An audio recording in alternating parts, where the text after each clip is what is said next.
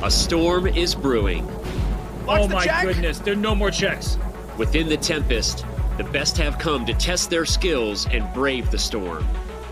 Oh, he missed it! Oh, he allowed a draw! Oh my goodness.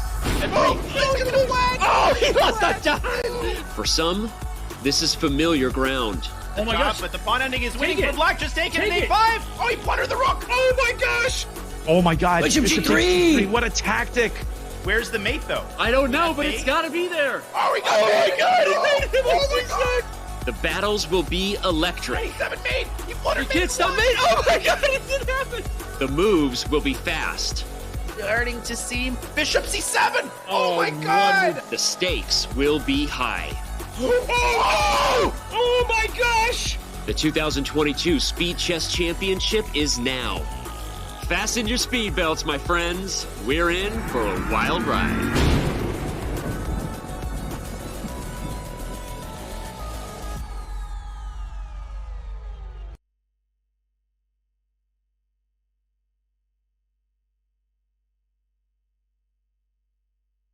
Welcome back to the Speed Chess Championship. I'm your host, Robert Hess, alongside me, Grandmaster Daniel the Prophet Naroditsky. Danya, we had an epic semifinal yesterday. Today, we have another epic one in store.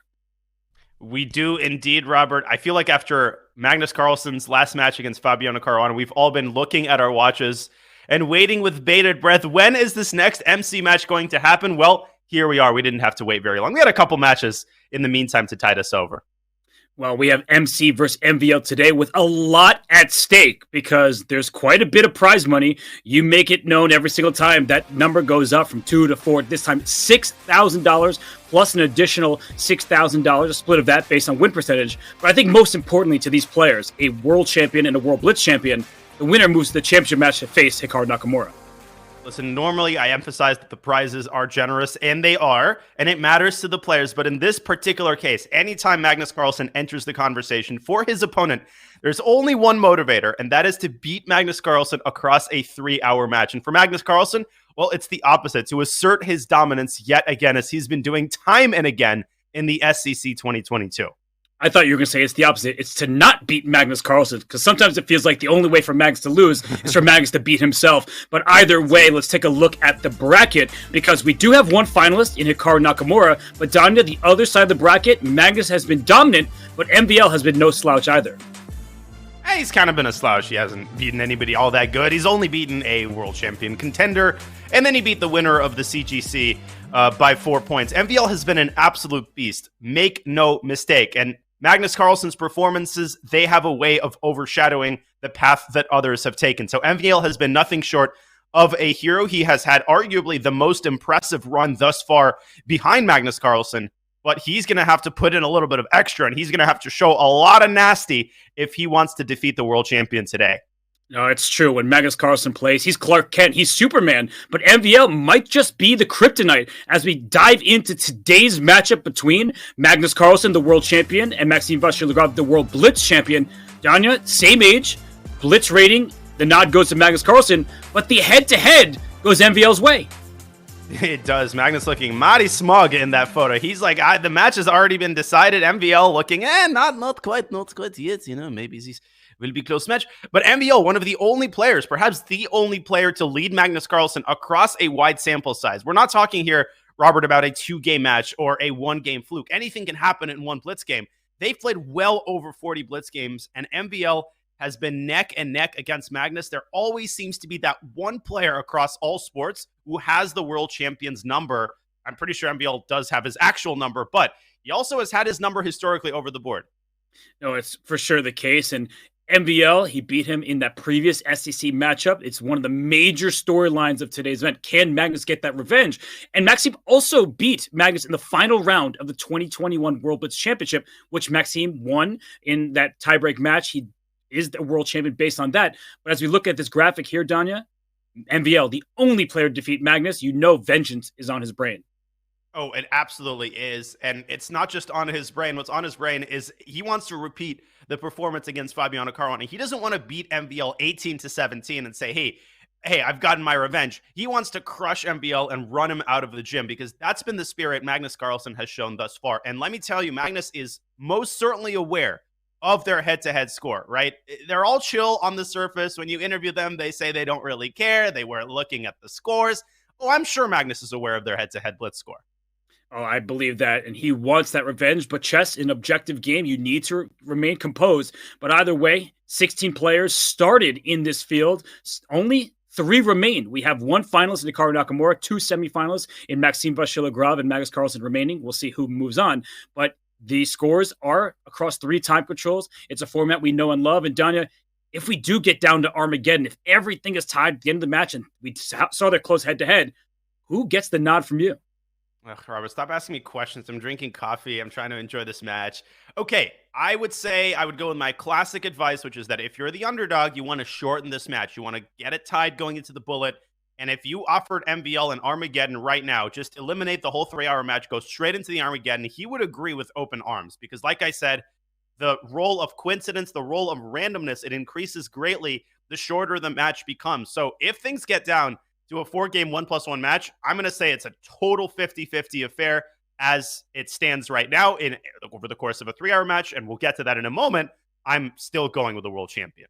It's a really good point. You want to remain neck and neck because in small samples, then the underdog has a better chance. But it's a long match. So let's talk about the format. Remind everybody that this is played across 3 time controls. We start with an hour and a half of 5-minute plus 1 second increment. We then get to a full hour of 3-minute plus 1 second. And last but certainly not least, we get 30 minutes of bullet chess, 1 minute plus 1 second increment. So Danya, you're very familiar with these players. You've played them many times. Who has the favorite in each time segment?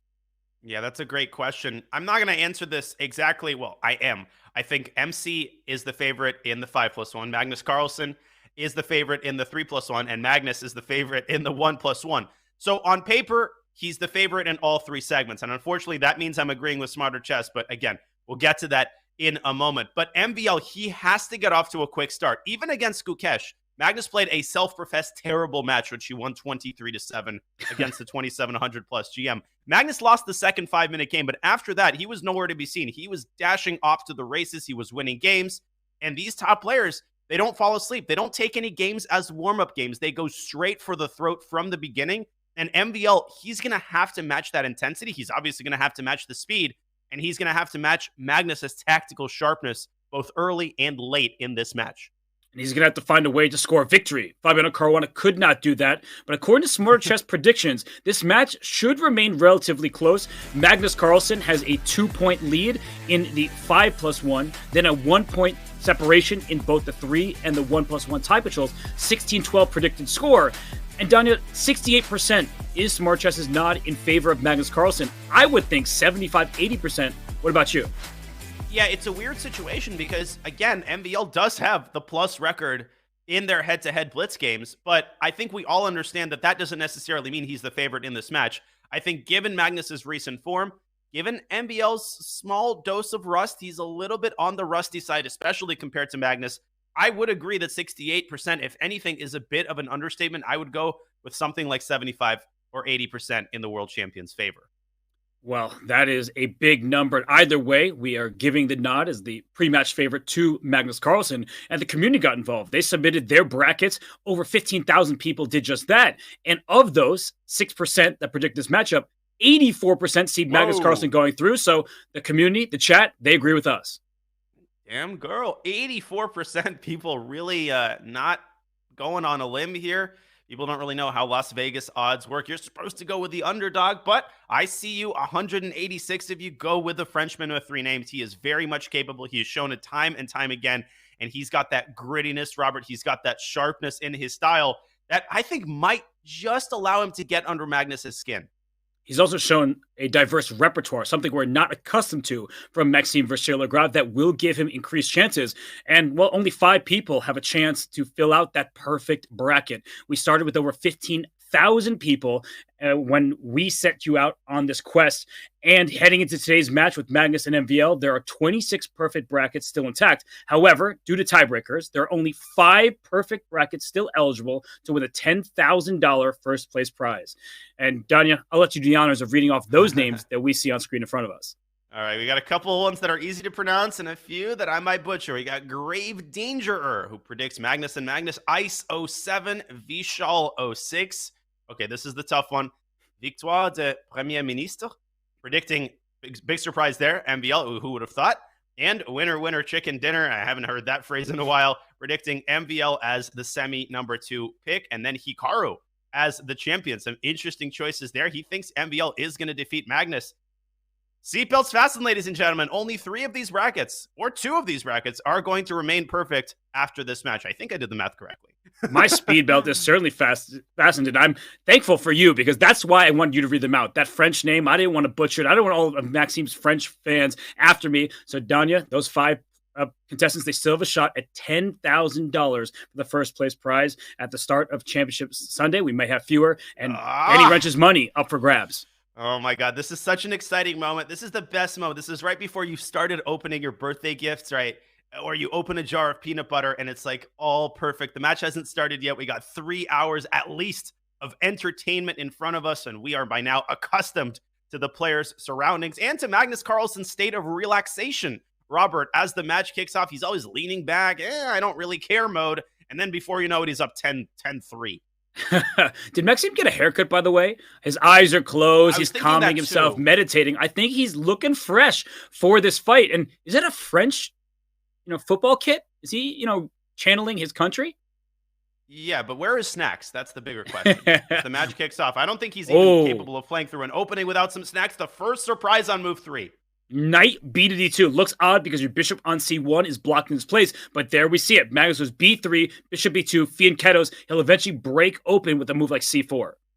And he basically goes Hikaru mode. Hikaru likes to play this with a 1 knight F3 move order, but a very tame opening choice by Magnus Carlsen. MVL responding another big surprise with a Grunfeld setup. I mean, who would have thought? Well, it might be a bit surprising just because Maxime, he was playing dodgeball in that match against Wesley So. He was changing his openings throughout. He's made himself hard to pin down. And here, Maxime plays bishop F5, and then Magnus takes this big think and plays bishop E2. You may say 20 seconds, not a big thing, but I think it indicates that this is not preparation anymore. This is Magnus just playing an opening for the sake of getting into novel territory. And I think that was Magnus's strategy in the early going of this match. We will see if this leads to success. We'll see if he keeps repeating this, but I think he's basically saying, I want to chill out. I want to start with a couple of slow games, positional affairs. I don't want to enter any immediate theoretical disputes against MVL, but we have seen both of these players. You just referenced that in MVL's case, Magnus Carlsen has shown a willingness to change his openings as the match goes along as well. Both of these players, especially Magnus, having just a vast repertoire and vast understanding of different types of positions. Good call. C2, C4 by the world champion. And typically we see the move C7 to C6 played here just to keep the pawn structure intact. Black does not want to take on C4. That gives white the massive center and better control of the E4 square. So right now that pawn on D5 is very important. So I think that C6, or as you're pointing out, C5 is an option to strike back in the center. And C5 is the more Grunfeld-esque move, but I think it fails concretely. C5, C takes D5, and you can't recapture because of E4 with a fork on the minor pieces. And despite Robert Hess's sage advice, DC4, the eval bar wasn't happy either. I think we're in the same camp here. Weird choice by MVL.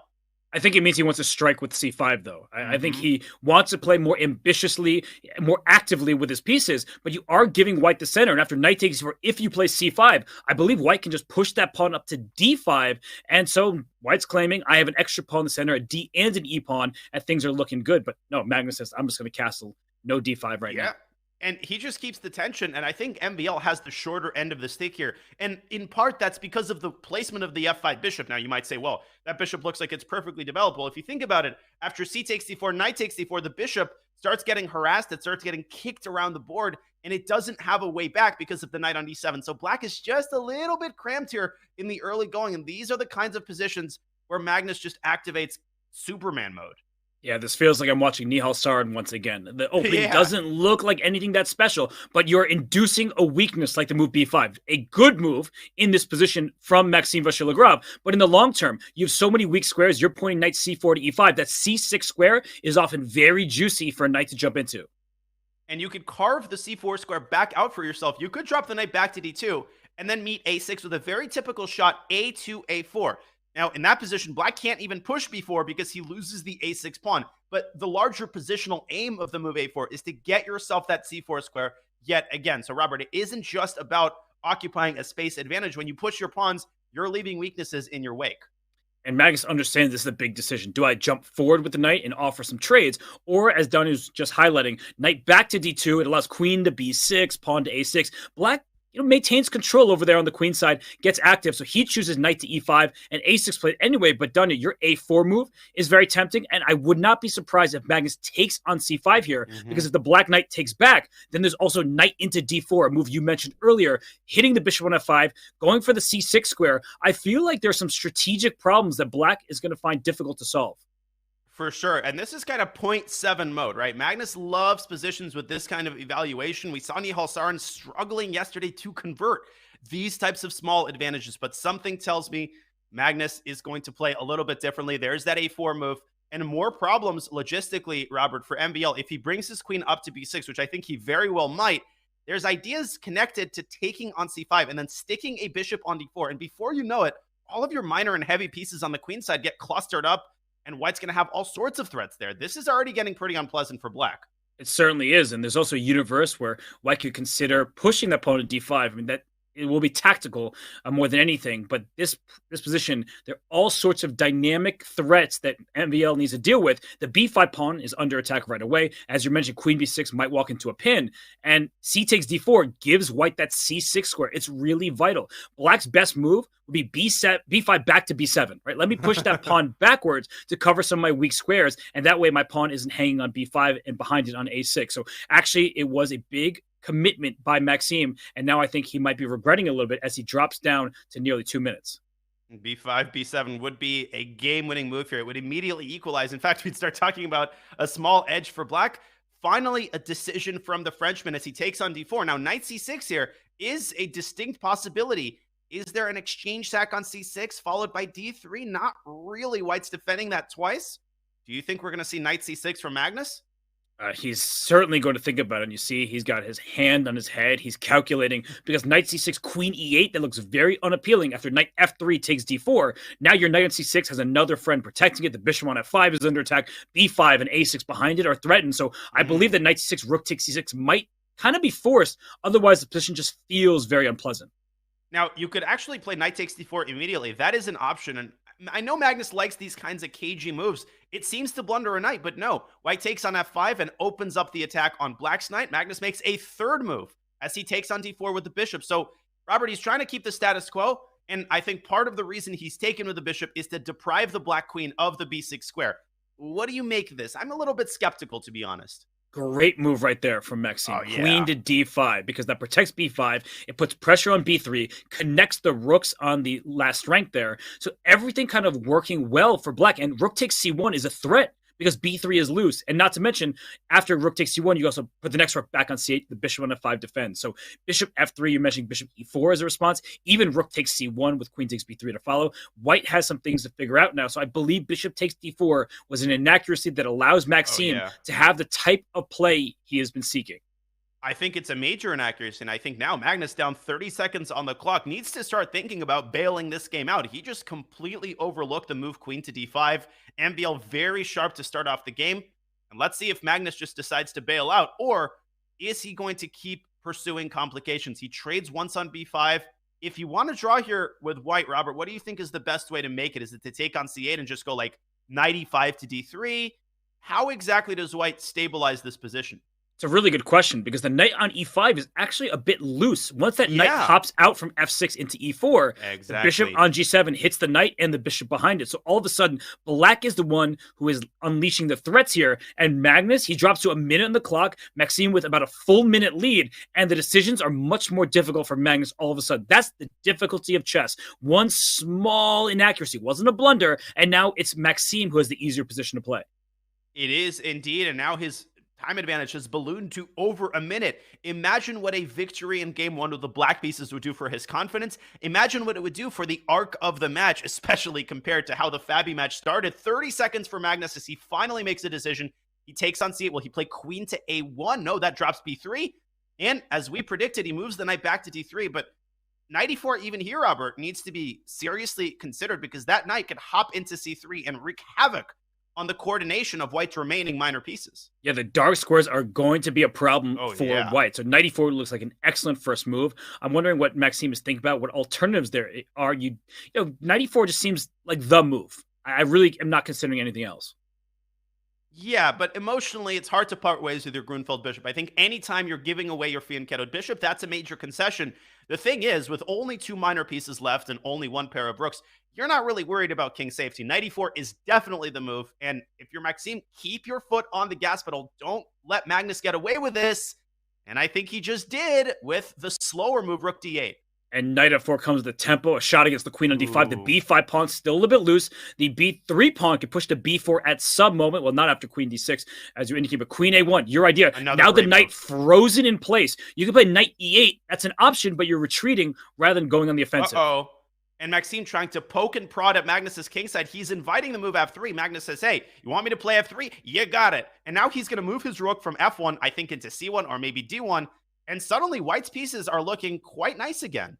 They are. In fact, this bishop on c6 staring, biting on granite, as you'd like to say. The pawn on f3 is blunting its force. No e5 breaks. Finally, the bishop is traded. But now it looks like we've liquidated into a pretty solid position. But there's nobody better on the planet at winning positions just like this than Magnus Carlsen. Just buckle in and watch. Magnus down to 18 seconds. This is what might give MVL the resources he needs to draw. It should be a draw, but how many of these endgames has Magnus won just in the SCC alone? Not even talking about throughout the course of his chess career. I think he wants to play e4, Robert, to further restrict Black's minor pieces. And of course, if we compare, the b5 pawn is far more accessible of a weakness than the b3 pawn. And eventually, Magnus could try to attack it with his bishop, knock the bishop off of the diagonal, but MVL says, no, I'm staying on e8. This is much worse for Black. I don't care about the Eva bar. The king is sprinting to d4, maybe into c5. And what is Black doing? Playing on the king side, but here comes the white king. Cleared G3. For takeoff, Air Magnus, and he restricts the knight. MVL's going to play f6, I think. He goes f5, desperately trying to manufacture counterplay. But what is the counterplay? f4, you can just play g4. Kick the knight right back. King c5. No, this is winning. Oh my god. h3, it's over. How did he do that? Again. And bishop takes b5, Robert. The worst thing is it's going to force a bishop trade, and knights are the worst piece at stopping passers. King c6, 1-0. Also, knight endgames are most similar to king and pawn endgames. So white is just simply up a pawn, no counterplay whatsoever. The knight on e5 protecting everything now goes back to d3, so you push b4 and b5, and the black king, if it tries to stop the b pawn, the white king goes over the king side. Not to mention that knight e4 is an unstoppable threat. It's going to pick up a second pawn, and then the third one is going to fall. And Magnus Carlsen has done it again in game 1. Oh my gosh, here we go with this again. He is incredible. Just when it seemed like Maxime had no problems with the queen d5, Maxime plays that sloppy move, rook to d8. He didn't jump forward. He instead played a bit passively, and that's when Magnus pounces. He's a 1-0 lead, but look at Magnus, by the way, with the black pieces, playing this modern line, this kind of rat variation. He's not striking in the center with his pawns. Instead, he's staring at the center with his bishop, and maybe with his other bishop fianchettoing to b7, he'll do it with both. And Magnus is enjoying himself in the early going of this match. He's taking MVL out of his comfort zone. He's saying, I don't want a Berlin. I don't want a Sveshnikov. I don't want a theoretical dispute. I want fresh, interesting positions, and I want to be able to play for a win with both colors. But Robert, you took the words right out of my mouth. From a computer perspective, MVL's mistake came later than rook d8. It was still a draw. But from a human perspective, rook d8 was definitely the culprit. Had he played 94, it was basically a 2-result game. A shocking moment, honestly, in the early going. And these are the mistakes that you simply cannot make against the world champion if you expect to give him a run for his money. Yeah, Magnus is like kind of the evil force in a paranormal movie. They sense fear, they smell it, they sniff it out, and then they capitalize and punish you for it. So Magnus, he wins game 1, but here in game 2, he's playing some kind of cagey chess. He has control of the g4 square. His knight or bishop can go there, but look at White's play. All 4 minor pieces in a row, connect 4, you win. Not in chess, unfortunately. And the center is strong, d4 and e4. So what is Black's plan here, Don? And what do you see Magnus going forward with?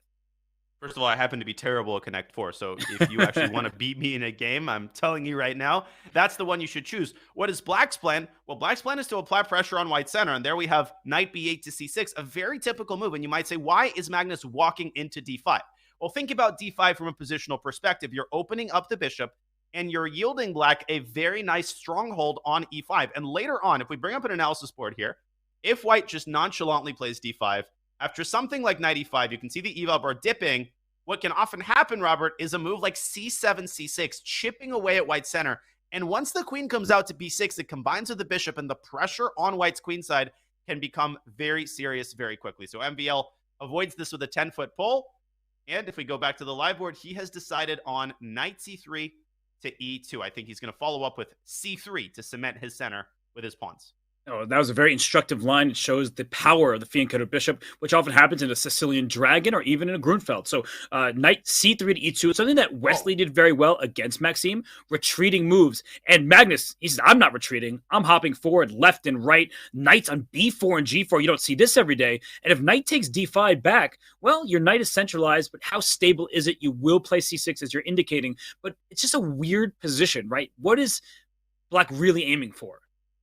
Yeah, I really don't know. I mean, c7, c5 would be the pawn break you really want to achieve, but it's hard to do it as long as the knight remains on d5. Magnus playing it more modestly. You know, what this structure reminds me of is almost like a Scandi or an Alekhine. Once Magnus played d5, the pawn structure changed completely, and there's no doubt in my mind that white is better. Objectively, white has better control of the center, etc. Yeah.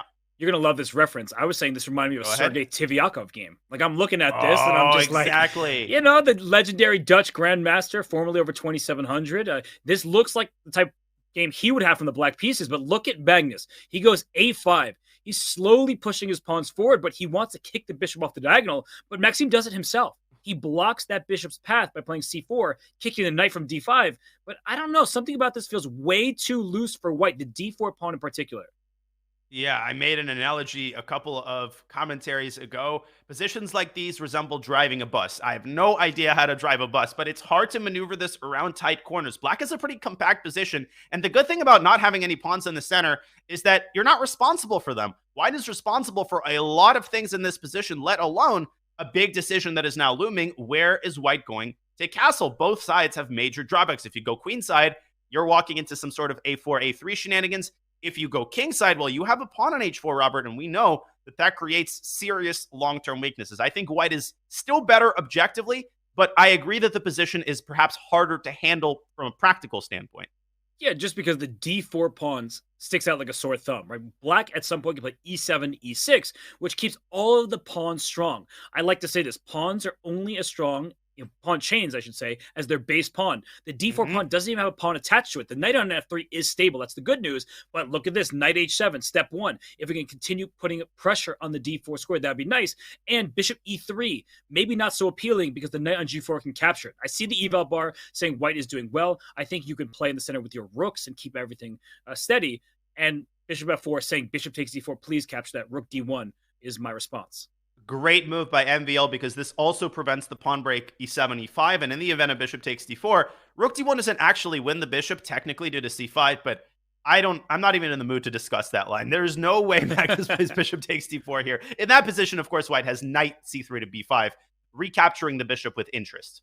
Yeah, this position looks very nice for Maxime. I like that. Well, first of all, he's eating again, so you know he's in good spirits. But I also like the fact that he's reacting objectively. He's not scared of Magnus. He never has been. He beat Magnus in this format, and he's just saying, let me make standard, principled moves. And what does Magnus have to show for it? The pawn a5? Oh!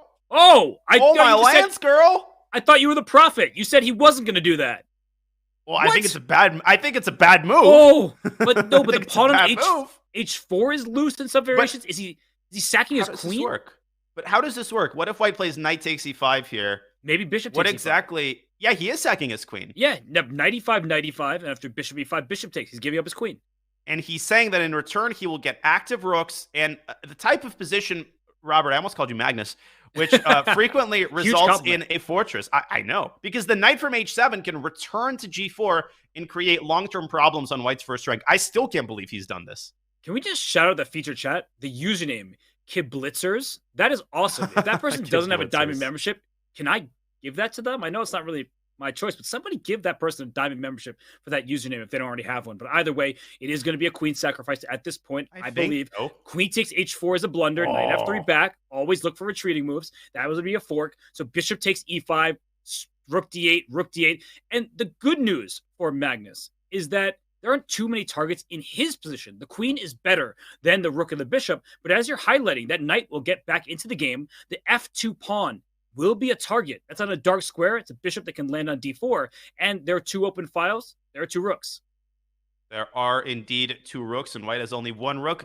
And MVL attacking perhaps the only target in black's position, the tender b7 pawn. And I think he's going to contribute to that by playing knight e4 in response to rook d7, try to get the knight around to c5.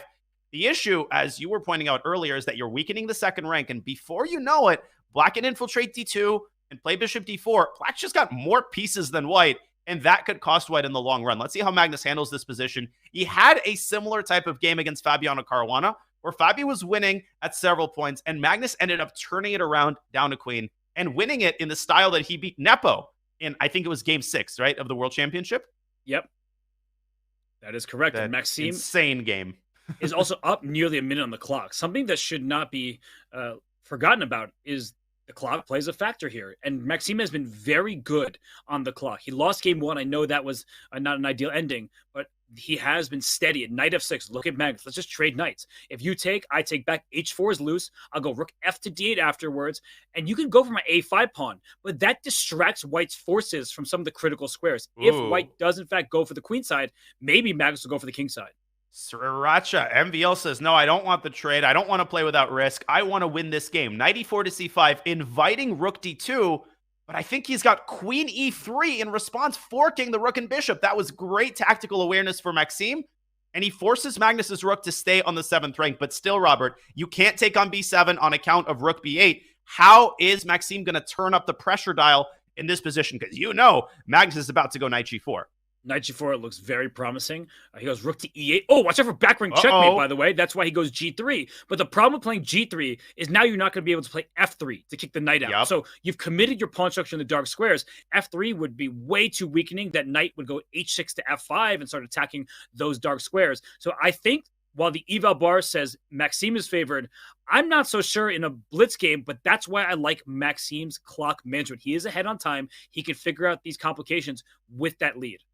I don't know, though. I don't see a way for him to improve on the queen side, and Magnus now has all sorts of shenanigans on the other side of the board. I'm even thinking about sacrifices with rook e1 to follow, and this is all going to come true if white's rook departs the first rank. So MVL is kind of frozen here. He has so many squares and so many tactics to keep track of, and as we're talking, Robert, he's already dropped to 50 seconds on the clock. If this gets down to a time scramble, I think black actually holds all of the cards here. If the bishop gets to the a7, g1 diagonal, it might be over. So bishop b8 Whoa. might be a move you need to keep an eye on because bishop a7 and rook e2 all at once. You're unleashing the power of those pieces. You made this comment. It may have seemed like a very obvious one. Black has more pieces. You have a rook and a bishop for a queen, even number of pawns. A rook and bishop can team up on a square. A queen by itself cannot. Knight b7. My lands. That seems to be a mistake. Is rook b8 just the response?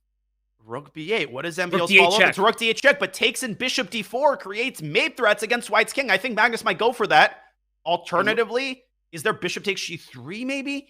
I like rook b8. I mean, I understand rook d8 check is happening, but with the time trouble ensuing, Magnus down to 12 seconds. He plays it back to 14, and now we're going to see a swap. Bishop d4. F2 is following. Uh-oh. Bishop takes f2 as a dagger, followed by rook e1. Magnus infiltrates with his pieces. Rook g1 is a huge threat. Rook e3? He had rook e3 as well. Oh, he did, and queen b8 check there would have been forced.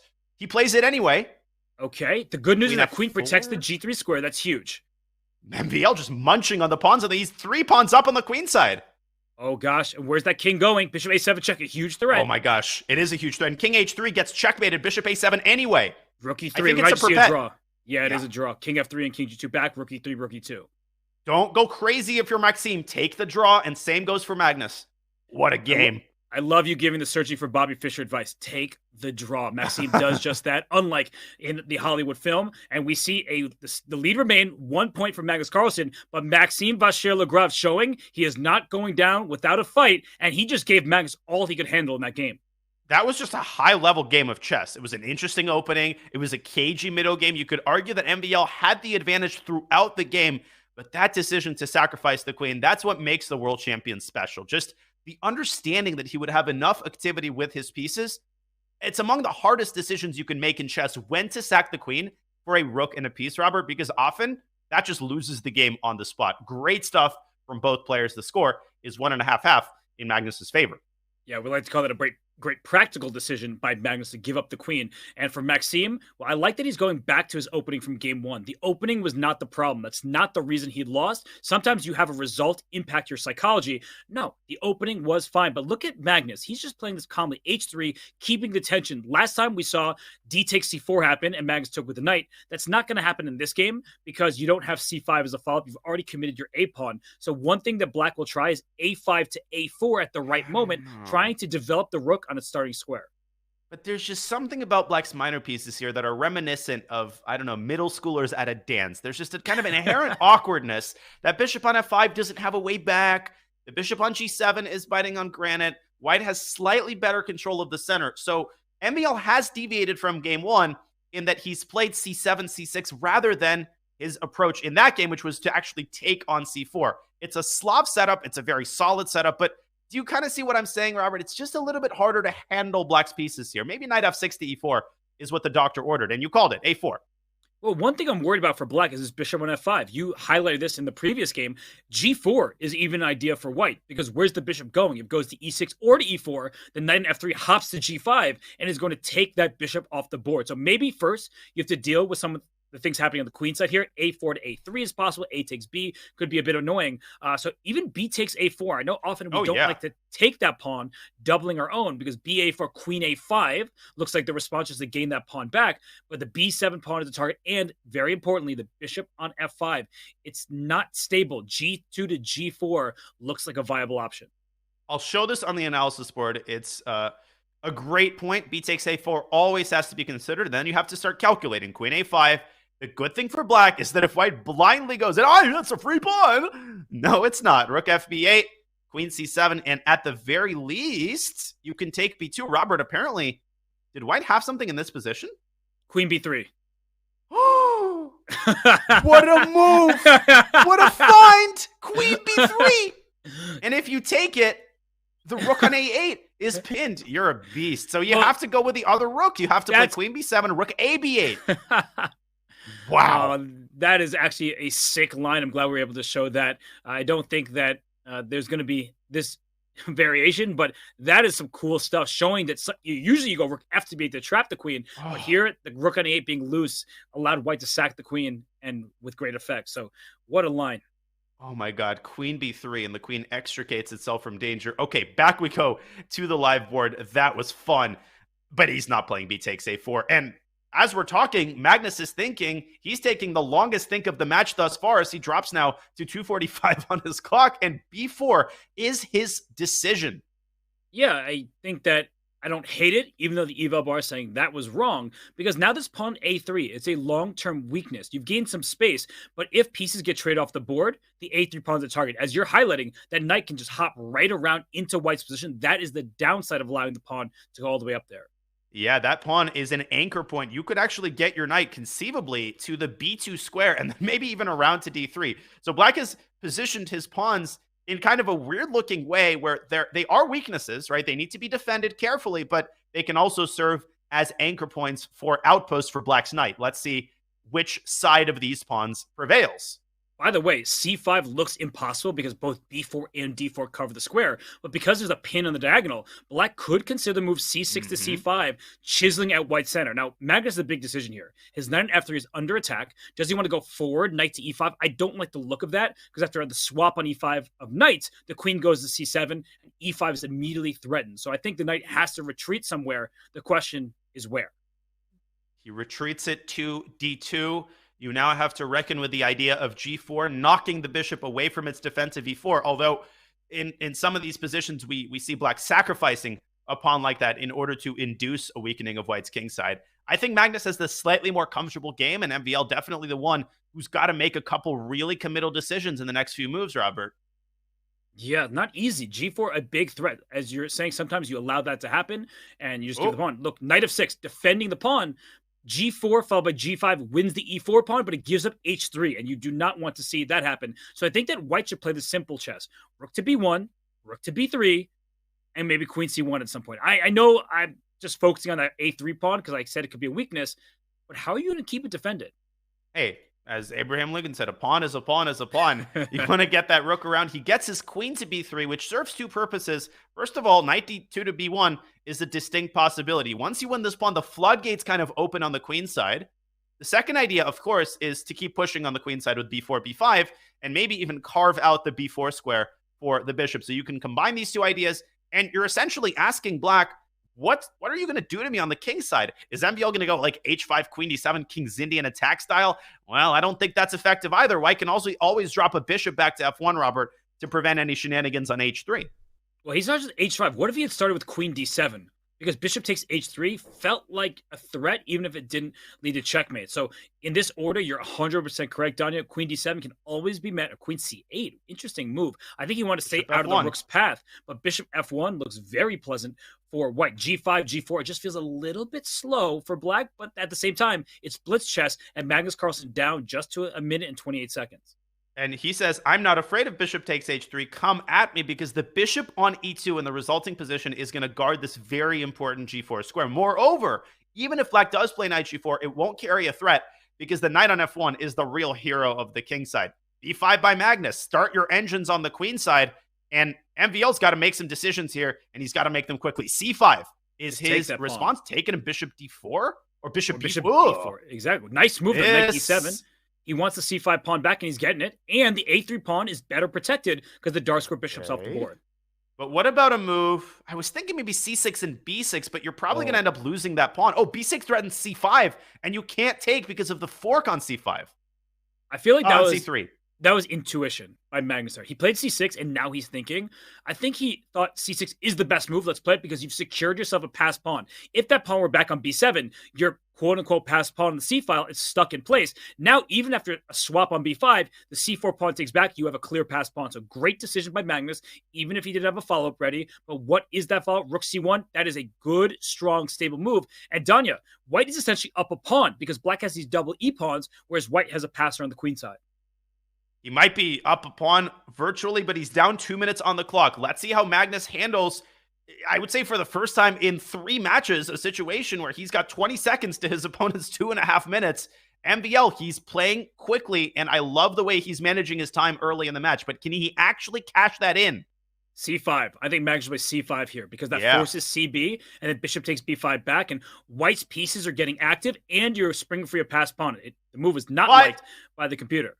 But the knight is starting to sink its teeth into that d3 square. There's also the old idea of queen c8 and bishop takes h3, which is much stronger now with the knight being able to access f3. 8 seconds as Magnus blitzes out rook d4.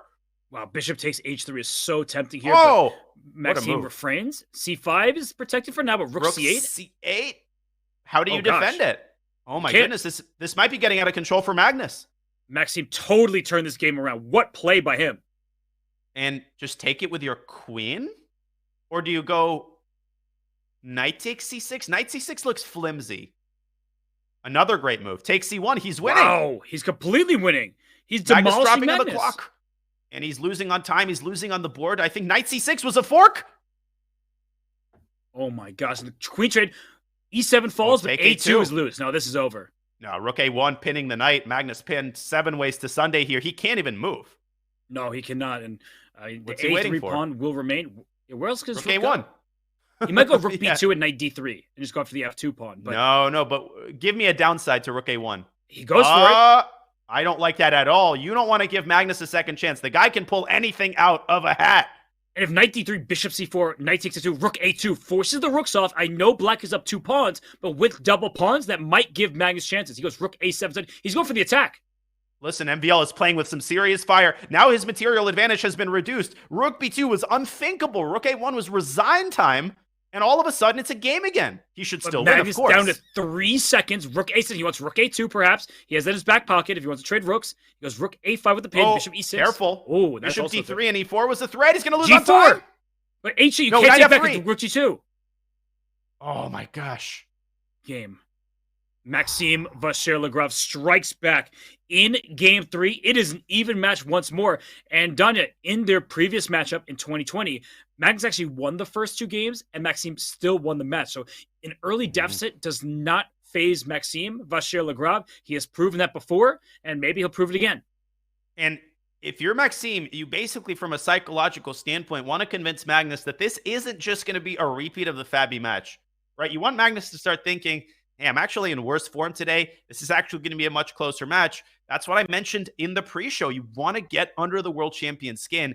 There's no better way to do that than to get off to the kind of start that he has indeed gotten off to. And Magnus continuing to play ambitiously in the opening, kind of a Marshall gambit. And let's see what he makes of this. Let's see how that world championship match preparation pays off. What's going on? Rook takes d5. Whoa. You're walking into a pin, but... Oh, my God. Oh, I remember this. There's some e-file problem, right? So if we bring up an analysis board, this is super instructive. Looks like rook d5 yields 2 pieces for rook. What could possibly be the idea? But look at the e-file, right? There's a weakness on e1, which black contests with queen e7. You have to drop your queen back to d1. And I'm pretty sure black just goes like rook fe8 or rook a e8, and you have no good way to defend e1. You have to bring your king up. And now the queen dips into h4. Whoop! Attacking h2. That was not a very good whoop. I apologize. And after h3, whoop! Queen f4, infiltrating now h2. g3, whoop! Queen e4, infiltrating h1. And black is now completely winning. Look at that line. As you would say, by hook or by crook, that queen is getting in. There's nothing you can do. And, well, that would be a massive problem. Look at this. And, yeah, as you're finishing this line off, is winning material back. And the king is weak. And white's queenside hasn't developed. So look at this. Bishop d6, played by Magnus Carlsen. And Maxime is thinking, there's also bishop takes d5. We only talked about rook takes d5 there. He plays it. And now I think black has to play c6. Yep. He does that very quickly. And if bishop takes c6, you swap bishops and then take this rook on e5. That's the important point. A move ago, if you took on d5, the rook would simply capture back and white's ahead material. So you're trying to force this bishop onto another square so the rook on e5 does remain loose when all is said and done. What do you make of that line? Is that a possibility for white to sack the exchange and then play d4 in the end, or does white's lack of development preclude that possibility? I guess it does. Maybe it was worth considering. MVL just says, hey, I'm up a pawn. He's up a pawn. There's a bishop pair. White is underdeveloped over there on the queen side. But I like this position from a practical perspective for white. Like, you just develop your pieces. How is black going to prove that he has sufficient compensation for that pawn? And there's a ticking clock here, literally and figuratively. If you let white play knight f1 and bishop f4, if you disappear the dark squared bishops, Robert, then Magnus is going to be worse positionally as well as being down a pawn. He's got to make something happen on the queen side. And that's precisely what he's trying to do with a5. And you put that politely. He wouldn't be worse. He'd be lost. If those dark square bishops are off the board, you just pluck them off, knight b3 to c5, or really anything, because white is up a pawn and controls the squares. You could give one of your pawns back and still be positionally winning. So knight goes to f1. If queen e1, you stop white from developing because the bishop can't move. The rook on a1 is loose. Maybe queen e3. You mentioned queen g4, 30, bishop h6. That's pretty clever as well. Yeah, I was thinking queen g4 because queen d7 is also a threat in that position. Ooh. Magnus definitely enticed by queen e1. He's thinking about it. Now, the typical way of getting the queen out is to play b3 and bishop b2, but that looks really, really awkward. Even if you do that, the queen drops back, and that bishop on b2 has reached basically a dead end. So let's see if Magnus takes up the gauntlet here with queen e1. And queen e1 actually threatens bishop takes h2 check. Now, bishop h2 does not work right now. Your queen gets trapped. So it looks like you win a pawn and you even things up with opposite colored bishops. But after bishop takes h2, and we can just try to show that quickly on analysis board. And sure. He's doing exactly what you said, bringing the queen up right back to e2. The queen gets trapped, funnily enough, on the f1 square. Super instructive. All retreat squares are protected, and the b5 pawn precludes the queen from evacuating to b5 or a6. Instructive indeed. Back we go to the live board because the queens have been traded. He's played bishop b2, and rather than bringing his queen all the way back, Magnus trades queens. A lot of players, Robert, wouldn't do this because they're down a pawn, but Magnus believes that the activity of his rook and the pressure exerted by the queenside pawns fully compensates for the pawn. And moreover, I think black is just better here. I think MVL has misplayed this. Bishop a6 to d3, a huge threat right now. And something that super grandmasters do is they'd rather be down a pawn with activity than equal on material and passive. So right now, Magnus is showcasing why that is. The bishop is going to slide to a new diagonal into the white position. The a2 pawn is always loose. The bishop b2 is really a pawn on b2. It's not really doing much of anything. And then black has no problems whatsoever across the board. So knight g3 is possible, but the rook can just slide over. He takes first on b4. At least he gets an open file, maybe something he can use as the game continues. Yeah, tactically, he will try to get his rook to c1 if the bishop leaves b7. The issue is that even if it does, you always have bishop d6 to f8 covering a back rank check. So Magnus's next move is very obvious. You called it bishop a6, maybe bishop c8 to f5 is an alternative maneuver. MVL has to try to get this knight out, but at some point he's going to have to smoke this rook. You can't survive for very long with a rook just sitting there on e2.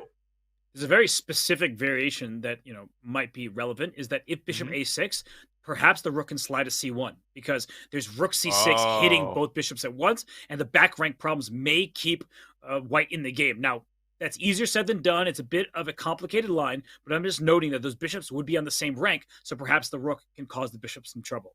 And perhaps given time, black should just make some luft, either h6 or king f8, not because of the threat of a back rank mate, but precisely because of the line that you indicated. Once the dark squared bishop is eliminated, the mate conversation is reopened. Knight g3 by Maxime, and now Magnus has to decide, whoa, I was not expecting that.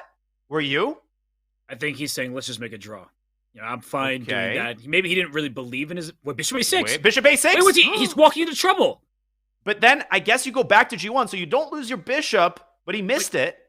But bishop d3, rook c1, that's what I was saying earlier. The back rank checkmate saves white from losing a piece. But what if you just make a pawn move, like h5 or something? h5, g6. And I think that's what Magnus is deciding. How do I want to make luft? h5 is good because it also restricts white's crippled kingside pawn structure.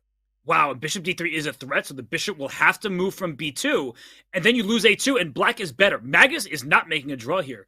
Maybe he thought that white was frozen no matter what. He plays this h5 move, and bishop c1, rook takes a2. This is not very pleasant unless white can attack the pawn on b4. That's the ultimate goal, is trading off b3, which is on the light square, for that b4 pawn on a dark square. And if you try to close the mousetrap after rook takes a2 with bishop b2, again, there's bishop d3. It just shows how much of a liability the rook is when it's this passive. It's eminently attackable when it's on a light square. And I think MVL is just going to have to desperately get that bishop around, as you said, to d6. Wait. Once you eliminate this pawn, it's a draw. Is there rook e1 check? Forcing king h2, and then playing rook d1. Can you go after the d4 pawn to get a passer? Oh, and the bishop can't move. I'm going to have to go rook a1. I'm going to have to spend a tempo preparing bishop b2. And Robert, even if bishop b2 is played there, there's rook to d2. So I think that's a great idea. Let's show this on the check. King h2. Here, let's say I play rook a1. Now, do you take this pawn, or do you find an improving move? Maybe king h7 just to show the point you were making before. Bishop b2, rook d2 is a problem. Because you win f2, and then these other two pawns are going to be major weakness. Okay, we're having something very similar. Back we go to the live board. Magnus throw in the move bishop d3, and then he went rook e1 check, and g5, keeping the tension and expanding on the king side. Wow. He's saying, go bishop b2. I have rook e2 back. The f2 pawn still falls, and the bishop is ready to slide into e4. This looks really tough for Maxime Vachier-Lagrave. He's also down on the clock, Danya. Magnus wins these games in classical chess, but in a blitz game, a bullet scramble impending, feels not very pleasant. Yeah, and he eats these types of positions for breakfast. He won a game like this in the very first game. It was obviously a totally different structure, different pieces on the board, but similar nature of the position. He's slightly better. He's got some pressure, and he always manages to make something out of nothing. What's he thinking about? Is he thinking about taking and going bishop b1? That's got to be a draw, though, right? Yeah, because the bishop might wrap around very quickly. Bishop b1 immediately. That's not a good move because white could push a4. That would be hilarious, though. But I see what you're saying. If they're swapping on a1, bishop b1, if the white bishop doesn't get to the b pawn in time, black simply gobbles up a2 and b3, has a passer of his own, and you see the evaluation bar saying that this is not winning for black. From an objective perspective, Magnus Carlsen is not winning this game, but he's good at posing problems, but he is a problem. He's down to 30 seconds. He's frittered away his time advantage, and now MVL is the one, 40 seconds up on the clock. I feel like rook e2 is a risk-free move. Worst comes to worst, you can just repeat with rook e1, and here comes Magnus. Rook takes f2, followed, I assume, by bishop e4. He might throw an f6. I wonder if that's what he was calculating, but f6 would be up by king to g1. So he just plays bishop e4 right after the g2 pawn, rook g1, rook takes bishop a2, e7. Bishop e7. That's huge. But then black should go for the d4 pawn. What is critical to black's winning chances is creating a pass pawn of your own. You don't want symmetry. You don't want opposite colored bishops just shuffling. You want a pass pawn that you can push while you're hammering away the g2 pawn. And that's the principle of two weaknesses. You're not going to win the game just by putting pressure on this pawn. White's capable of defending that pawn in a watertight manner with rook g1. What white's not capable of doing is defending that pawn and restraining a resurgent d pawn at the same time. MVL sees that, and he's trying to find an alternative. Maybe the immediate bishop e7 should be considered, but in that case, the king could actually get checkmated pretty easily if it lands on h3. Oh, he's going for it. Rook g2, king h3. It goes bishop g2 instead. That was a mistake, apparently. What if just bishop takes b4? What's his follow-up? I don't know. He goes king g1 first. Best move. He freezes the pawns, so a pawn can't push without dropping b3. Check. He's rook h2. He wins a2. Don't miss rook h1. Okay, king up. It's time for the black king to enter the party. Major practical chances for black. Would you agree? Oh, absolutely. King f5, king g4. It already looks scary. And now king f5 also does h4.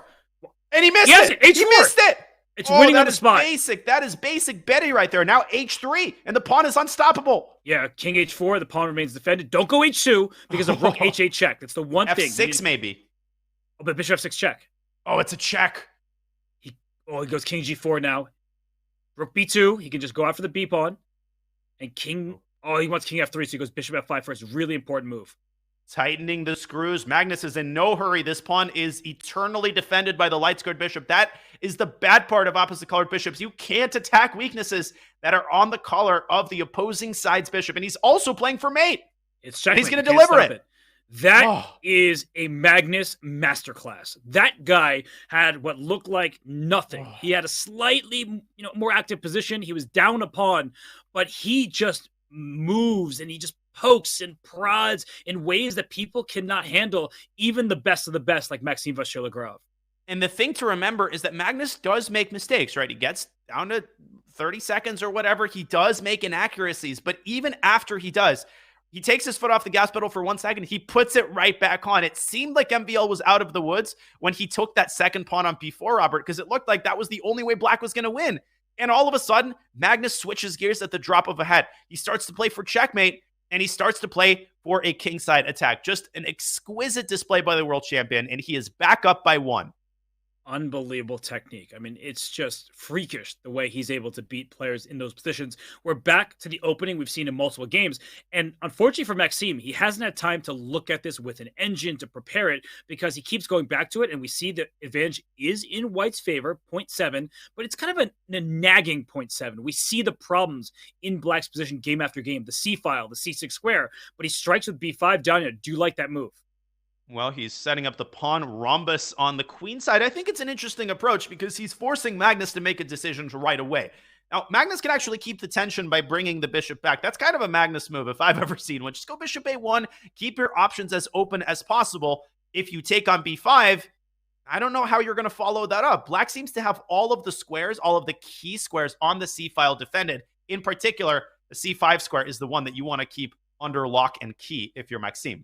And you mentioned the c5 square. I was going to say if white plays c5, you close down the queen side. That's where your activity has to come from. So a good decision to trade.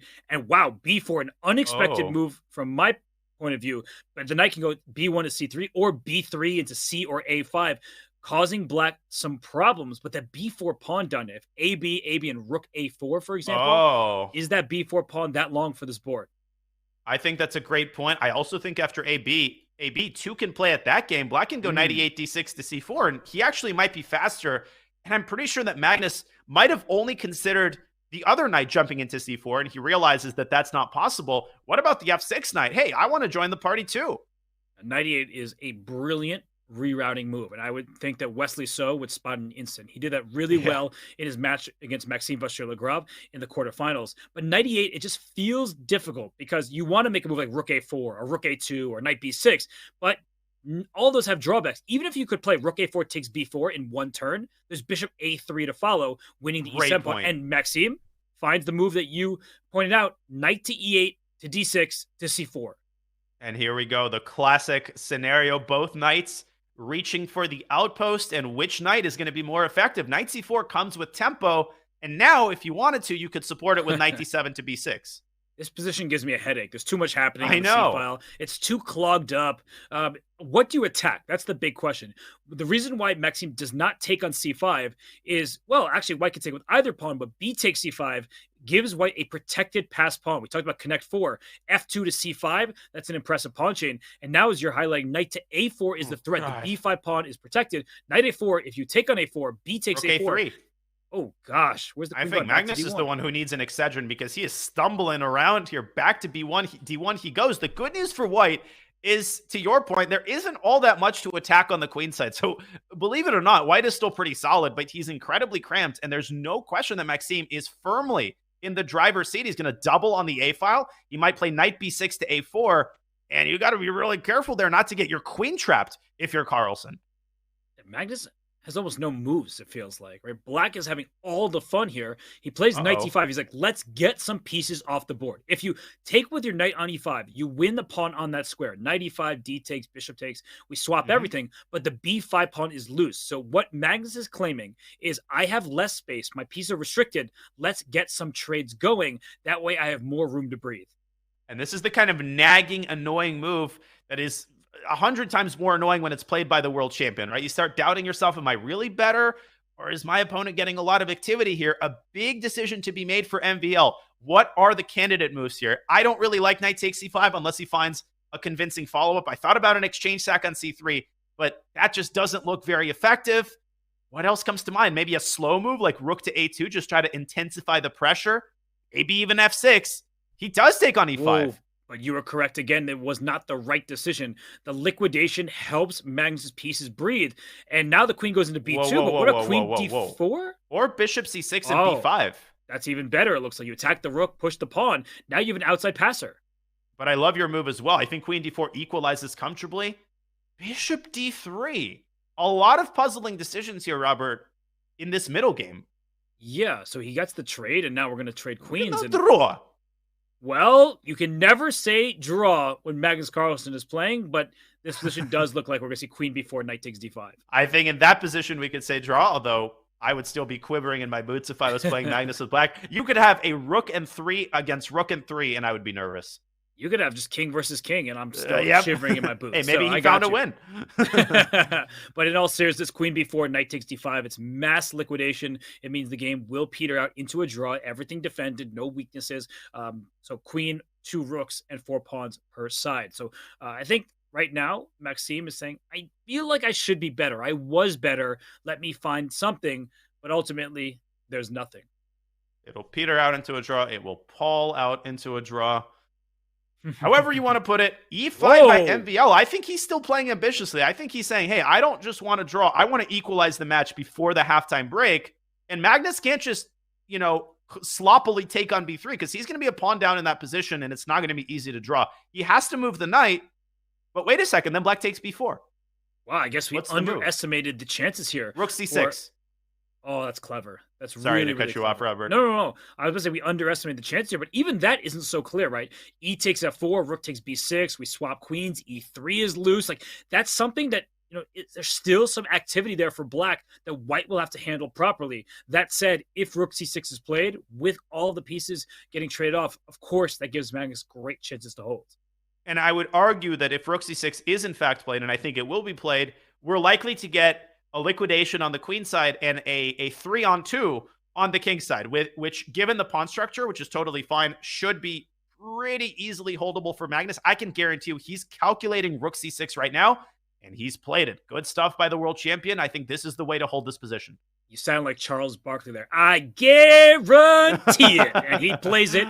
Rook c6, hits the knight on b6. And if you remove the guard of the d5 pawn, down it goes. But what we were talking about is if e takes f4, the rook takes that knight on b6, the queens get traded, e3 pawn is captured. Why I start seeing some chances for black is if the rooks can get on the second rank there, then that white king feels uncomfortable. I don't think you're in time. I think that black doesn't get those winning chances that you would desire. So rook c6 was an excellent, excellent choice.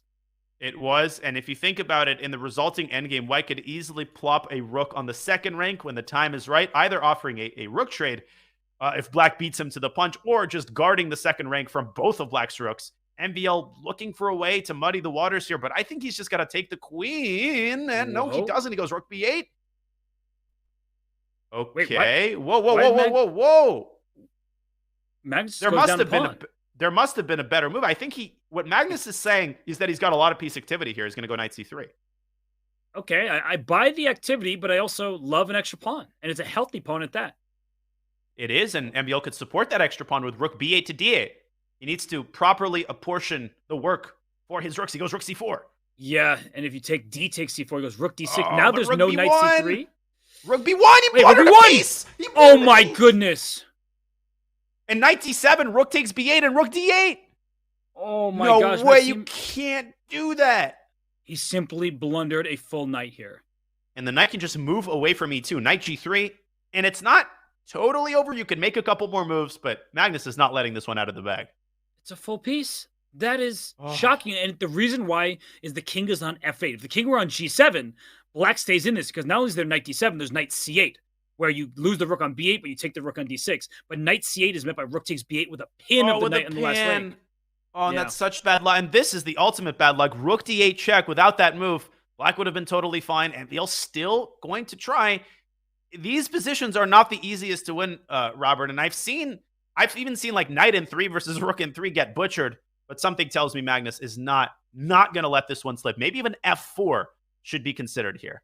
What you're trying to do is carve out the d4 square for your knight. He goes h4, similar. He wants to reroute that knight to the g5 square, something like that eventually. But knight f1, it's a slow process. You have to play g3, king g2. The one thing you don't want for white is to trade all of the pawns. Make a move, MVL. No, he's done. He's like, I'm done with this game. Done. He gets a break. So luckily for him, he can be done with the game. We see Magnus Carlsen in his room, going away, running off, probably just counting his lucky stars. That was huge. That was huge. And that is the only blunder. I mean, you can't even afford to make this blunder because at the very least, it would have been a 1-point match. MVL could have pressed that endgame for an eternity. He was just up a full pawn. Instead, he gets that game out of control. He loses it. And all of a sudden, he's down 2 points in the match. Robert, these next 2 or 3 games are going to be absolutely critical. And the break, it comes at the right time for the Frenchman. He's got to take a breath right now. He certainly does. He can snack on some food. He can stretch his legs, get some air, but he needs all the help he can get after this start, down 2 games to Magnus Carlsen. But while the players, they go on break, we're going to do the same. But before we do, we want to remind you of the stateofchess.com coming your way Wednesday, December 21st, live with Magnus Carlsen. We are announcing some huge news for the chess community, followed by a community Q&A with Danny Wrench. The guests include the one and only Magnus Carlsen, who you see in this match. We'll be taking your questions in chat. You don't want to miss this show, December 21st at 10 a.m. Pacific time, right here on twitch.tv/chess. We'll be right back for more from the Speeches Championship. We'll see you soon, everybody.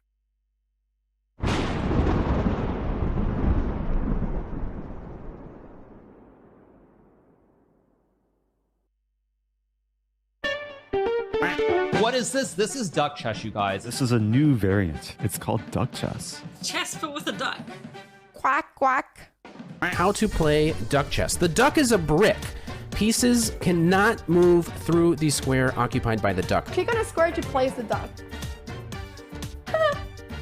Oh, you put the duck to prevent moves of opponent, not yourself.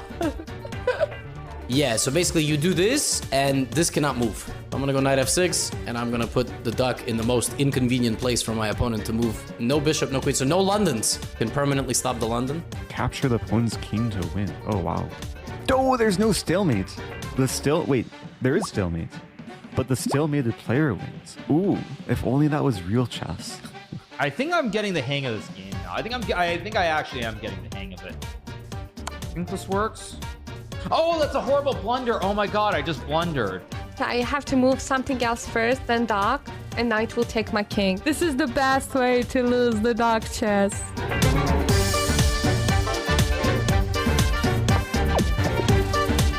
Those some real bullet skills right there, boys. This is the first time winning duck chess. That's so exciting. Oh no! No, mouse slip! No! I won! Yeah! Duck chess champion! Give me those points, baby!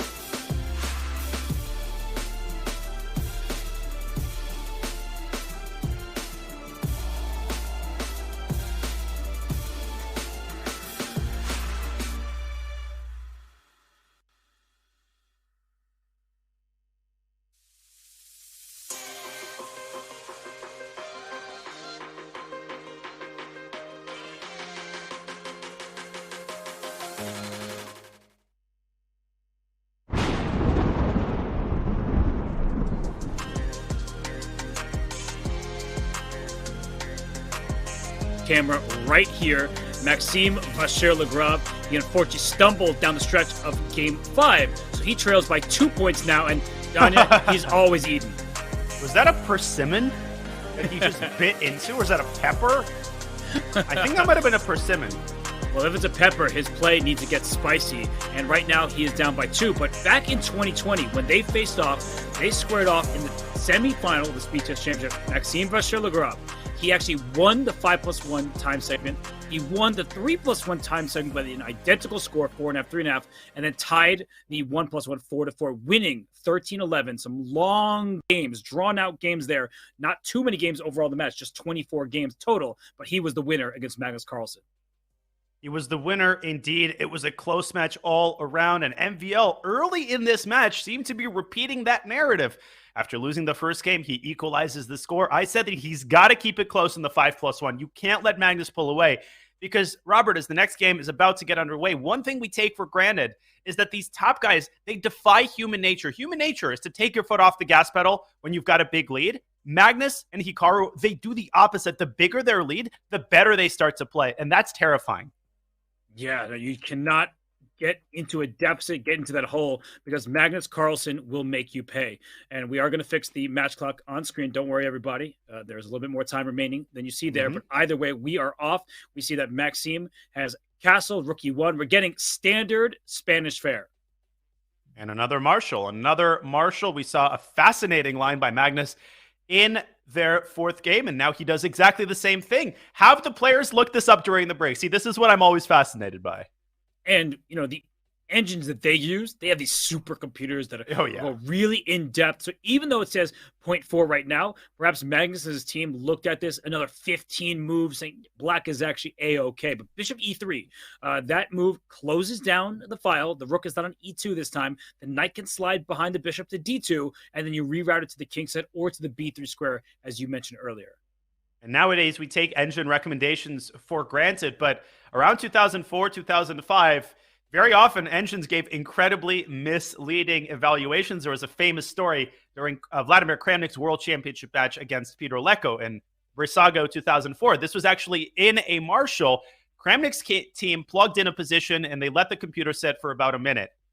Famously, Leko's team plugged in the same position and let the computer sit for about a minute and 10 seconds. And it turned out that in those additional 10 seconds, the computer changed its evaluation from winning for white to winning for black. And it was indeed completely winning for black. And Peter Leko won that game in one-sided fashion. Nowadays, even if you leave the computer for 3 or 4 seconds, it's normally going to give you a pretty accurate evaluation. But that wasn't always the case, folks.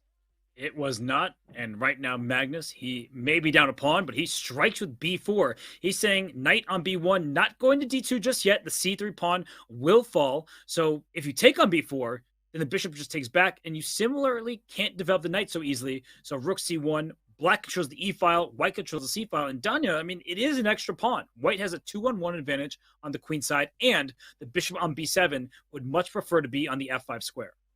And there's a high probability that this position eventually transforms into an opposite-colored bishop middle game or endgame, as their previous game in this line did. We remind you that Magnus won that game with an endgame masterclass, as you called it. For the time being, white is keeping his knight alive. Now, where is this knight going to go? Are we going to chill on d2 if you're MVL, or is he going to try to go around to c5? Who benefits in the event of a bishop for knight trade? I think that you would like to get the knight to c5, and what Magnus would like to do is place the pawn, I was going to say on a4. On a4. a5 before, I could say it. But knight b3, there could be a queen b5 as well. There's also the opportunity to play a4, but as you're highlighting, the knight does, at long last, get into the c5 square, and does that provide real winning chances? That's the ultimate question. It's like those movie scenes where the door is closing or the gate is slowly closing and the good guy is rushing to get in before it does. So the question for white, do you allow a4? Maybe that's a good thing for white. Maybe MVL says, hey, that was misdirection the entire time. I don't think so. I think he was calculating queen b5, and I think it's likely that Magnus plays it. Okay, so queen b5, knight c5. The good news for white is that even if you lose b2, you're just maintaining material equality, but I just feel like Maxime hasn't found his footing in this opening. I mean, Magnus, look at him on camera there. He is chillaxed. Oh, totally chillaxed. He's fine.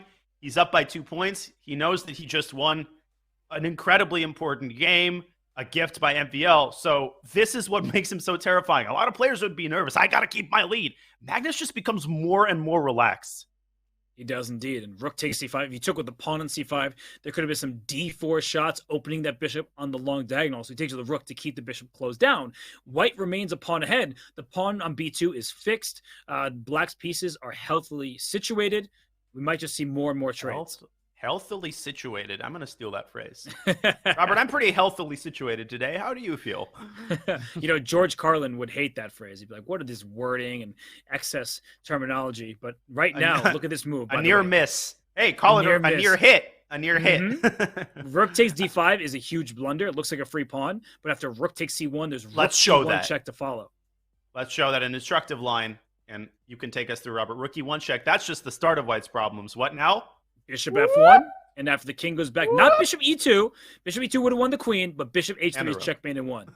This would have won the game, but bishop h3 just demonstrates the crucial importance of weak squares in opposite colored bishop positions. So White has to remain on top here. Let's see how MVL tries to make the most out of this extra pawn. I'm skeptical. I feel like Magnus, he's got both of the queenside pawns on light squares. The bishop is traveling to c4. I think he'll hold this together. Yeah, I do as well. And one thing that's very important, especially in blitz chess, is king safety. Black's king is tucked away at home, no risk whatsoever. And now White's king has no risk because the major pieces are coming off. So this looks like a queen trade bound to happen, and a draw would certainly be the case if the queens come off. Queen b8, queen b7, something like that. As long as Magnus doesn't drop a pawn, it's just an even position. The funny thing is you could probably even afford to lose the d5 pawn. If the queens are traded there, you put the bishop on d5. It's healthily situated on d5, and White will not be able to make progress. Queen b7, I think. MVL maybe wants queen d6, so he still wants to orchestrate some shenanigans with his queen.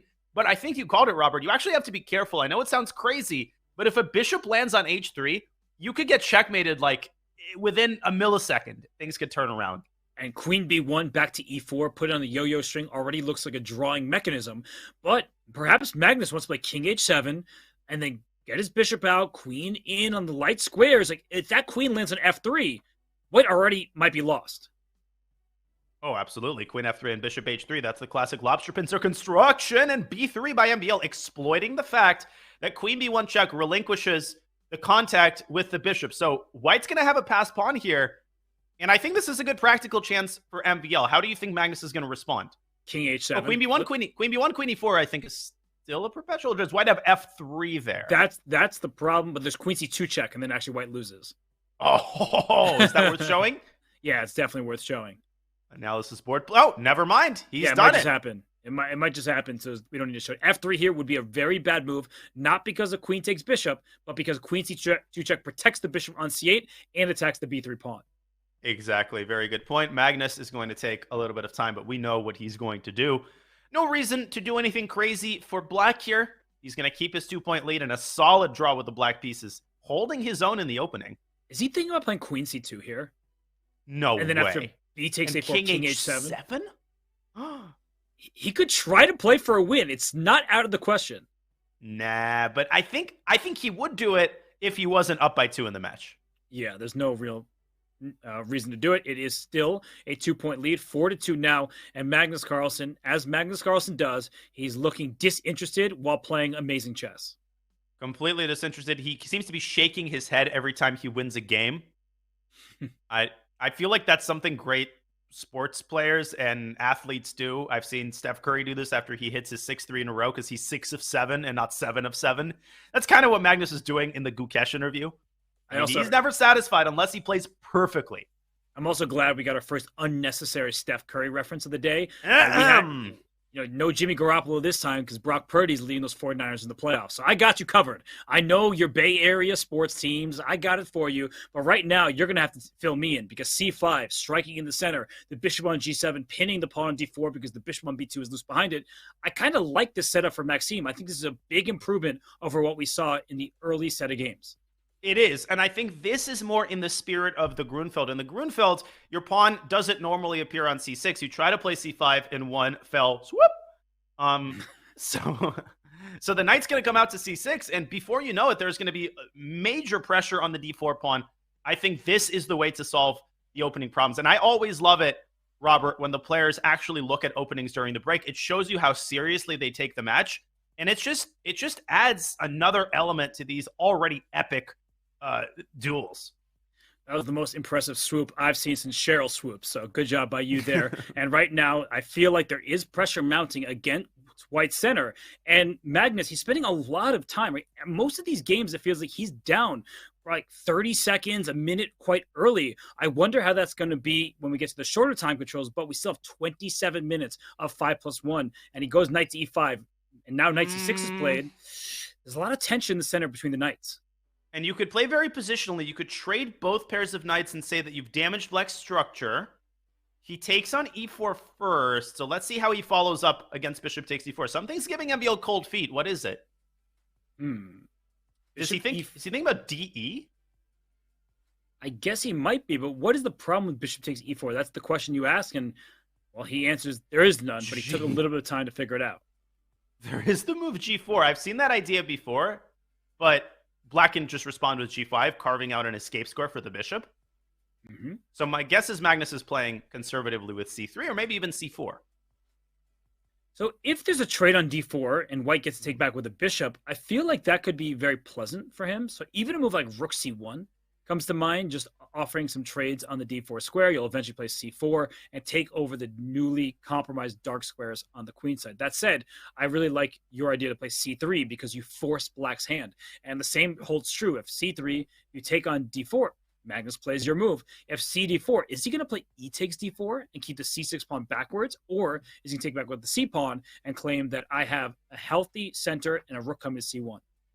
And if we can pull up an analysis board, I think he is going to, play CD. I'll show this quickly. I promise I'll be quick. CD, CD, C5 looks good for black. But if you actually follow the line through to its conclusion, what you notice is that white gets this massive, and not massive in terms of numbers, massive in terms of importance, the pawn majority on the queen side. It's very easy to convert this into a passed pawn.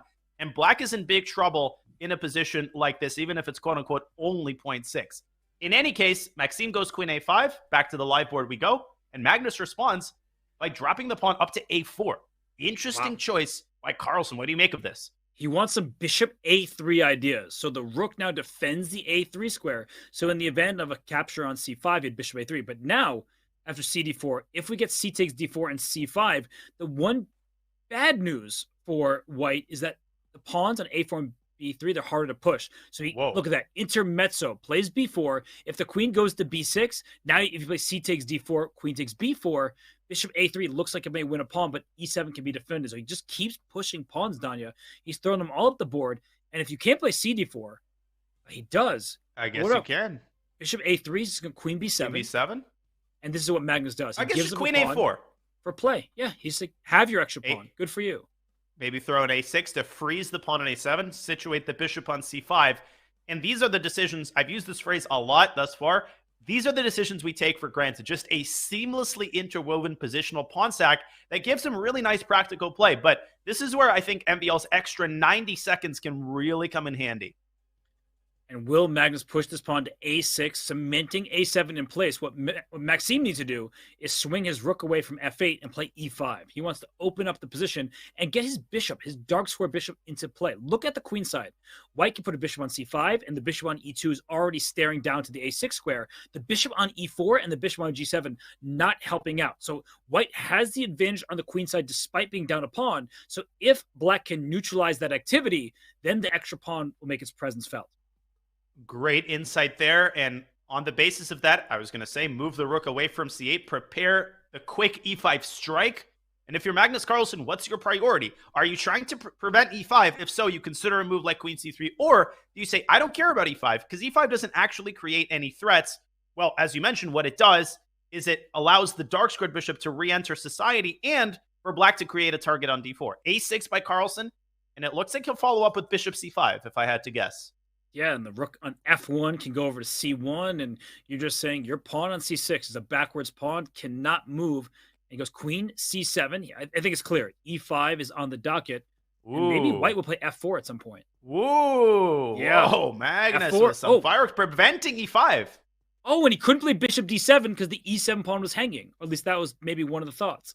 I guess bishop takes G4 there could have been considered. Maybe bishop D7 is what MVL should have played, because now without E5, Magnus essentially has a free hand on the queen side.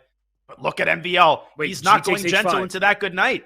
Take that pawn and maybe even play F4. King H. Oh, and suddenly black's the one who's suffering on the king side, is what you're saying. Yeah, no, this looks like Magnus is playing first on the queen side, the A7 pawn. What? I'm shocked by this. Yeah, he's leaving himself with a terrible bishop. That's the problem, and this is what Magnus Carlsen is doing. He gives up material for piece activity. You can't necessarily quantify how valuable the activity is, but here we see the eval bar say +2 after the move E5. No, but here you can just take and even go with a simple move like queen G2. E5 in and of itself does not carry a threat. I feel like MVL has completely lost the threat of the game here. He has, and you can even take on G6, right, to just hurt black's king side position. You can take on F5 first, as you're mentioning. There's also some merit to move E3 to E4 in some positions. So a lot going on here, but you need to be careful. If you're Magnus, look at the clock. You're down to nearly 50 seconds. Maxime is over 2.5 minutes. So if a mistake happens, it's likely going to be due to time trouble.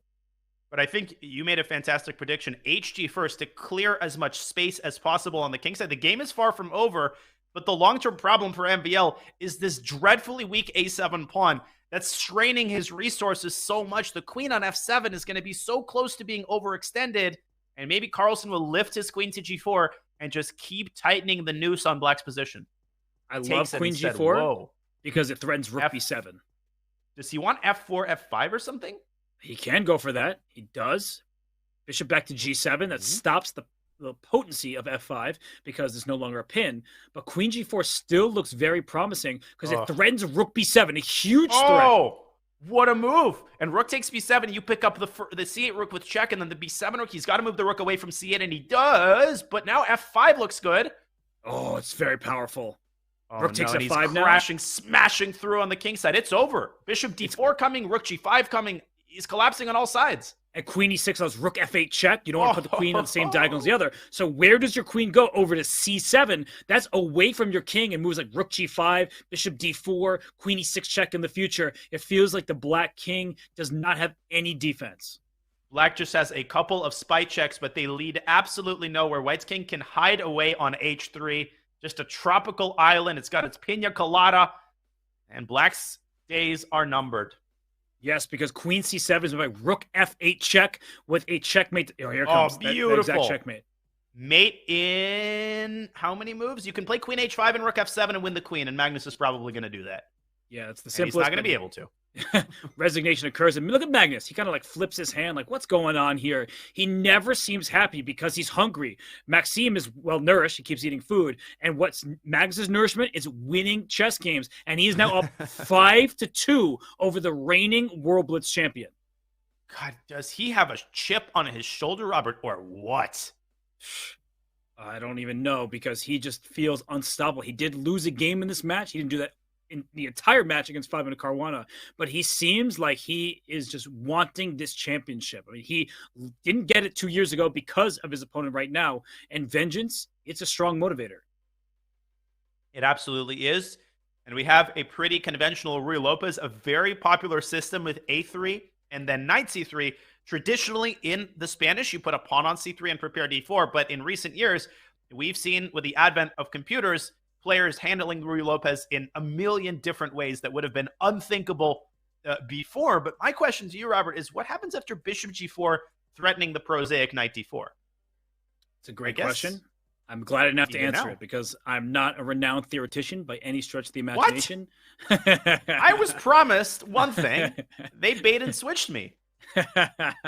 Yeah, I'm glad that the moves have happened, so we can just move on from that question. And so here, a4 played by Maxime, bishop g7. Now black has the pair of bishops. At some point, king h7, pawn to f5, things of this nature come to mind. It's kind of like a king's Indian, which means I defer to you as you are a king's Indian expert. And I play these types of positions with black as well. And I always feel like when the moment black plays f5, things start unraveling for white on the king side. So the operative question is, can Maxime create counterplay down the a file? And you might say, well, yes, he can. He can take and play rook a7, and maybe he should do that. He plays rook a7 straight away, but the c7 pawn is well defended. You're not going to win the game just by pressuring that pawn alone. You see Magnus there playing in very circumspect fashion with rook b7, but Maxime, he's trying to harass him with rook a8. Let's see if he can make something out of nothing on the queen side. And it's good for black to keep pieces on the board. One thing I was going to mention is it's not all roses. If the light square bishops come off, that dark square bishop on g7 is a terrible piece, and the knight can reroute itself and improve. So that is what white ideally wants. But for now, with a bishop pair, king h7, pawn f5, some expansion on the king side, and well, if you ever take on f5, that bishop on g7 gets more life. Not to mention that black can play h5 and bishop h6 to use a new diagonal at some moment. But I like the arrows that you're drawing. Rook a7, give me that a file, but not so fast. If we swap on a7, queen to a1, who's really getting control of the a file? And at this point, Magnus could consider factoring in the score. I think if the score was even, he would be playing king h7 in a heartbeat. Right now, he's weighing the pros and cons. King h7, f5 looks good. Maybe MVL will counterstrike in the center with d4, but the move rook a7 looks like the kind of move you would play if you want to play with an abundance of caution. After the trade on queen a1, black can move the queen away from the a file, maybe park it on b6, and there are no easy infiltration squares down the a file. I still think king h7 is more Magnus' style. He is not satisfied with a 3-point lead. He wants to bring this up to 5 at the conclusion of the 5+1 portion. Especially because playing bullet at this high level is kind of like playing roulette. You never know what's going to happen, and you better be in your best behavior, because otherwise disaster can strike. So right now, h3 played. Magnus not moving just yet. He's down a minute, and it feels like that's where he wants to be. Like, he is down a minute every game in this long time patrol against Maxime. And I like your move rook a7. I like the move king h7. I like pretty much any move. I mean, rook,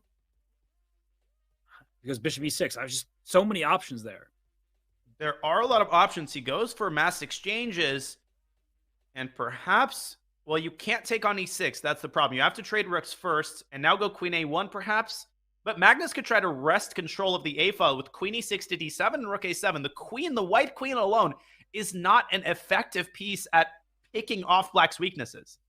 Right, and queen a1 is played. Queen d7, you called it. And I guess for white, you could play the move b4. And he plays d4 and strikes in the center. But I actually was saying b4 and queen d2 and rook a1.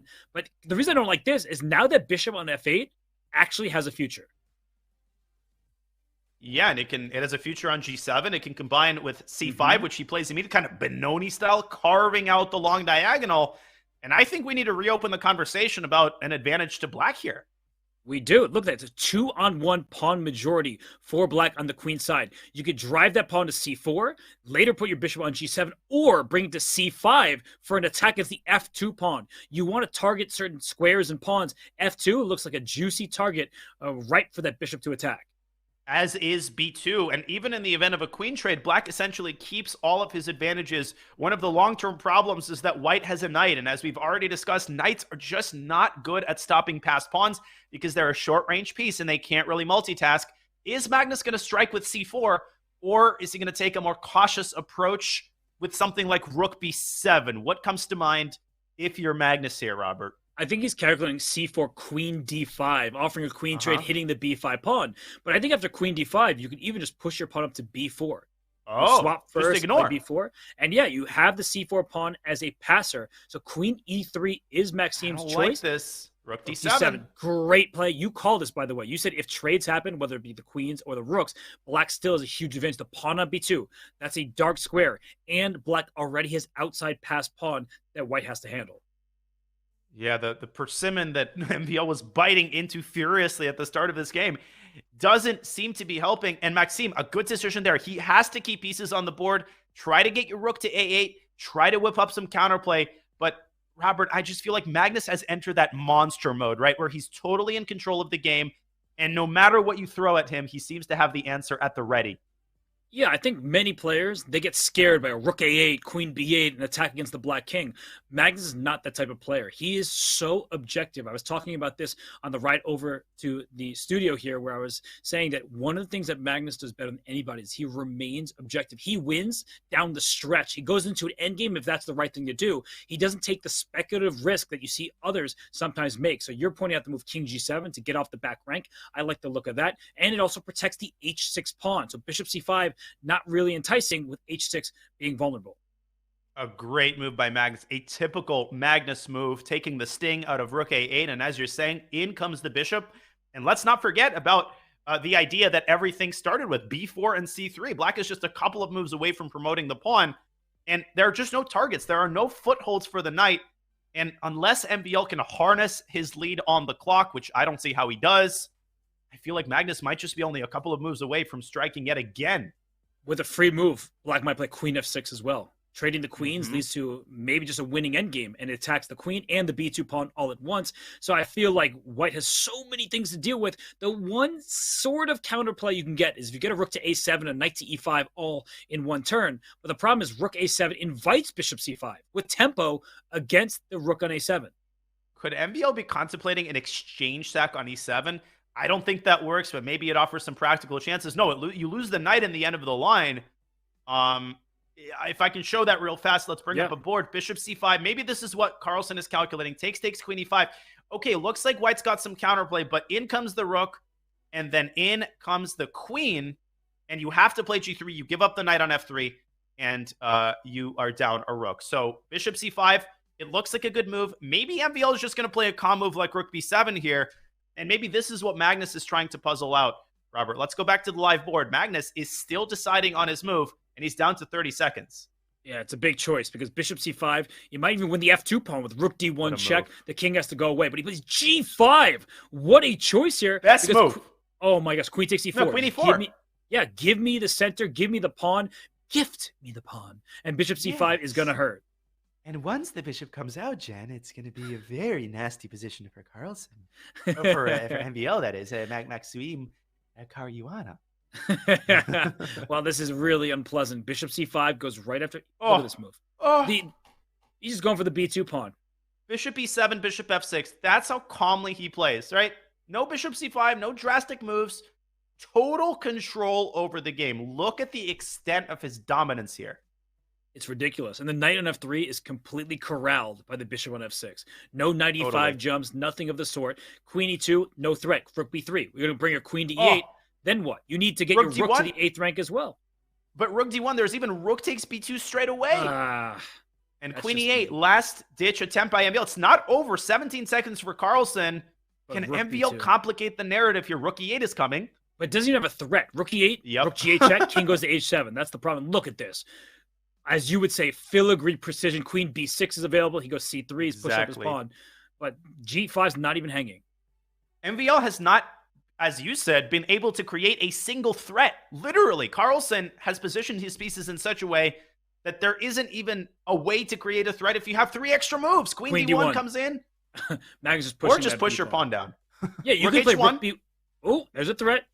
There's no threat. Rook h7, king f8. Unbelievable. Or king g8.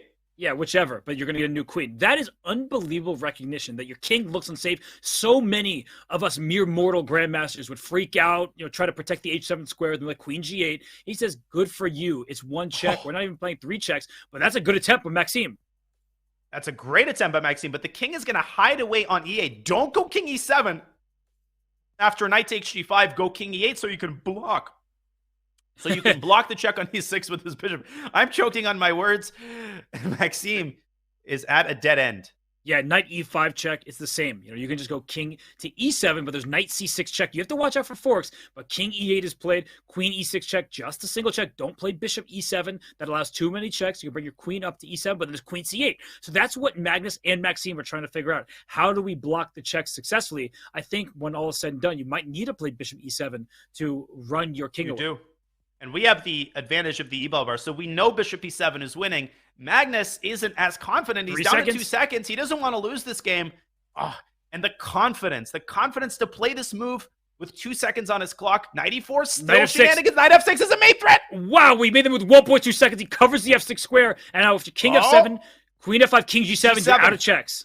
That's it. Queen e6 maybe. Keep trying if you're MVL. Keep trying to check him. No, he resigns. He feels that there's no hope. And you can't really blame him. Can we bring that board up again and do a little bit of analysis? Because that knight e4 move was so cheeky by Maxime Vachier-Lagrave. I know he lost the game, but it is so easy to miss this checkmate configuration. If you go c1 equals queen, knight f6 check, king f8, and queen g8 is mate. The bishop could never take the knight. It was pinned. That was a devilish try by the Frenchman with 3 names. But queen d4, such a calm defensive move with no time. Magnus realizes that these checks on the 8th rank are not dangerous because the king can just escape either to d7 or, as in the game, to f7. The guy is totally unstoppable. Doesn't matter how much time he has. Doesn't matter how tricky you are. When he gets into these zones, I mean, say your prayers. Say your prayers because you're down by 4. And this is a pivotal game, Robert. Back we go to the live board. Back we go, and Magnus Carlsen with a knight on b5, a bishop on f4, and black just played the move c7 to c5, striking in the center. So this has been Maxime's idea throughout. He's just like, I don't like to play these passive positions. Let me get a little bit more active. But that knight on b5, Danya, such a thorn in black's side. Not only can it go to c7 if your knight on a6 moves, but if your rook moves, it just gobbles up the a7 pawn. Thank you very much. Oh my gosh. And normally in these positions, you see sometimes black playing knight b4, ultimately trying to get a6 in, but MVL going bishop c6 and queen d7. Ultimately, you're going to have to solve the problem of that knight. Perhaps black could even consider c4 to cut off the connection between the bishop and the knight. And sometimes white just leaves the knight on b5 and sacrifices that pawn. And that might be what Magnus is intending here against c4. I think c4 can be met by rook f1 to b1. Say, please. Fantastic move. Rook f1, it was e4, just strikes the center. He's just trying to collapse black's pawn structure, but rook fb1 at the same point. Here, if d takes e4, thank you very much for the pawn on c4. If you take on b5 twice, you're going to be in some trouble because now I have a light square bishop. You have a weak pawn on b3. You have a weak pawn on b7. Your knight on a6 is just awkwardly placed. So this is looking really bad for Maxime, and he desperately needs this one. He is down 4 points. He cannot keep losing. God, it seems that he's just playing natural moves in this game, and he's already much worse, staring down the barrel of what could be a 5-point lead. This will be the last game, most likely, of the 5-minute segment, unless Magnus wins this quickly, which is looking pretty likely right now. He's got a big advantage in the endgame just because his pieces are so well placed, and black's position is riddled with holes and weaknesses and deficiencies. How bad is it, Robert? I don't think it's actually that bad. But what a move that was, because the knight on a6 is loose. Knight d4 looks like a double attack, where the bishop would safely slide back to b7 to defend. And as you're pointing out, a5, that's the principled approach. When you have pawns on b6 and g6, fianchetto structures, you want to use your rook pawn because you can develop your rook in its place. I know so many people would say, let me go rook a1 to d1. No, your rook on f1 might go to d1, and your a5 push allows your rook on a1 to say, oh, this open file is going to be beneficial for me. Magnus spoiled for choice, and one thing that we have been highlighting, yet another ace upon Magnus's sleeve, is the fact that he knows exactly when to pause. He just played 5-6 moves really quickly. They were natural moves. Now he senses that the structure has transformed, and he needs to act precisely in order to keep the fire of the initiative burning, and that's precisely what he's doing. He hasn't hesitated, Robert, at times to take even 2 minutes, if that's what the position requires. No, it is kind of funny that happens. And right now, a5 looks so obvious. So I wonder what is the drawback of that move. I think knight c5 might hold things together for black. Oh, so I was thinking about a sack on a7. That looks very adventurous. Also, he might be considering the move b2 to b4, just to say, your knight on a6, where exactly is that going? Not to c5 anymore. Immediately b4. Yeah, right now. To restrict the knight. Love that move. And then the knight could drop back to d4 in the event the black tries to trade the knights off. It's in white's advantage to keep as many minor pieces on the board here as possible. Magnus thinking, deliberating. We've talked about a series of moves. Knight d4, pawn a5, pawn b4, even rook f to d1. So which one will Magnus choose? That's the big question right now. And for Maxime, this knight on a6, that is not a good knight. Knights on the rim are dim, and this one, it's a good morning. Doesn't look very good. Nice. Well played. Good pun. Thank you, thank you. Well, it's a pretty good pawn on a5, which Magnus has finally put there about a minute later than we thought he would. And I'm pretty sure that knight c5. I'm pretty sure that knight c5 is what he was thinking, intercepting the connection between the bishop and b6. Oh, there still might be b4 pushes after knight to c5, right? Just give me the pawn on b6. He goes knight to d4. Oh, and at bishop b7, there might be a6. And then knight c6 and bishop d5, things like that. He is an artist. Bishop b7. I'll show this on the analysis board. Let's bring it up quickly. Automatic move, right? Looks like black is fine. a6. No, black is not fine. Drop the bishop back. And is white now going to go after this e4 pawn? No. Knight c6, and you can resign. This is a forkaruski. And you're also forking the a7 pawn. That's how close black is to collapse right now. And we're getting something similar in the game, Robert. Maxime drops the bishop back to d7 to control the c6 square, but in comes Magnus's bishop anyway. And now, here comes the rook. Yeah, give me the a file. The f7 pawn is tender. The bishop on d5, dominating the bishop on d7. The rook on a7, the best rook on the board. And bishop b8. Look at that move from Maxime. A retreating move, but the rook cannot stay on the 7th rank. That was huge. That was huge, and Magnus missed that move. He might have forgotten that the bishop was defended. That knight on c5 is the hero of black's position, but it's not the end of the world for Magnus. When you're this well-placed, you can afford to spend a tempo or two. That's not what Magnus was looking for. Although, look at the control. The board's fully open file. D file is open, but there are minor pieces there. The A file is completely Magnus for the taking. But this is one of those positions, Danya, where it's aesthetically pleasing. We love the look of the rooks. Great. How do we win this game? What's the target? Will we play b4 at some point to kick the knight away and go after b6? What is the plan? It's all about carving infiltration squares. A retreating knight move is on the menu, and the b6 pawn is on the menu as well. And knight takes b2. That pawn is hanging, but c3 is not, because the bishop can slide back to d4 with check, and then the knight can go to c5 even for white, and all of a sudden white's pieces are jumping forward. It's looking awfully unpleasant for Maxime. But how exactly does Magnus coordinate his pieces? Can he hunt for the knight on b4? Okay, bishop covers the check. Rook infiltrates to a7. Threats by the base in full. And this is looking nasty for the Frenchman with 3 names. Bishop takes d4. Rook takes d7. All of a sudden the f7. Oh. Can you get away with this? Rook d7. Bishop c3. Rook takes f7. That looks so scary. And then you can double on the 7th rank. And normally that spells trouble. Robert, maybe black can park the king on h6 and go rook h8. And there was something there that Magnus didn't like. Well, maybe he just wants to double his rooks anyway. Rook b7 next, hitting the knight on b2. Then rook a1 to a7.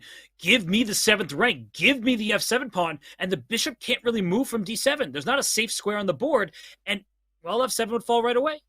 And the pressure has reached a zenith. It looks like MVL can hold things together according to the eval bar, but neither of the players knows what the evaluation is. There's tactics everywhere. Rook e7 maybe was the move, but there were knight c6 related problems. MVL defending from behind. So rook b7, what is the drawback? Is there some kind of maybe temporary piece sacrifice of rook takes c3 and rook d3, something like that? At least when you see pieces in the same line, there's a rook ready to meet them. And this, by the way, is the final game of the 5+1 time segment. It's official. The problem with rook takes c3 and rook d3 is that there's knight c6, but I know you were just illustrating the concept. Maybe you can drop the bishop back to e8 at some point. Not as long as the rook is on the 7th rank, because then you're running into knight e6 check. But when you've got this amount of tactics, it's just so easy to blunder. And Magnus just keeps intensifying and keeps tightening the screws. Can he convert this into the full point, though? Here comes rook d6. Rook takes c3. Okay, and the knight drops back for defense. Okay, he goes to c5 to protect e4 and the bishop all at once. That's good news. But what's black's next move? Can black actually make a single move? I think bishop e8 might be possible since e6 is now protected. Good point. So can you play c4 to protect your bishop? And then once bishop e8 is played, you swap rooks, play rook c7 to get rid of that knight. Great call. And that's exactly what the doctor ordered.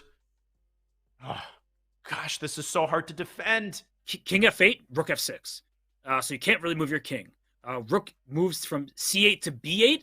There might already be knight c6 tactics to distract the bishop and win the f7 pawn. This looks really tough for black. I feel like it's the Zugzwang. I feel like this is the point in the game where the players are going to go like h5, h4, and then MVL is going to start thinking again. Just throw in just any old move because you don't have many.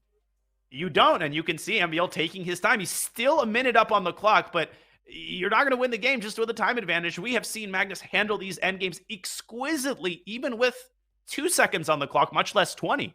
Is knight c6 a threat in some positions, right? If bishop takes, rook takes f7 check, and then you win a pawn. So he goes king h8, giving up the f7 pawn, and that's the best move, apparently. Bishop takes h3 maybe in response. Okay, bishop h3 is possible, but then there's... Oh, wow, I guess you get away with it. I think rook trade on d8 and knight c6, Bishop be d5. rook d1 check. So he goes bishop d5 back. The king on h8, by the way, might get checkmated. If your knight can hop around to g5, then you're delivering a mate. Yeah, you're hanging by a thread if you're Maxime, but we got to take our hats off. Maxime is doing a phenomenal job of holding this together, and so far he has repelled every one of Magnus's attempts. He might go back to b8. Bishop takes c4 is on the docket here as well. If your rook moves off the back rank, then rook c7, and your knight is overloaded. It gets kicked off c5. You lose the bishop on d7. So the rook has to stay in contact with the c8 square if you're Maxime. Can Magnus get him down on the clock? I think if Maxime has 10 seconds here, he doesn't survive. And that's what it's heading toward. Every single move, Maxime has to avoid 600 different tactics and blunders. King g3, and maybe g5 just to keep the king out. He goes e3 here. Wow, because rook takes e3 is check.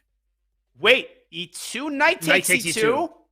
But now the pawn trade is obviously in black's favor. The knight can remaneuver to e5, but then the c-pawn is going to hurtle forward toward promotion.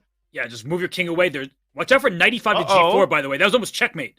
Knight e5 to g4 could be a checkmate threat. Magnus backpedaling. I think MVL is the closest he has been all endgame long to making the draw. He is for sure. And if Magnus isn't careful, 3 seconds, by the way, he could find himself victim to some kind of attack. Oh, I think rook c5 forces it, and we're going to get a liquidation here.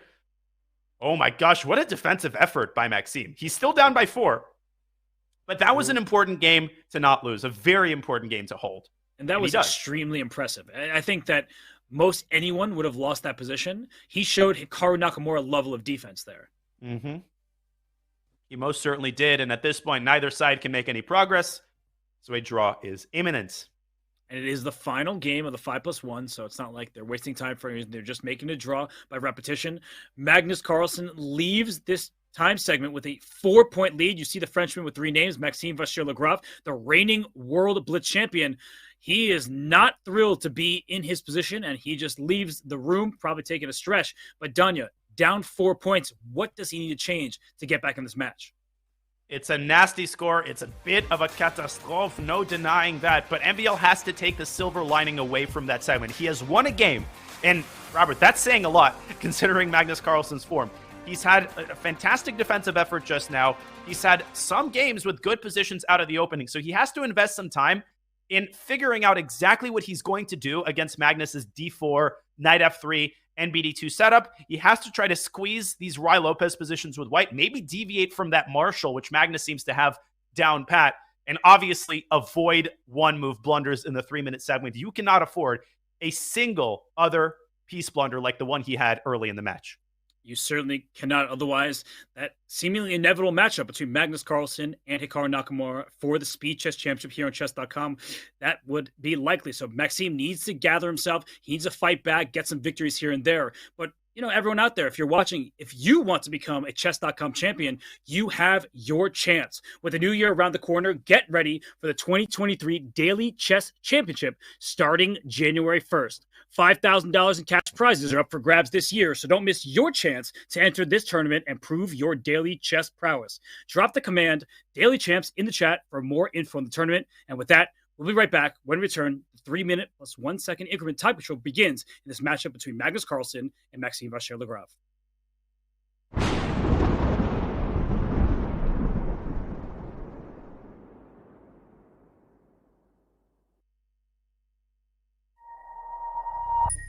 So I first learned about Il Cafe through my buddy Aaron. He was like, hey, me and a group of fellas meet at this cafe downtown on Sundays, and we play chess there. It'd be really cool if you could stop by and hang out with us and, you know, just feel the vibe.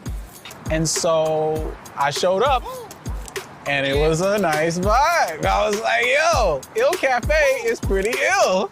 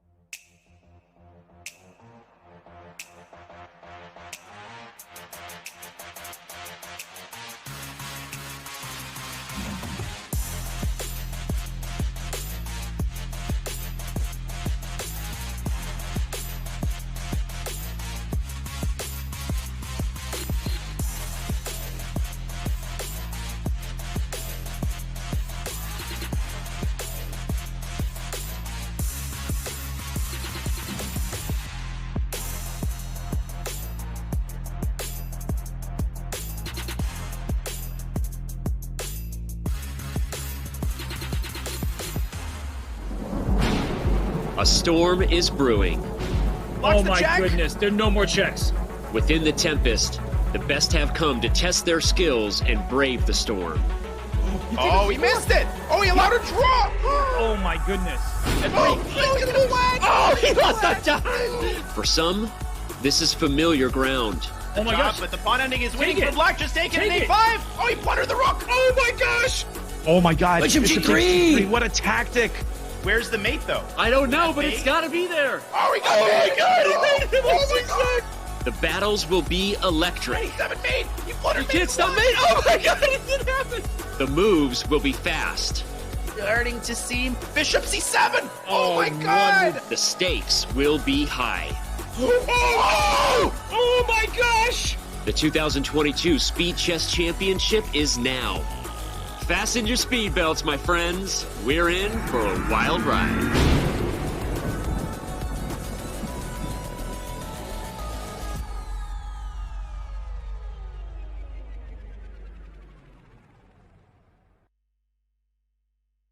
Welcome back, everybody, to the Speed Chess Championship semifinals. This matchup is Magnus Carlsen, your world champion, against Maxime Vachier-Lagrave, your world Blitz champion. And before we dive into the numbers, I want to thank everybody for tuning in. We're about 5,000 people away from 1 million subscribers on YouTube. So if you are viewing there, please hit the subscribe button. Your viewership is very important to us. But Danya, we are in the midst of this matchup. It is Magnus Carlsen with a big lead. But as we look at the chess.com Blitz insights, Maxime, he's the much more experienced player. He's played nearly double the games on the site, as has Magnus. And one of Maxime's greatest strengths, as the bottom stat reveals, is his time management. He loses exceptionally rarely by flag. He's a fast player in classical chess as well, and he's pretty fast with the mouse. He wins a good share of games on the clock as well, as does Magnus. But I have to point out, Robert, that if you look at Magnus's Blitz games from 2 years ago, it's a completely different person. He has greatly improved his ability in time scrambles, and he's improved his mouse skills. So Magnus might lose more games by flag, but we saw him in the 5-minute segment handling every time scramble with surgical precision. Yeah, and Magnus Carlsen has been back on chess.com, playing in Title Tuesdays, winning some of them, leaving some, nibbles for the rest of them. Of course, Hikaru Nakamura has the most Title Tuesday wins, but right now, Maxime Vachier-Lagrave, he looks like he's praying, and, well, he needs to pray to the chess gods out there because Magnus Carlsen is unforgiving. He's been punishing Maxime left and right. Even when Maxime has a good position, it feels like things still are not going his way, but with the new time control, Danya, he needs to reset. He has an opportunity here. He did defeat Magnus in this time control 2 years ago.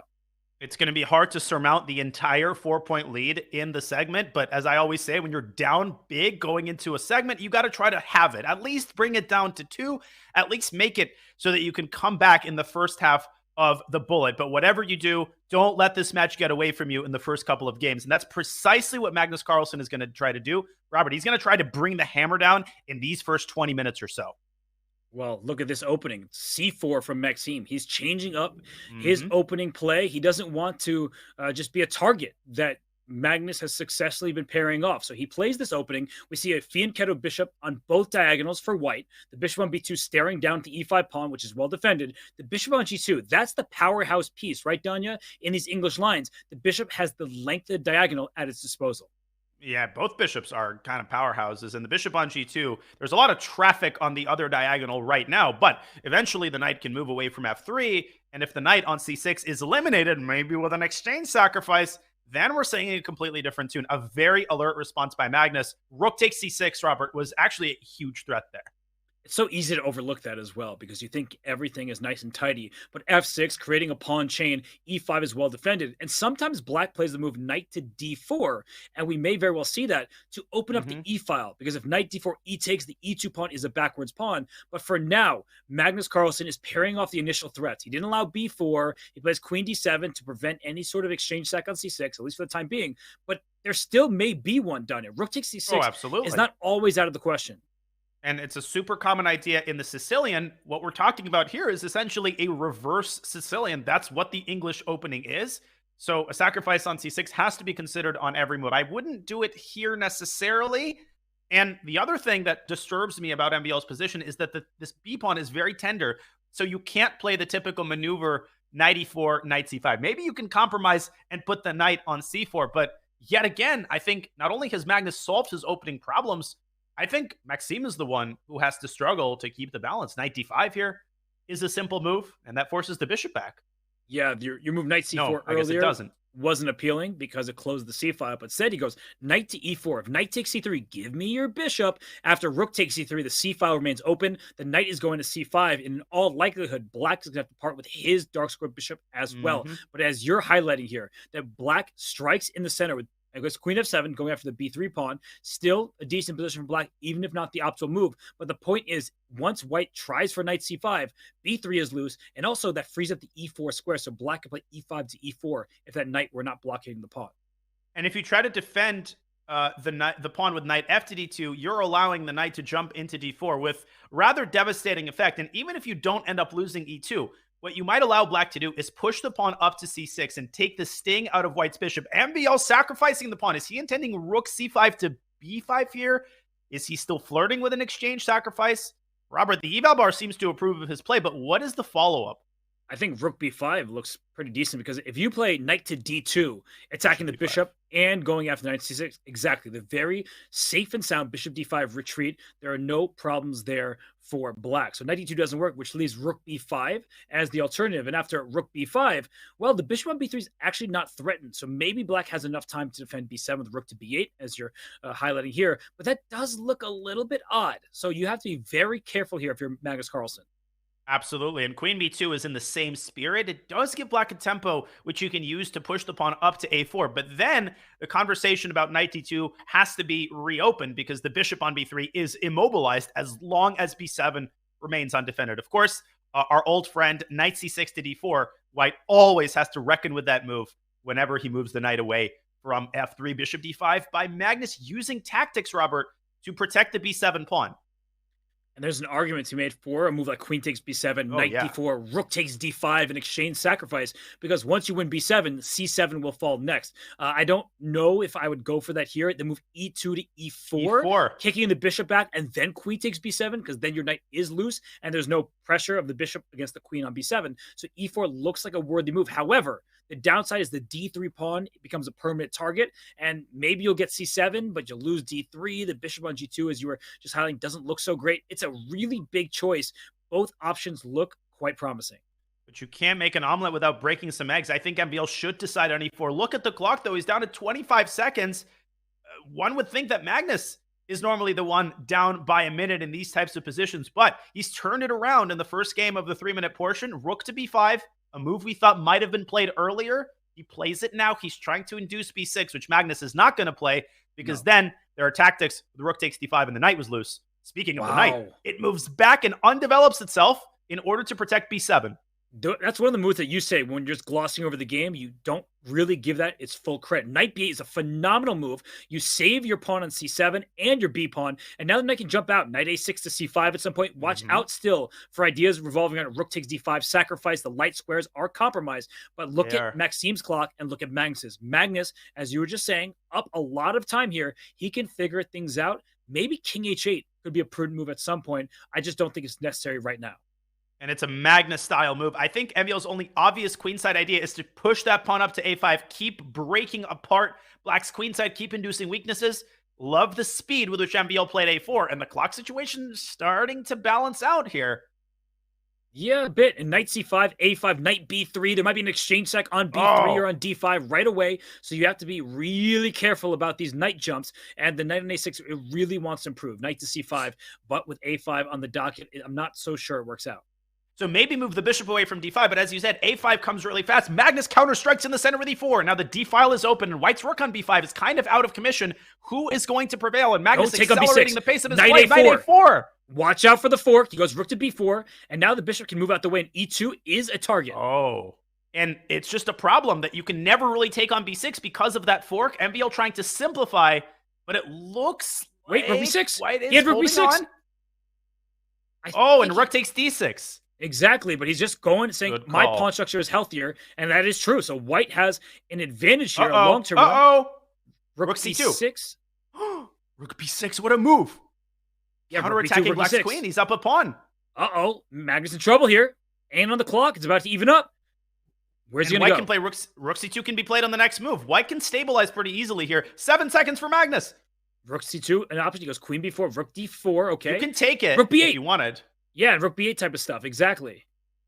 All right, now it's a 50-50 game. No risk for MVL. He can keep pushing. He should be able to win this. Magnus a good defender, but this is not pleasant at all. Knight f5 coming your way right now. Goes He king improves. up. Maybe g6 should be considered. There's that knight. Mm-hmm. And Black desperately wants to trade knights. So the knights come off. The drawing task is not easy, but easier. But with the knight on h4 and the knight rerouting itself at some point, look at the trades happening. I think Magnus is making progress. He certainly is.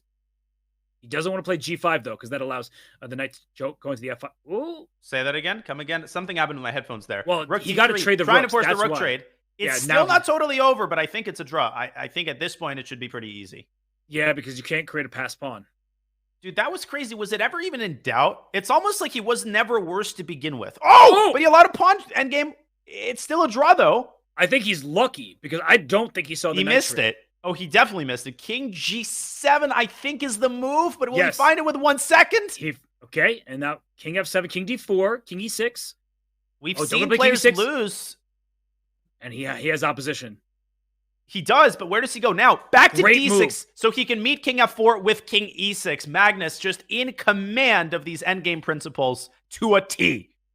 What a my save. goodness. And I feel like Magnus is going to shake his head. He always seems to be shaking his head. Always. He, I believe, overlooked knight f4 check, and he's fortunate that was still a draw, but that was excellent technique. Great defense from the world champion Magnus Carlsen. Well, in the words of Capablanca, good players are always lucky. Magnus always seems to have, Maxime seems to always have the shorter end of the stick in these time scrambles. And that was a big, big chance for the freshman. He is a freshman. He's also a Frenchman to cut into the lead. And as it stands, Carlsen keeps a 4-point advantage. And another English. Carlsen says, I like that idea. I thought you were going Bill Walton on me for a second, the Conference of Champions, just give me everything we can handle here. But in all seriousness, that was an amazing display of defense from Magnus. But Maxime is showing he's going to put up a fight. He is not just going to roll over because he's down 4 points in this match. And Magnus taking one out of Maxime's book, playing C4 systems, English systems, and enjoying a spatial advantage with B4 to come.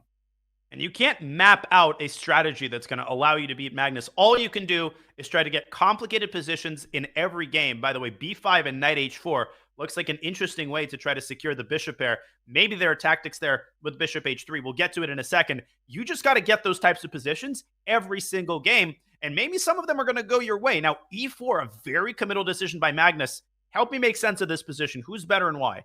White definitely is better because White controls the pawn breaks. Because where's Black's activity? Where are you going to spring free your pieces? The knight on a5 is offside. White can even play bishop d2. He goes bishop b2, but I was going to say you can play bishop d2, move your knight, play a4, just claim a space advantage on the queen side. But e6 takes away the d5 square, as you're indicating. So now it's coming up with an actual plan, as Black might strike with d5. Yeah, you like to say that the side which controls the pawn breaks holds the positional advantage. White was holding the pawn breaks. Now, with d5 on the horizon, White's pawn structure is really, really flimsy. If d5 breaks up this pawn chain, Robert, White's going to be riddled with pawn weaknesses as a result. Magnus has to do something pronto, and he plays calmly. Queen c2. Maybe the There's e5 square for your knight, it looks threatening, but don't forget about the knight on a5, because if you could play knight e5 to c6, you would have just won on the spot. But the knight on a5 covered, as you point out, knight e2, we're getting into a King's Indian attack style position, right? Where White's going to go h4, bring that knight from c3 to the king side, and Black's frozen. This is phenomenal decision-making by Magnus. He doesn't panic. He doesn't do anything crazy. He just takes the sting out of the move d5. He realizes that what that move really accomplishes is it puts pressure on c4. So he says, hey, I'm going to put my queen on c2 so that it defends the pawn. And now I'm going to move my knight back. And while I'm at it, I'm going to improve that knight, as you said, King's Indian attack style. Might supplement that with h2, h4. It's amazing to me that a6 is like some kind of huge mistake. It was minus 0.4 or something, and now it's plus 0.4. What is the difference in what Black's follow-up is going to be? Perhaps opening the A file was a big mistake. You pointed the B6 pawn, but if the A file opens up, well, then the rook goes to a1 and bishop to c3. So you are absolutely right. The b6 pawn is a long-term target, but I just feel like this position is easy for white to play. And in the World Cup a year ago, Sam Shanklin, he found himself in a position like this, and it didn't end well for him. It did not, and white's got a bunch of easy moves, as you're saying. You could get checkmated here. Knight e2 to g1, and Carlsen, for the second game in a row, makes a move to undevelop his knight. And what a move it is, Robert. The knights are now connected, and you can play rook e4 and try to extend your dominance over the center. And f3 is defended. He brings the rook to e4. There's some tactical shot somewhere. Otherwise, knight e8 to d6, but then queen e2 protects the knight on f3 another time. But there's a feeling that white's pieces here are not very stable. They look very nice, but you have to watch for knight takes c4. You have to watch for these maneuvers. But I don't see anything concrete for MVL as of yet. Nor do I. So Maxime, he sells a little bit of a lead on the clock. It immediately goes to plus. What is happening? Bishop f4 maybe was a more prudent way to stop knight d6. Yeah, or bishop g5 was available. What? Whoa, and he blundered a piece. He blundered a piece. Magnus Carlsen is human. He's human. He just blundered a piece. Maxime caused problems in the F-file and the diagonal. And look at Magnus sitting back in his chair. He does not look happy. And Maxime is simply up a piece. You better win this game if you're Maxime. You have to win this. You are morally obligated to exploit the gifts that the world champion gives you, because he is not going to give you that many of them. He might give you one the entire match. But look at the eval bar. It's a piece ahead for black. Wait a minute. Queen F3. Queen F3. Oh, Queen F3, but it's a threat now. Queen E8 is a huge threat. Oh, my goodness. This ain't over. Rook F4, all the activity for white, but Rook E8, good move. Oh, Magnus still holding on, though. He needs his king off of G2. If he has any chance in this game, his king needs to get off and play knight G5. Phenomenal move by MVL, using the queen side to his advantage and bringing the knight potentially over to D2 to strain the knight on F3. Yeah, where's the bishop going? Bishop b2. Ugh. Rook takes f6. Okay. You can just take. Oh, he took that way. I thought he was going to take it at knight d3. It's just winning. Well, is it? Or is it? The b5 pawn is awfully impressive. The knight now stuck in place. You don't want to drop c5 and give white two passers. And let's not forget that white is up a pawn on the king side. So essentially one pawn for a bishop. The bishop not very helpful right now. And the b pawn, can it go up the board? Oh my God. And white is just attacking. And not only is the bishop not helpful, Robert, it's also harmful. It's creating problems with the back rank. Magnus picks up another pawn, and he's going to restrain black's passer with 94. He might not even be that much worse here. He might even win this game. Like, if his pawns get rolling. No. Don't you speak that language. I'm just looking at this. You're absolutely right. It reminds me of the match yesterday between Nihal and Nakamura, where Hikaru was in trouble, and then suddenly the advantage went from +4 to +2 to +1, and then when you allow your opponent back in the game, bad things happen. And you can't take on b5 because of the perpetual. Rook d8, and the knight toggles between g5 and f7. That is absurd. So Rook b5 is immediately a draw by repetition, and I don't think that Maxime is going to win this game anymore. Rook d5. You actually could lose it. I'm going to co-sign your point. As long as white keeps the pawn on b5 alive, the knight has the anchor spot on g5. It's so easy to miss a fork here. It's easy to let the b pawn slip by. Obviously, Maxime shouldn't lose this. He might even still win, but it's basically a 3-result game at this point. It is indeed. And now Rook d6 comes to mind as an option. Just to go after the g6 pawn. He goes knight e4 back. Why change anything? And if you swap knight for bishop, maybe that's where black has some chances. So that's why Magnus keeping his knight on the board. I'm going to hazard a guess that Magnus is also keeping the knights because he wants to keep winning chances alive. He's hoping that MVL might miss a fork or blunder another pawn. And Magnus is playing this very ambitiously. Rook c6? Can you get away with that? Because if you take on b5, knight d6 check. Watch out for forks. Good call. Magnus is calculating just that. I'm positive. But he goes for rook c7, attacking the knight, hitting the king. Rook c6 now? No. He goes for a trade. And h-pawn. The h-pawn is the wrong pawn, Danya. So let's keep that in mind. If a rook trade, you need to trade the g6 pawn off the board. You make a draw. What a call by Magnus. He sees it. He's going to go g4. Yes. Wait, he should have done it on the previous move. But it still might be a draw. Yeah, I guess you can't make progress. The king just shuffles in f2 and g2, and the bishop can't go after the g3 pawn. Can you try king h3? Then white plays king f3, and you got to be careful if you're Maxime. King f3, same thing. King h3. Yes. Unreal. Bishop c7, king back to h2. Draw. G4. King d5, G4. He's going to make it G4 now, and it's a draw. Unreal. Unbelievable save. I mean, what can't this guy do?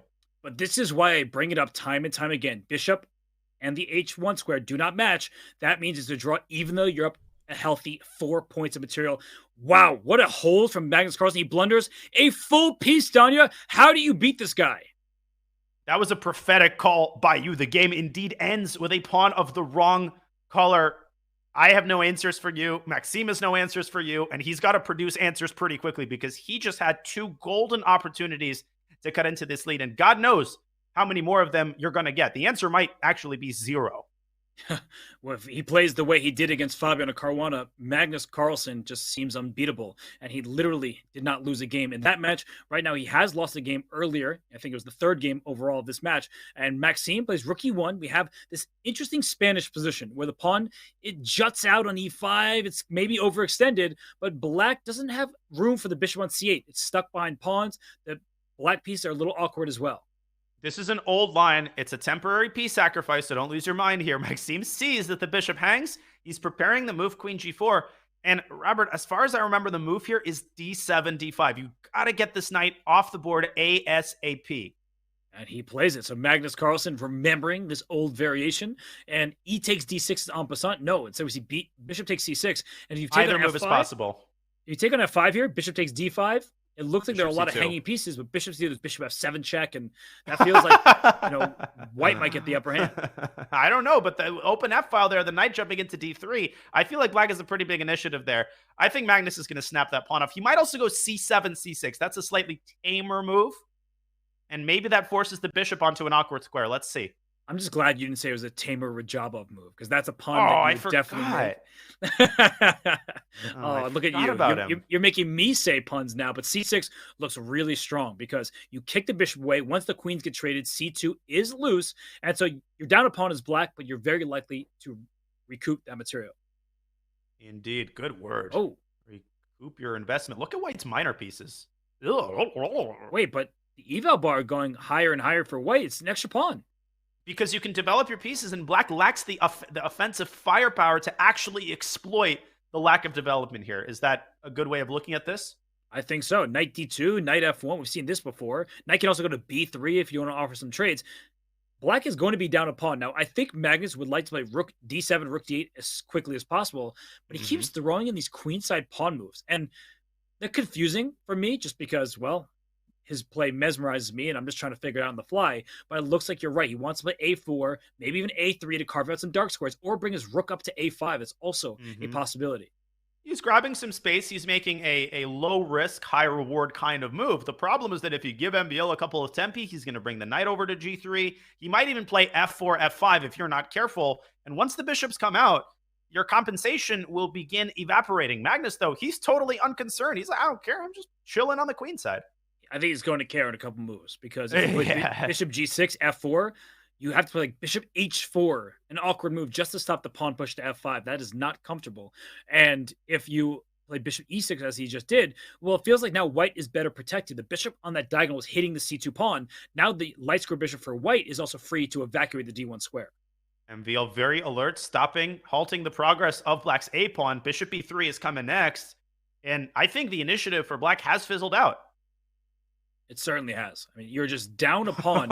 And Magnus's claim is that, well, it's only one pawn. I'm going to play h4, then knight e4. We'll see some trades. And a pawn down rook endgame, likely not the end of the world if you're thinking about this from Magnus's perspective. After the previous game, it feels like he's up material. Okay, bishop d4, good move. e5 is super well defended. What trades do you think black wants? First of all, I'll point out that c5 is innocuous. The bishop has a nice parking spot. On c3, that merely opens the diagonal for the other bishop. What trades does black want? I was going to say, trade the dark squared bishops because white's light squared bishop is, to use an expression I've never used before, biting on granite. MVL says no such luck. And now the knight is going to jump into e4 with access to these two very unpleasant outposts. Yeah, and the black knight doesn't have a similar outpost. That's why the trade on c5 would have helped black. The c5 square is kind of an outpost because white can't kick it with a pawn, at least not very easily. So bishop c3, a good retreat from Maxime. He's well ahead of the clock. Magnus at under 40 seconds right now. Things are not looking easy for him. I'm a broken record, but here's a third chance in a row for MVL to slice into this lead. And is the third time the charm, or is Magnus going to pull out yet another save with low time on his clock? He doesn't care what the clock situation is. It's like he's totally unaffected, Robert. Yeah, it's unbelievable. I could see him making a move like Maxime rook A to B1. What a funny looking move. Please take me on C3. I'll take it with my pawn. BC. But that's a little too obvious, right? You're telegraphing your plan, and the bishop on D4 doesn't have to capture on C3. But in all, all across the board here, we see that white with the extra pawn E5, the knight can come into D6 or to F6 with check. Black does need to figure out a plan, but look at the clock. All of a sudden, things are getting closer to even on time. We've seen this storyline before. Maxime trades and plays C3, and now the Black Knight does finally have not really an outpost, but a very juicy square on C4. Maxime, though, he beats him to the punch. Will Black play Knight C4 anyway? Who benefits in the event of a knight trade? I'm not sure, Robert. There's also rook A5. We mentioned that possibility earlier, and it goes after the E5 pawn. Also covers the D5 square. And if that knight is traded from D6, the rook will slide to B5 and pressure B2. So it looks like Maxime still even on the clock right now, but this is a bad trend for him. It is, and Magnus's decision to bring the pawn to A4 is looking increasingly prophetic. He's frozen white's pawns in place. They are now immovable targets, and they are easy to attack. He switches his eyes to the E5 pawn, and if that pawn disappears, Black might be better now. This pretty is incredible. E5 is dropping. You may get B7, but a black rook's going to land on E2. And we often talk about this. The activity is worth material deficit. And I think he can safely take this pawn on E5 if he wants. Otherwise, white plays F2 to F4, and good luck winning a pawn with that pawn chain. And Magnus jumps on the opportunity train. In comes the knight to C4. From a practical perspective, I have no doubt in my mind that Black is firmly in the driver's seat. MVL trying to bail out. That's a good move. Knight takes C4. Does he want bishop takes A4? He does, and it barely works out because rook E1 check, king G2. There's no bishop C6 check because the rook covers the square. And now rook C8 check is important. He goes rook D4 to keep D5 controlled. This should be a draw. Rook A1, knight C5. Be careful because rook takes A3. Rook D3 is available to white. You walk yourself into a pin. So Black still has a little something to prove. 4 seconds, by the way. To do. He paves the way for bishop D5. What a move. Now the rook swings over to A5 as he targets the A pawn. Don't take it, though. Yeah, I don't think he could take there. He goes bishop E6, so white remains up a pawn. King. Maxime could play this without any risk. I don't know. We've seen crazy things happen. I think Magnus should hold this together, but you're absolutely right. If Maxime can find a way! Oh my gosh, he got down to 1 second on the clock. Magnus playing with fire. A couple pre-moves there to build up some clock. If the king leaves the king side, Black will play move G5 at some point. So that's the Maxime is making progress. Pushing the rook away. Here comes the A pawn. His king up into D4. The king's going to help out. He plays G5 with the king left. He's pulling a Magnus right now. Magnus desperately trying to carve out some space on the king side, but he's too late. He seems to be too late. He might have to sacrifice his rook for the pawn, or a bishop for the pawn is what he hopes for, and then win the F3 pawn. 94 was winning the bishop. Oh my gosh, he would have won the bishop on the spot. And Maxime needs to find moves like that. King comes to C7, but a king can't promote. So the king is all the way up there. You need the pawn to get to A7. Magnus playing moves with 2.2 seconds of the clock. 94, 96 wins the bishop again, and this time he sees it. Oh, but rook E5. He's taking the A5 pawn. It's not over. If he takes A5, he might also win F3. Maxime zips it back. Oh, it's 0.1 seconds. But he's going to, I think this endgame is losing. But F3 not just is yet, falling. Though. Can he go A6? I don't know. Don't repeat. A6. You just got to play for a win here. 6 seconds for Maxime. First. Oh my gosh. King is going to go back to F4. He's not finding the way. Okay, rook F6 and then A7. Rook F6 first? No! And he can play it. Rook F6! He had the intermezzo and he missed it, and now it's a draw. The king is shouldered. This is an easy draw for Magnus Carlsen, and Maxime Vachier-Lagrave should be beside himself because he just needs to blockade the pawn. We will show you this after the game concludes, but that is such a missed opportunity, and we keep saying it. He needs to put Magnus away. And he is in disbelief, disgusted with the biggest miss of the match. Can you believe he choked that? I don't know what to say right now. Let's bring up that game and show you exactly where MVL missed the last win. First of all, Robert, he could have won a piece there with 94 check. But forget about that. What was king takes A7 as late as move 74? Robert, you cannot miss this if you're MVL. It's not allowed. No. You cannot miss wins like this. And if he didn't see the intermezzo, he could have started with rook F6 check and done the same exact thing and won the game. But he just played too quickly. He pre-moved. I know he didn't have much time on the clock, but this would have been a winning position if he found rook F6. We talk about the Hikaru effect. What about the Magnus effect? Your fingers turn into thumbs. Your brain turns to mush when you're in a time scramble against the world champion. And that was a dagger of a game for MVL. He now stands much worse in the next game. And if Magnus wins this, that will be a massive 2-point swing at precisely the worst moment to allow it for MVL. Cannot believe that just happened. I mean, I can't either. To not win that game must be really devastating. But Maxime, he's trying to focus, but his position is bad. 4 pawns for white in the 4th rank. Danya, not good. Not good. And this is going to be eating at him for the rest of the match. At least 5% of his brain is not going to be firmly dedicated to castigating himself. See, didn't say the wrong word there. For missing the win in that position. Unfreaking believable. It must be so unbelievable. I mean, it just Maxime is really in each individual game playing neck and neck with Magnus. It's not about the level of play. It's just in critical moments, he just seems to be off. And Magnus Carlsen, on the other hand, he is able to punish his opponents in all types of positions. Variety is the spice of life, but unfortunately for Magnus' opponents, variety still leads to victory for him. And right now, look at this, Danya. He's got the bishop pair. He is the rook active. He's got a 3-on-2 on the queen side.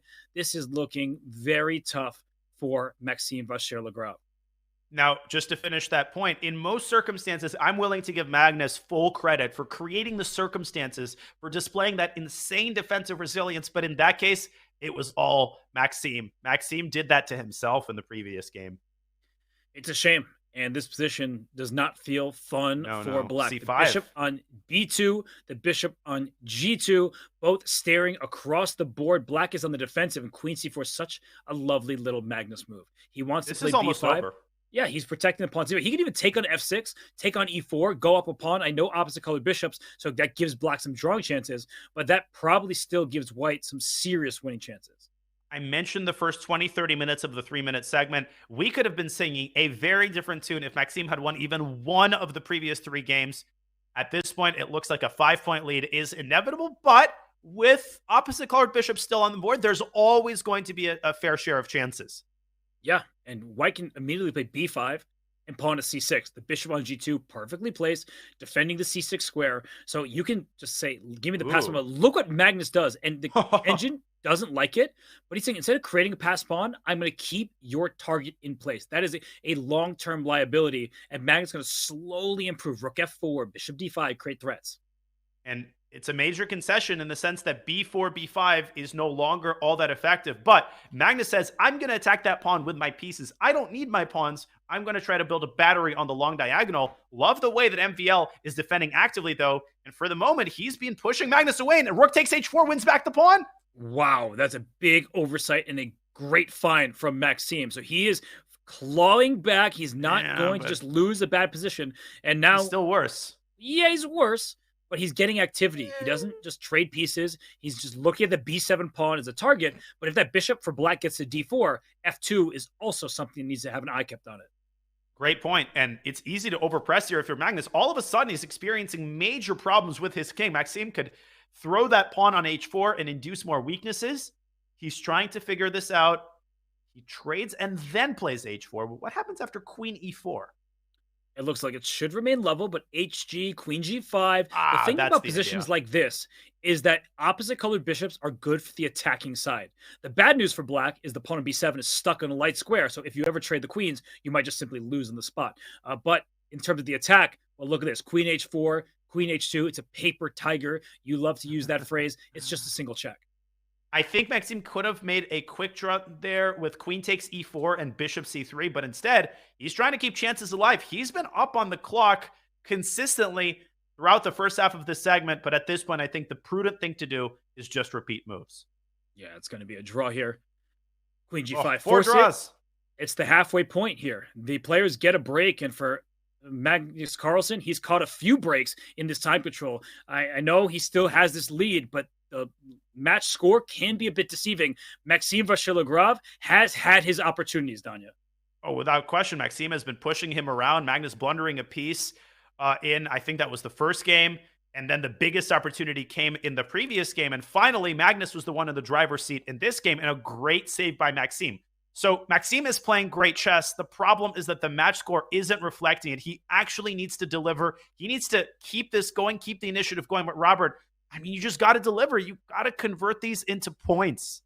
Yeah, at a certain point, there's no consolation prize, right? Getting good position against Magnus is not enough. You need to win those games. We'll see if Maxime is able to do that. On the flip side of this break, this is the Speed Chess Championship semifinals. Magnus Carlsen versus Maxime Vachier-Lagrave.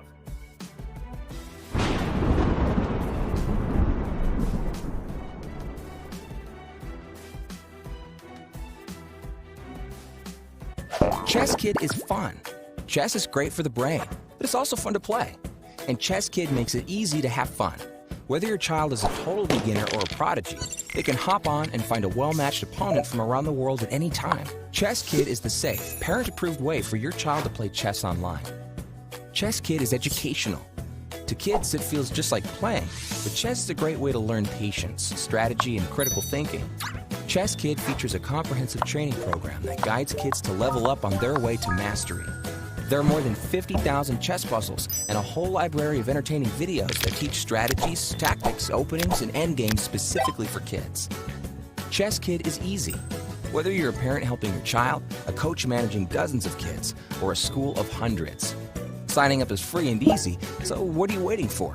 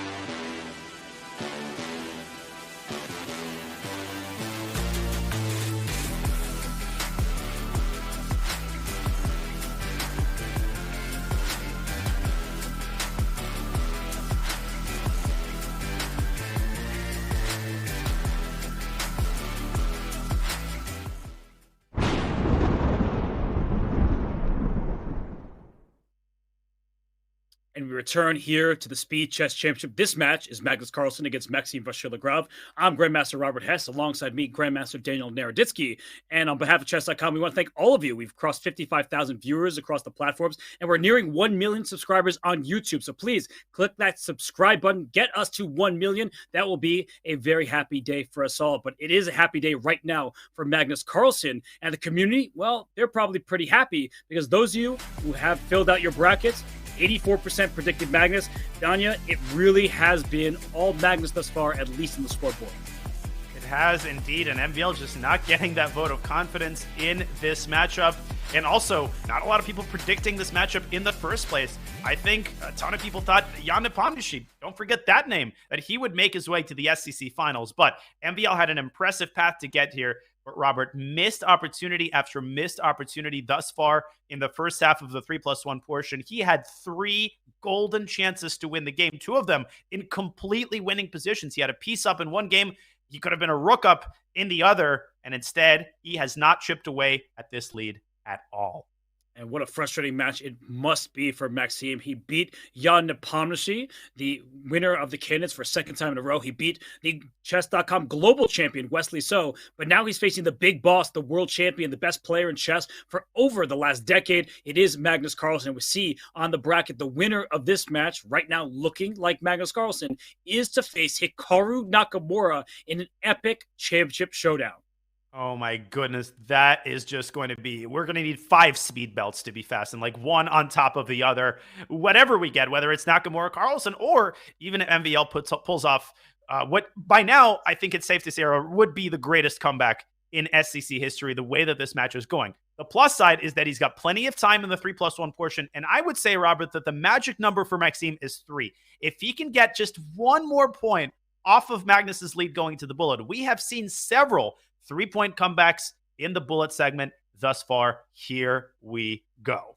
I think it's a good point, though. And I think we should reiterate that if Maxime can win just one game in this time control, he has a chance, because bullet chess is sloppy, right? Yeah. You make mistakes happen. Even Magnus Carlsen will blunder in bullet. He blundered in blitz. So I'm with you there that one game needs to be won by Maxime, just barely, and don't make lose. A dent in the lead. Oh, and don't lose. Yeah, let's not forget. I think that goes without being said. But where you have an Italian game, Magnus backs the bishop to a7. I just always said it, love Robert. these So I just said it. Okay. You know, I'm okay with it when you say it, as long as it doesn't happen. If you're a Maxime Vachier-Lagrave, but look at this, Danya, rerouting the knight. Bishop on a7. Oftentimes the pawn is on a6 for black in this variation. But with the pawn a5, you stop the pawn push b2 to b4, but you do give up that b5 square. It may seem unimportant, but often white plays the move bishop b5 in variations. But this structure has become increasingly popular. If you don't know anything about this position, you might say, hey, I learned that when a pawn reaches e6 like this, it controls all of the key central squares. It restricts the knight on e3. So visually, black is a good position. Also, black has the semi-open f-file. I always prefer these positions from black side, but somehow the engine always feels that that white is slightly better here. There is the move d4, but French style, there's the exchange sacrifice on f3 that you have to keep track of on every move. It's reminiscent of rook takes c3 a couple of games ago from Maxime's perspective. There it is. I mean, if this were bullet, it would have been played instantly. Magnus thought for a little bit. Now knight f4 comes with tempo, things like that. Oh, goodness, this doesn't look pleasant. Oh, your speed belt is unfastened if you're Maxime, and the roller coaster is shaking. Black's pieces are streaming into the king side, and the other knight, Robert, let alone the pieces already on the king side. If the other knight appears on h4, the death knells are going to start to toll. Did you see the eval bar, by the way? It stayed at like 0.7 for black, and then went down to 1.5. So the more depth that the engine gains, the better and better it looks for black. But I guess rook f8 was a misstep by Carlsen, because after king h1, now it's starting to feel like, well, where's the follow-up? Knight e7, knight g6, knight h4. It's time-consuming, and maybe white has time to strike with d4. You need to get some activity for yourself while you're defending your king side. You have to, and Maxime does just that. Great minds think alike. Maybe get the queen out from f1. The problem with that is that there's always going to be queen h5 to h3. So for the time being, the queen on f1 is pegged into place. The knight is jumping into h4, and Maxime doing everything he can to keep his king side from falling apart. Yeah, but even No, he's trying to fight tooth and nail. It looks so ugly for that white king. I mean, right now, moves like knight to h4 look very pleasant. I also want to kick the knight from g4. It gets trapped if my queen were not there. So queen h4, followed by pawn to h5. Where's your knight going exactly? That's an amazing move because automatically you would go knight g6 to h4, but Magnus stops at the drop of hat, switches on a dime, and h5 is coming next. And Robert, once the knight is kicked away, it's going to be kicked away to e3. I think Maxime has to move his rook. Knight to h3 is going to acquire much greater potency, and it might even win the game. Yeah, because f2 and f3 will be under attack, right? Exactly. F2 was defended, but knight h3 attacks it. The rook on f8 stares down f3. Now, rook c3 does attack c7. That could be a little bit rattling for a player who's already down material, but I believe that rook takes c7 isn't actually that worrisome, and knight h3 with h5 to follow looks very strong. And if we bring up an analysis board real fast, I think you should start with knight h3 because if you play h5, if we go down that line, knight h3, white has the move knight g2. Looks like black wins on the spot, but no, remember the queen is hanging, and here you actually have to force the repetition with knight h3 and knight f2. They're going down this line exactly. Back we go to the live board. Knight g2 is on the board, and Magnus, I think, just doesn't want to play for a win here, just wants to make a draw. Or will he play queen f2? Oh, wow, yeah, he could. No, he's going to make a draw here. And I think it makes sense, right? We have the evaluation off to the side of the screen. We don't have the moves, but we can see that our black is better. Magnus is like, oh, this looks interesting. I have some play here. But if I can force a draw at minimum, why not? I have a 4-point lead in this match. Which makes perfect sense. It's a sensible decision. Magnus milking some time off the clock. I think he's thinking about queen f2, but probably he's already decided to make the draw. He's just kind of pulling a Hikaru. Could he play a move like queen e7 as well? Just try to protect the c7 pawn. How bad does it get for black? That's the big question Magnus is asking himself. Because if he retreats his queen, he is down in exchange, and then he doesn't have an attack anymore. So I think knight f2 check feels like the smartest reply. He plays it, and he also wasted some match clock by deliberating for a little bit there. I wonder if we've ever had 5 draws in a row in an SCC match. And none of these draws came for lack of trying. All of them were incredibly competitive. But nonetheless, I think this might be, I don't even think we've had 3 draws in a row. Yeah, no, all of those games, I mean, they were really duking it out. And we see another ready system. It turned into an English in some of the previous games. But we see Magnus Castle, and will he strike with the move c4 here? Sometimes he'll strike with d4 instead. And Magnus, he's shown a predilection this entire match for just like avoiding mainstream theory. And I really like that decision. These types of positions are rather theoretical, though. There is knight d4 to b5, and there's a famous draw, Robert. Knight b5, bishop e6. I've made this draw before, and then the knight drops back to d4, in turn forcing the bishop back to c8. Of course, Magnus, he wants a little bit more out of the opening than that. And these positions, oftentimes black tries to figure out where to develop the knight. Here goes the d7. Knight c6 may have cost black a pawn, which is why he goes here. And knight c5, not an outpost, exactly as we see here. Bishop went to a3, queen to b3. No bishop e6 for you. If you take on d4 with your dark square bishop, your king is unsafe. So it means that for the time being, black has to spend some time trying to push pawns and pieces. The bishop on c8 stuck at home. I never totally understand the appeal of these types of positions from black's side. I get that white's queenside pawn structure is damaged, and if you can keep white's initiative at bay, then eventually those pawns can make their presence felt. But you see something interesting here. I thought bishop e7 was a one-move blunder, but of course bishop a4 is the response, already threatening to win an exchange. So look at that. Magnus accidentally allowed the bishop out of its cage on c8, and that is good recognition from Maxime. Maxime has been sharp throughout this 3-minute portion. Make no mistake, he's played excellent chess. It's just in those time scrambles that he's kind of lost his mind a couple of times. I think he's probably slightly better, and he's again up 40 seconds on the clock. I'm a broken record. He's got yet another chance. Can he pull this one out? He's played better than Magnus has in the 3+1. I feel pretty confident in that. I mean, Magnus was down a piece in one game. There are other games where Magnus has been in trouble, is back against the wall, but Magnus does not go down without a fight. He bends, but he does not break. And right now, after this bishop a4 threat, does he move the queen away? Does he move his rook up to a square like d3, which looks a bit awkward, but might allow you to double rooks on the d file? I'm not entirely sure. Knight b5 comes to mind. I feel like it's in the spirit of the position. White has to stay active. That's the only big advantage that white has, is better placed pieces. But after knight b5, you have to calculate. Obviously, bishop takes b5 and queen takes c3.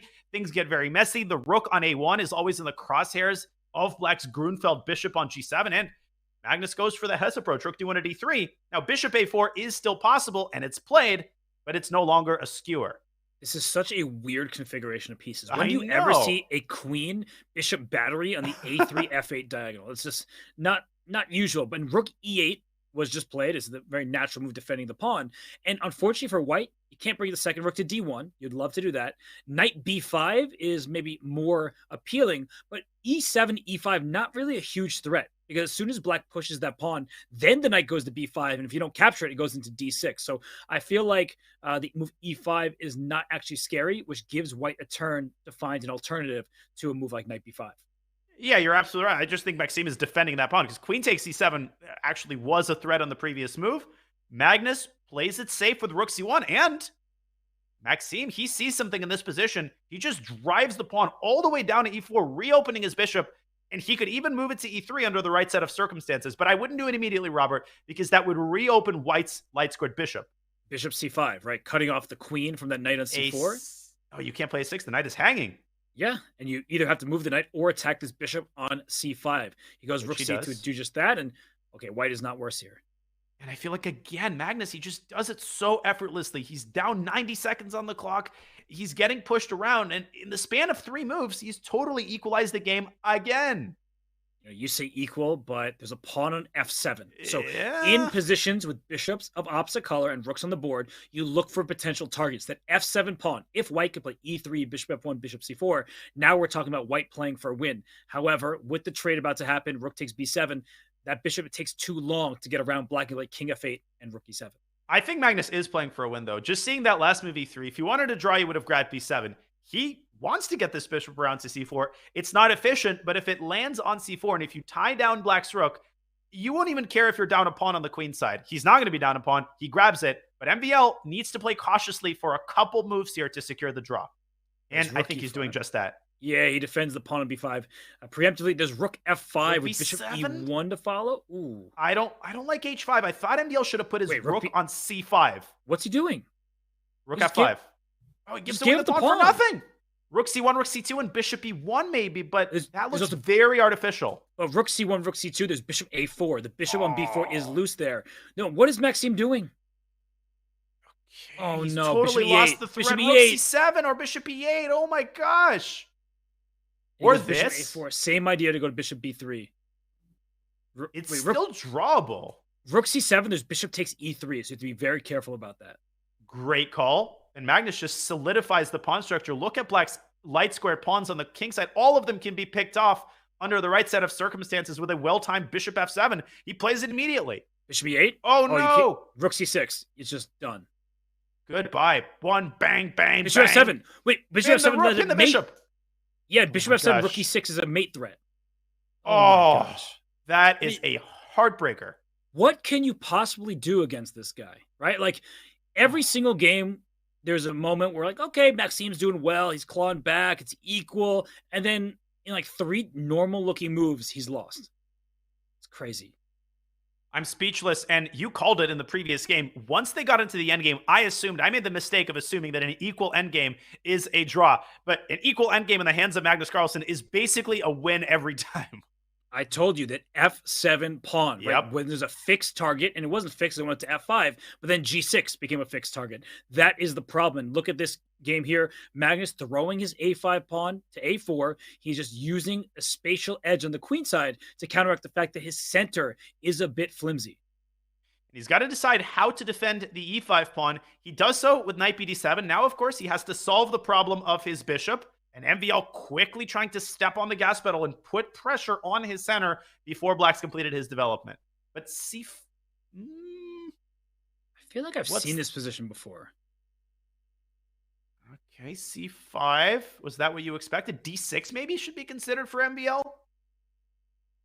I feel like some kind of Fallujah game was in this exact position before c5, but that's neither here nor there. Knight comes up to e4. Is d6 a threat? When you have a pawn that can push the 6th rank, you should always consider it. It opens up the bishop on a2, which is slicing across the board. That can actually be quite scary for black to deal with. The bishop is sniping at f7. The knight can jump into g5, and white's position is going to start to breathe if Magnus allows this to happen. So queen e7 comes to mind, hitting the knight and protecting d6.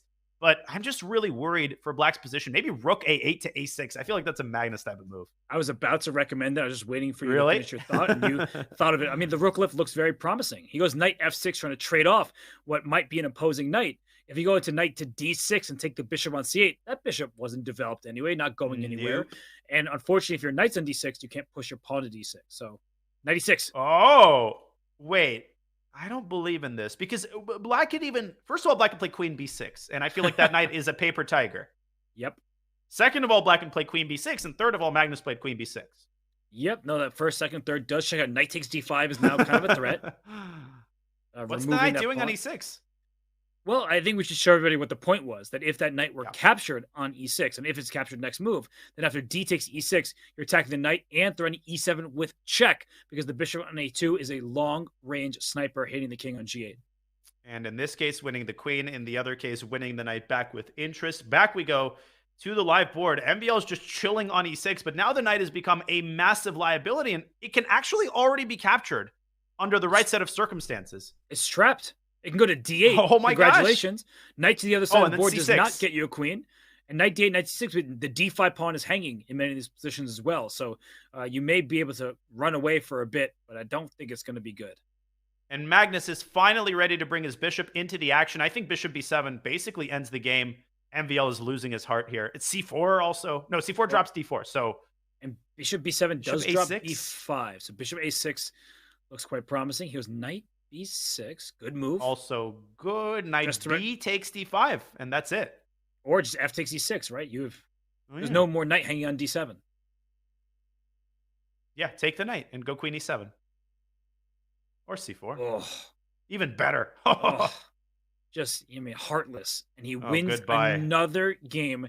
He is up by 6 points, Danya, and that was a dominant display right out of the gates.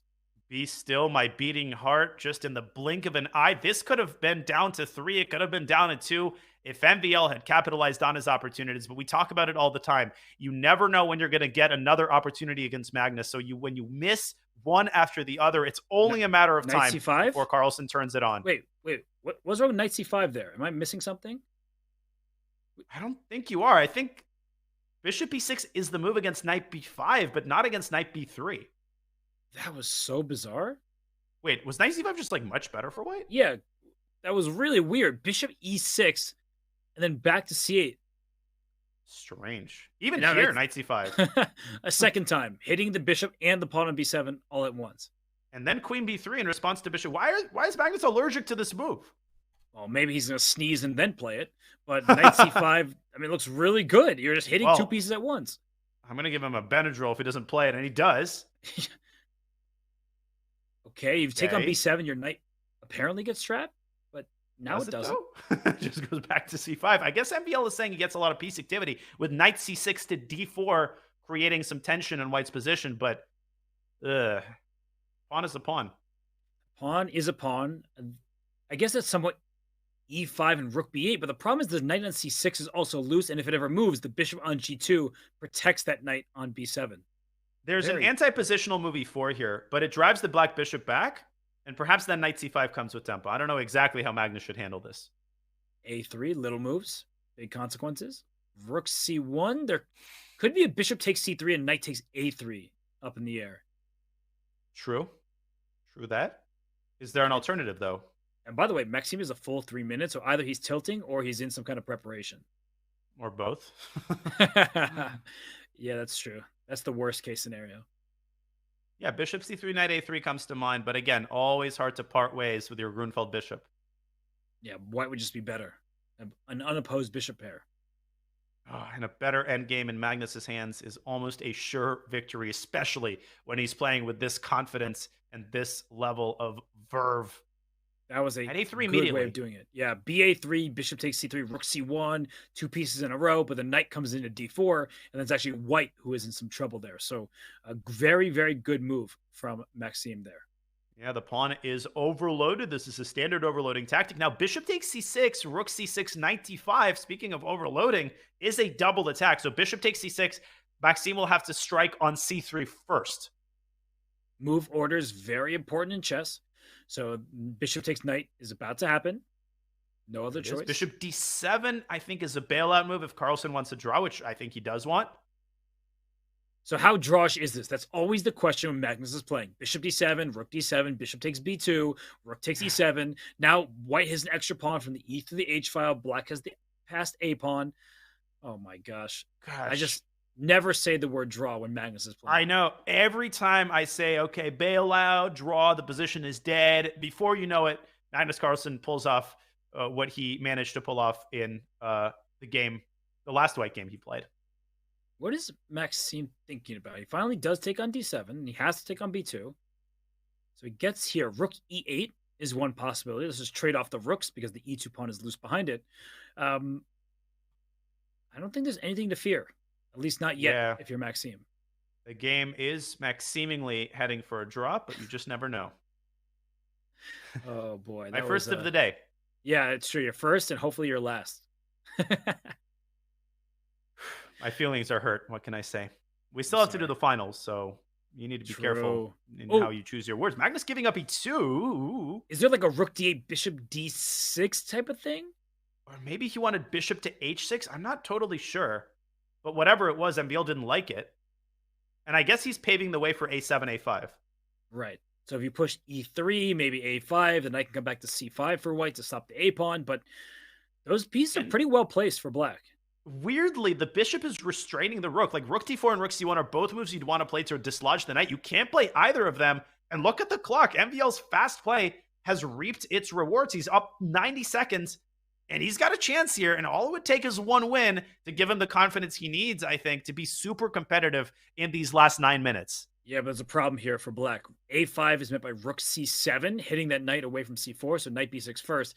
And if rook c7, there's knight d5, so the rook comes back to d2. Uh-oh. You know why I actually kind of like white's chances here? Is the safer king. But now the bishops are off, there's nothing major. I feel like it's so easy. When you're tilted, it's very easy to miss a fork. I know that's a weirdly specific statement, knight but d6? you're just like rook c7, right? Knight e8 check. So easy to miss. That would be tragic. But even knight b5, you have to go knight c8. That's such an ugly defensive move to have to play. Exactly. Oh. Okay, king f8 blunders knight f6. Oh my god, but king g8 blunders knight f6 as well. He has to go to h8. Wow. And you called it. King safety. Magnus is going to drive the pawn up to g5 and create mating possibilities on the 8th rank. So knight d5 is possible there. H4. No. He's just going to move his knight around a bit. Now he goes H4. G5. If you take, and he's going to go F4. And he might even sack E3. Oh my god. And rook H2. Oh my god, he could get mated there.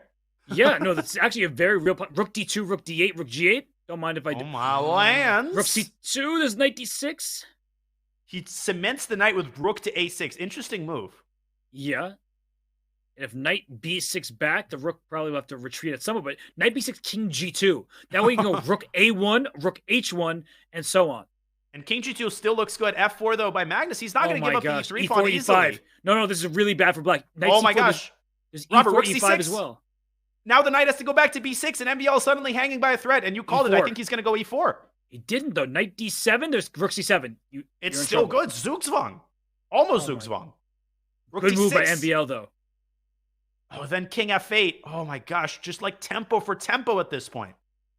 I'm pushing that E-pawn if I'm Magnus. Where's he going? Knight D6.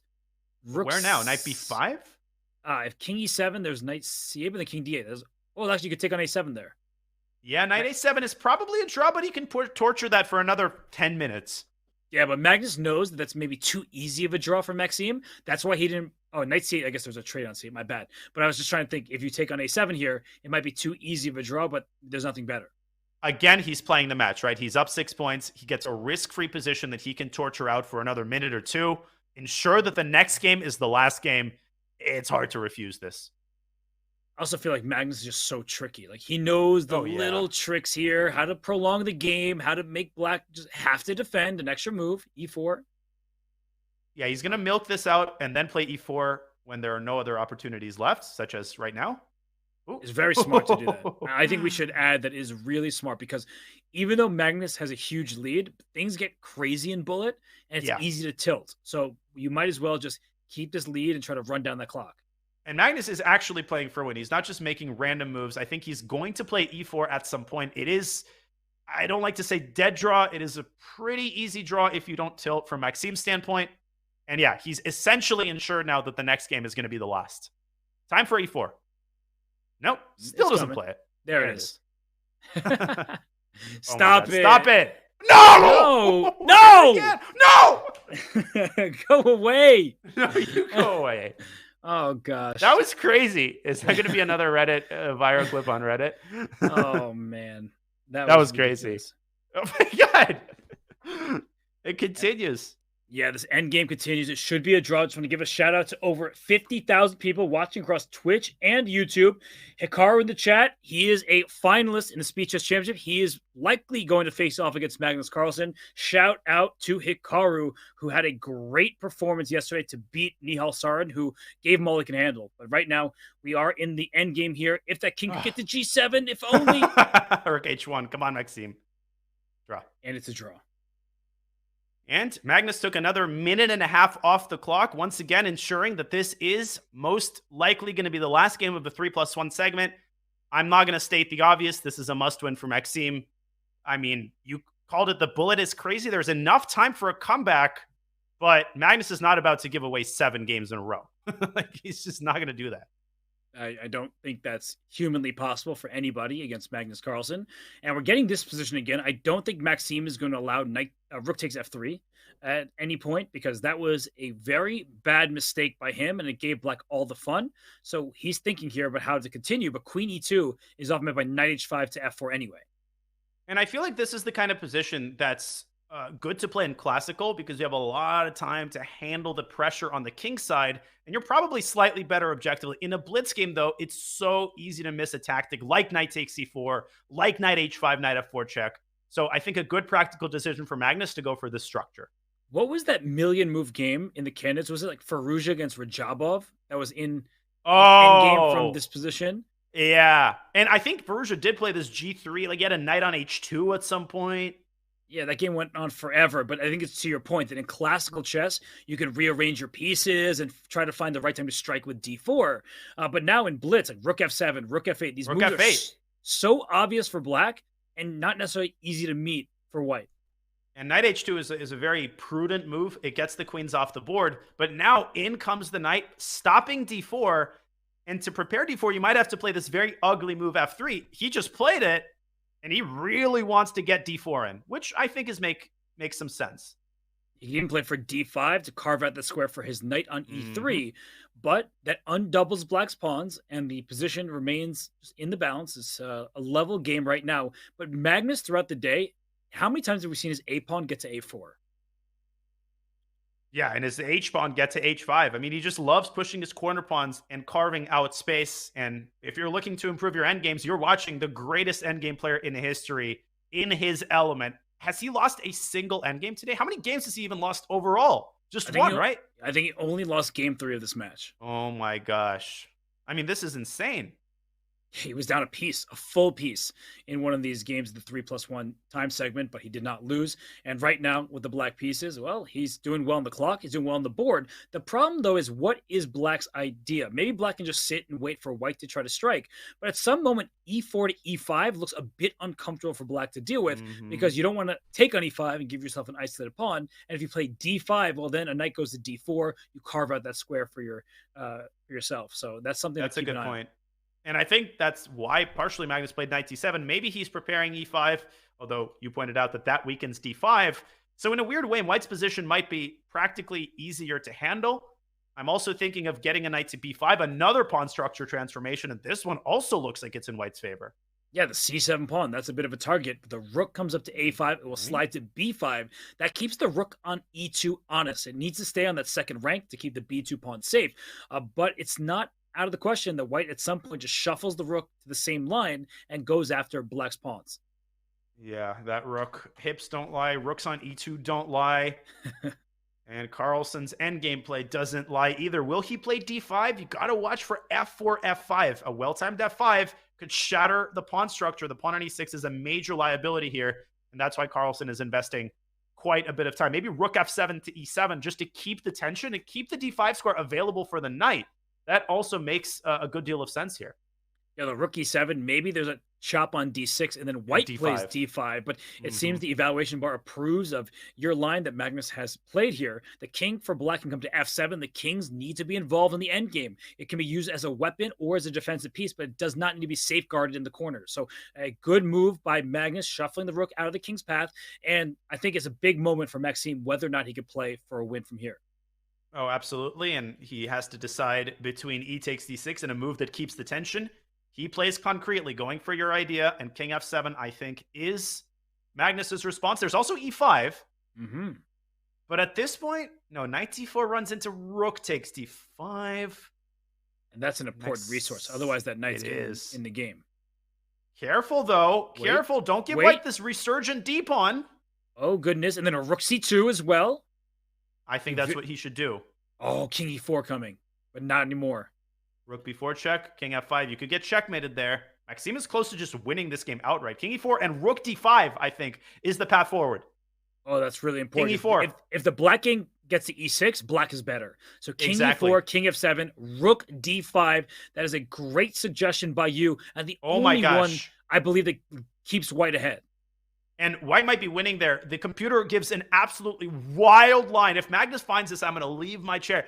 Let me show this really quickly on the analysis board. King f7, rook d5. Apparently, the only move is rook b6, king takes c5, and now rook d7 to e7 check, and a temporary sacrifice to get this pawn in a vulnerable square. And somehow, black is close to holding a draw here. This might still be winning after rook e5, but let's settle in and watch.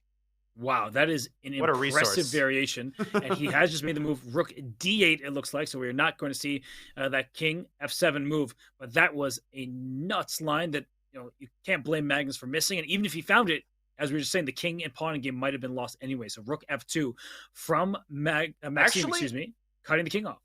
Rook b6 here, intending king takes e5, rook e8 check with a similar type of idea. If the king goes to the d file, rook takes d6 and rook d8 picks up the rook. The problem is that you don't have to play... Okay, he goes rook e8, but now rook d5, he wants a check on b4. Magnus holding his own somehow. Maybe it's time for d7. What do you think?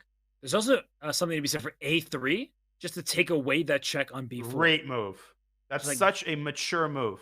Good and call. It's a Maxime Vacher-Lagrave move. He's just saying, you are not going to check me. So when I go rook d5, you're going to have to move your rook elsewhere, and then I'll play d7. I'll go king takes e5, and I should be able to scoop up the pawn, and then with it, the game.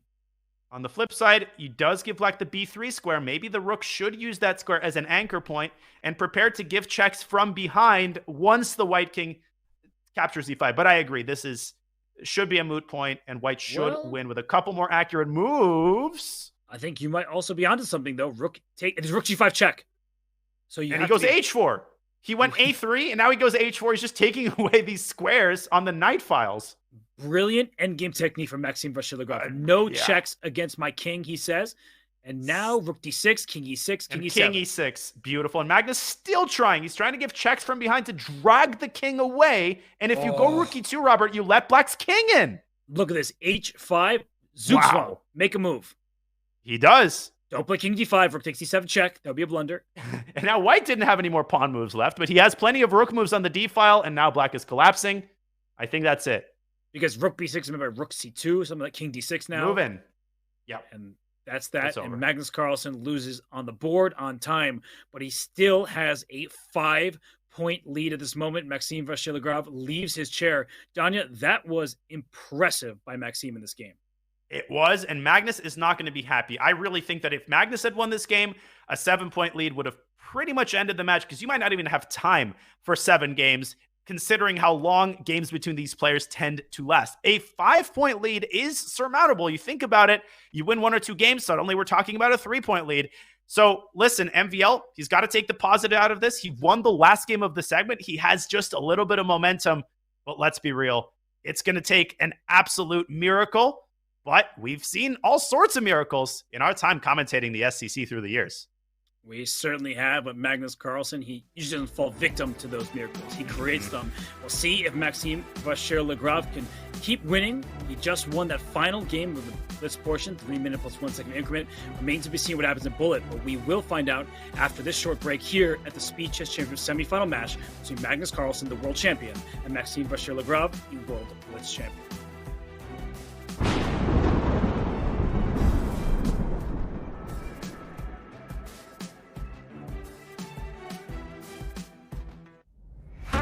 Now you can use gifts from the biggest chess stars on all your favorite platforms. Just search chess.com and your favorite chess star on Discord, Twitter, WhatsApp, and more to find hundreds of gifts from chess.com's biggest broadcasts and events. Nepo, Danya, Fabi, Anna's, and even me, Danny. Try it today.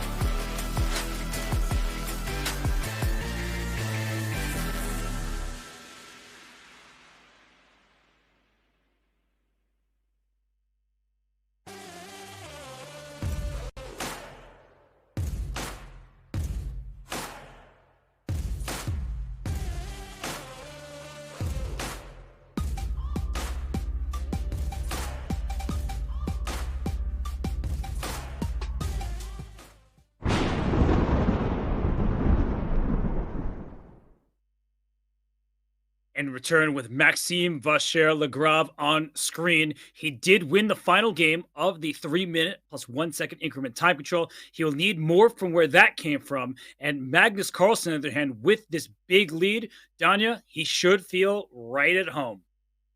He is. He seemed comfortable all match. He's been leaning back in his chair. He just seems comfortable as comfortable can be. He is in a state of flow, and he has been for the entirety of the SCC. But MVL, he needs something crazy to happen in this half hour. He needs his pieces to flow. I mean, he has been playing quite well, but there have been moments where he's let his advantages slip. He just doesn't maximize the pressure that he's had. And here we see another little ready English. Maximize, I see. I see who's criticizing my puns, but here we go. He needs to start early. He needs to win with both colors. And most importantly, just needs to get double-edged positions. And he needs to win some time scrambles, something he struggled with all match long. Carlsen, Benko Gambit style. He wants to bring the hammer down early in the bullet segment. I think this is a good double-edged position that you were calling for Maxime. With the black pieces, he's up a pawn right now. D4 is loose. There's pressure down the B file to B7 as well. And, well, can you keep this pawn? That's the big question. Maxime going after him with D3. Now he's got an anchor point on C2 for his knight, but you don't want to go knight C2 too early because the rook does have the A2 square. The bishops are traded. Black is making progress. Maxime better here in the early going of game one. I think Magnus wants like a bishop A3 to take this knight, go for the D. Ooh, okay. That's a nasty little check. You can't castle. That's the good news for Magnus. The king cannot get to G8 just yet. Carlsen could have traded everything on D7, won the pawn back on G7, but Maxime would have had that massive passer on... Okay, knight D7, queen B4? Knight D3. Oh, he just wins the pawn back. Yeah. No more problems for him. Big pawn. And queen b5. Look at that move. He didn't want to trade off things in the A file. He wants to win a pawn here as white. Knight takes b4 does get him a pawn. Oh, he's going to grab it. Maxime has taken his foot off the gas pedal again, but still, black has some concrete chances. White's king definitely doesn't feel comfortable here, even with only a couple pieces remaining. And Magnus, he's sitting at the, he plays d4 to stop that knight e5, allows the queen trade. This has to be better for black with the outside pass pawn. Rook a2 infiltrating. The knight ensconces itself on b3, but it's chased away immediately. Rook d1, though. This is a big moment, I think, for Magnus. He needs to get some activity for his piece and get behind that pass pawn. Agreed completely, and Maxime keeps the tension with h5. Magnus. Wow. No, but now it's a draw. Knight takes c5.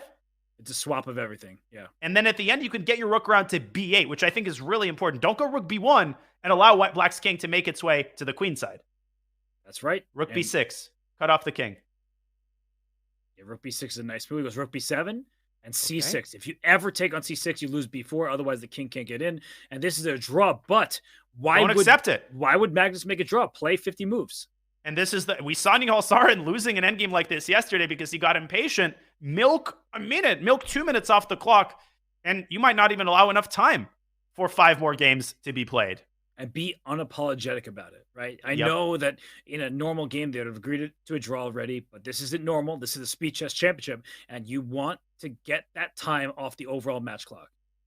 As we saw yesterday, you can lose this endgame. You get impatient, you pre-move rook b3, and that's all it takes. But Maxime's going to hold this together, but not before 45 more seconds go off the match clock.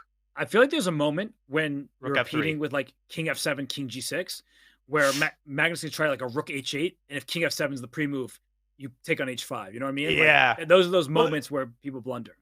Well, that and you can offer a rook trade at the right moment, because then any pre-move on the third rank would have blundered the rook. Right. In any case, we get a repetition. Magnus got some more time off the clock, and a 4 knights scotch essayed by Maxime. He needs to start winning right now. Well, he has a better pawn structure, that's for sure. White's pawns in touch with one another on the queen side. Black with the isolated pawns. But look at the development for black. All 3 minor pieces are out. White's queen side undeveloped. And you can play rook b8. There is rook d1. Then there's c6 to protect that knight on d5. I think black is steady right now. Black is steady. Everything is solid. He can play c6 immediately, and he does, just to remove the headache of the knight being undefended, and now move the queen away from the pin. Maybe queen b6. Looks compact, looks comfortable for Magnus. This is a good bullet position. Bishop f6, I think, completely neutralizes whatever edge White might have had a little bit earlier. And you can just take on d5. If White starts taking everything, they're back rank problems. I don't think you want to take on d5 right here with the queen. Oh, this is bad. Robert, this is not the way to beat Magnus in a bullet game. Queen f6. Bishop f6 played? Similar idea. D4, your rook on a1 thankfully is no longer under attack, but you can just push that d pawn up the board. I mean, this is just too simple of a position. Ooh, there's mate on e1. He couldn't take it. He's lost a pawn. And MVL desperately trying to create counterplay, but it's too late. h6, bishop takes h6. That's his idea. Actually, it's not so simple for black to stop g5. Maybe you can even consider the move g6, but then that walks into bishop to d6. That's not what you want. Maybe bishop d8 to b6. Like, just reroute the bishop to a better diagonal. He reroutes the queen and stops g5. Good move. I really like that choice. Gosh, and Magnus puts his queen on the perfect square. How does he always find these squares for his pieces? It's honestly crazy. Yeah, you can play rook e8. Everything is safe and sound. G5 out of the question. H4, you just drop the H pawn. So where's that rook going? I don't really see anywhere that threatening. And he pushes the D, rook d8. I know where the pawn is going. Queen d5. It's going to d1. But b3's hanging, actually. Why trade queens? MVL's not going to hold this, is he? Take it. d3 can't be captured. The bishop on f4 is loose. Because d8 was defended. Mm-hmm. Oh my gosh. And now he's down 2 pawns and he's got absolutely nothing to show. Queen d5 again is a threat. Yeah, okay, MVL desperately creating threats. Take it and no, okay. That didn't work. Take it and push. I know what you meant. MVL still trying. A little something against that black king, but not for long. Nah, come on. Queen g6. Queen g6. Oh. H. No. Magnus just keeping the status quo, milking some time off. He knows he's going to win this game. He knows it's a matter of time. I love what you were saying there because that's how it must feel playing Magnus. No. Maybe no. Like that's exactly what happens. A6. Such a Magnus move. A waiting move. Rook c6, queen d5. He gets the queens up, but White's not losing this anymore. Yeah, but it's kind of a moot point because he got so much time off the clock. I think it's like that game where he sacked the exchange on f3. He's not going to be happy, but he just took another 5 minutes off the match clock and preserved his lead, and a great way to force the draw if you're Magnus. Yeah, although watch out for f5, f6. He h6 himself, getting some space for his king. That's really important here. And if Magnus can keep this game going, he can waste another couple minutes off the match clock. Hikaru would find a way to just, it's like, get all the meat off the bone. Every little sliver of chicken. Chicken winner, chicken dinner. That's the perfect bracket. Okay, it's a draw. So we still have a 5-point lead for Magnus Carlsen. We're getting back to knight f3, g3 systems. And for Maxime, he just can't quite win a game, and that's why he's getting into offbeat openings.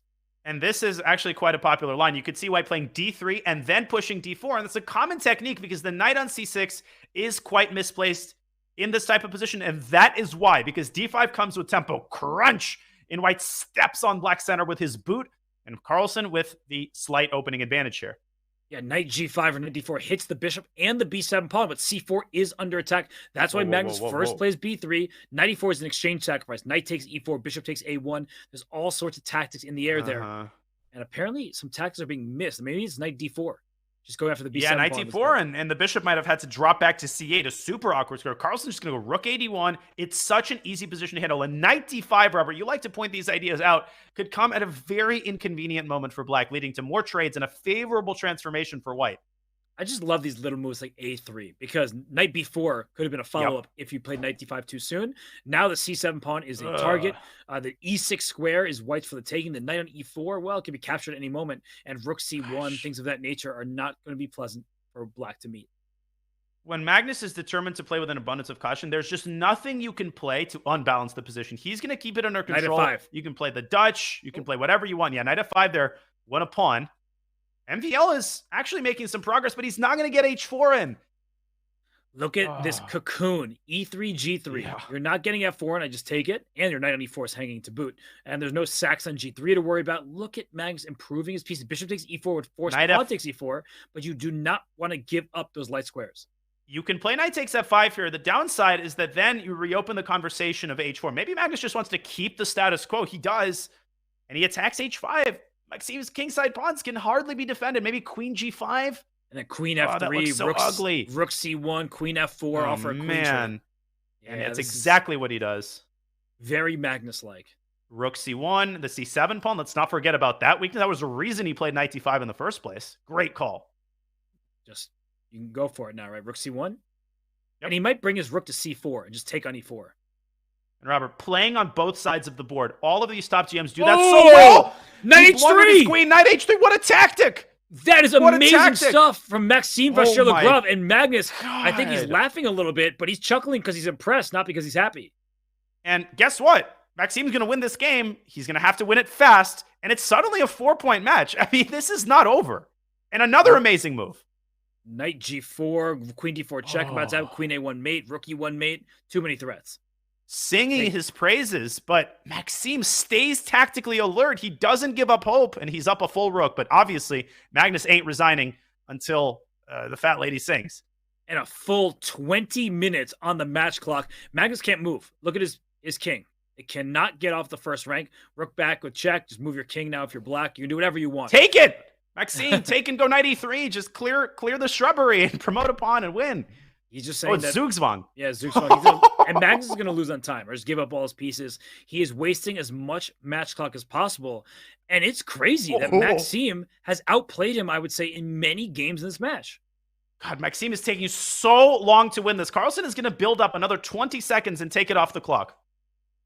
Stop the move before checkmate. You know what's hilarious is that top players are not often accustomed to making the best moves that avoid checkmate in 2 because they resigned way before that point. But Magnus did a pretty good job. He's not on the losing side of games very often, but he prolonged it well into down 19 minutes, barely over 19 minutes remaining. That's checkmate. And Maxime down to 4. He has a chance. He has a chance. There is time remaining on the clock. And Robert, the first step toward this miracle comeback is sow the seeds of doubt in Magnus's mind, because when Magnus is sure that he's going to win, the guy is totally unstoppable. So bring this down to 3 and start giving Magnus the heebie-jeebies. This is a crucial game, and Magnus ain't happy. He's not happy that he lost that previous game, because that was the match right there if he had won.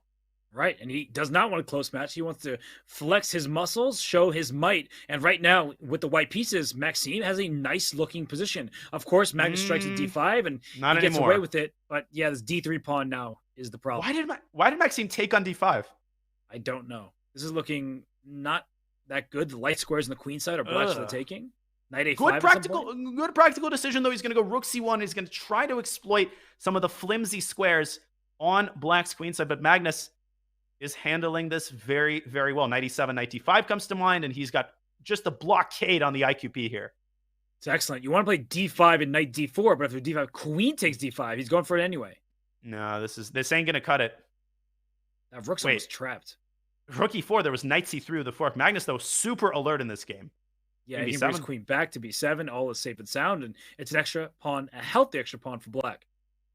Yeah, and the sound of Carlsen's victory starting to ring in MVL's ears. He needs to pull another comeback in this game. Some tactics, some intrigue, but the position, Robert, is too symmetrical. Where is this going to come from? Magnus just crushing him. The bishop couldn't move. The knight e2 was loose. Now you can just take on e3 with either the rook or the knight. He goes like this, and the e3 pawn, c4, b4. He resigns. Smart resignation. But unfortunately for him, the time is ticking, and he may have to win all the games from here on out if you're Maxime. He absolutely does. I think there is enough time at this point to get 5 games started, but the way this match is going, let's be real. The one game Maxime has won thus far, it was a fluke tactic. Magnus ain't giving him any more gifts in the bullet. That rook e4 move was awfully nice, though. It really was sick. Impressive. It was sick. Puzzle rush. Absolutely. But right now, with the black pieces, he's down a pawn. It's like a Scandinavian type of position where, are you ever going to get that pawn back? White can play queen b3 on demand. Carlsen likes to go a4 in these types of positions. But instead, he deploys his bishop, and he's just playing for simplification. A great match strategy given the state of the match right now. Carlsen playing with an abundance of caution, no risk. And every second that goes off the clock right now is golden for MVL. Yeah, queen b3 forces bishop takes knight. The pawn can take back. Even material, nothing to worry about in White's camp. So if you're Magnus, I think he's fake thinking right now. He's just spending some time. He's coasting. He's on cruise control. And all he cares about is milking time off the clock. He's more than happy with the draw. And this is not looking good for Maxime. Yeah, trades galore.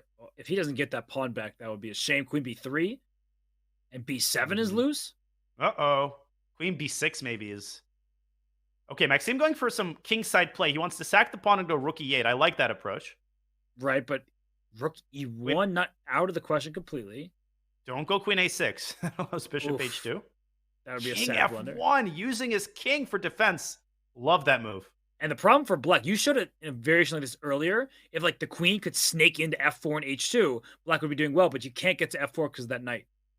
I think that was in the Marshall game. Good reference there. Queen e7, rook e1 is simple. a3 and rook e1.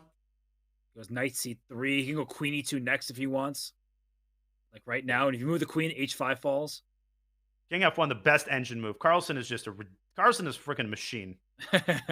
He's a little good at chess. I don't know if people know that. It's unbelievable how often he finds engine moves in critical moments. Just crazy. And now he's going to go for the queen trade. He should win this game. Yeah. And even if he doesn't win the game, a draw is good enough if it wastes another several minutes off the clock. For sure, Maxime trying and poking and prodding and chiseling his way into White's position, winning back a pawn, but he ain't getting more than that. And Carlsen going to keep his pawn advantage and keep on milking. I'm like wondering if this White King is going to go to C6 at some point, but now the pawns are all under attack. Actually, Queen B2. Queen B2 was there. He just keeps both A2 and B2 under attack, but now Queen E4 check forces a draw, I think. I guess it's a perpetual Queen H1, but we've seen the same story before. Carlsen can take some more time off the clock. He decides to allow the repetition. 14 minutes on the match clock, and Robert, again, he still has a shot, but again, he's got to be perfect from now on. He needs to win games and win them quickly, and we're seeing a Scotch game. We're getting a Danish gambit, not quite. D5, Bishop B5, Knight E4. Ooh. Whoa. An old line. Yes. Wait, no, bad line. What is he doing? It's a bad line. GF? No, I played this exact variation, something like this against it was against Etienne Bacro in the Blitz stream, like invitational Blitz event, and I got crushed from this line with White. I don't understand the zen of this line at all. He's down 2 pawns and he's getting mated. No, it's really it's move 13. I played this with White and it looked like this. It was horrible. Yeah, I mean, H5, easy play for Magnus, and unfortunately for Maxime, it does appear that his SCC run is starting to come to an end. Still, anything can happen. Well, not really, yeah. Not with Magnus. Not with Magnus. No, not with this position. I mean, Bishop D5 at some point. F4 wins the bishop. Brutal. Or even H4, but F4 closes off the rest of the diagonal. Yeah, H4, Bishop E5, Queen G4. The queens are coming off. That looks terrible. Queen F4, D3. Rook A D1. Yeah, Rook A D1, Queen G4 again. Just trade queens. Whoa. And intermezzo to avoid the fork. And he saw it so quickly. Queen G7, retreating the queen, hitting G2 with mate, and no more Knight B5 tactics. Unreal. No, just how do you beat a Magnus Carlsen that's this alert, that's this sharp, that's this fast, that's this merciless, that's this technical? He's up to 6 points, and Maxime with his last gasps here. And Maxime going for all pawns, no hope. The Caro Khan is essayed in this game. And will Maxime play E5? It is a committal move. It unfortunately will give him an isolated pawn, but at least breaks in the center. And at this point, Danya, with still 12 minutes remaining, there's a lot of chess to be played, but it's not going to matter because when all is said and all is done, Magnus Carlsen will be facing Hikaru Nakamura in the Speed Chess Championship final. And as we start to draw some conclusions from this match, I really think that Maxime's best chance for a comeback came at the start of the 3-minute portion. You could argue that maybe even in the bullet, if he had won one of these games, if he had brought this lead down to 3, which was possible, he would have had a shot. But realistically, I think the match got away from him when he missed those, let's say, 3 opportunities in a row. Rook takes E4, Knight D6 ends the game. Yep. And another one bites the dust. If Rook C1, you just take back. You can't take on D5 because Bishop C4. Oh, you don't even take on E8. You just play Bishop C4 and win the queen. And if the queen moves to D7, you come around and take the bishop. MVL is going to resign this one. Brutal chess from this is what Magnus 3,300 does. Rating, by the way. Magnus just reached 3,300 bullet. He is not toying around. All right, MVL, you can slow him down now. Don't let him get to 3,340. I wonder why you would say that. I don't know. But the way he's going, nobody can stop him right now. No, he's in good form. He was shaky, if we're being honest, at the end of the 3+1. So, or threat 3+1, really. But he was just masterful in the 5+1. And here in the bullet, he also has been a man on a mission. I'm going to repeat what I said earlier, Robert, which is that it's human nature. You go up 5 points. You take your foot off the gas pedal. You relax a little bit, and often you let your opponent back in the match. And we saw that a couple of times in the SCC. Magnus literally does the polar opposite, right? He goes up by 4 points, and then he just rattles off 5 games in a row. And even now, he's not relaxing. He's playing the best bullet that he's been playing all SCC long, and it comes at a moment when the match has already been decided. Yeah, it's pretty amazing. wild.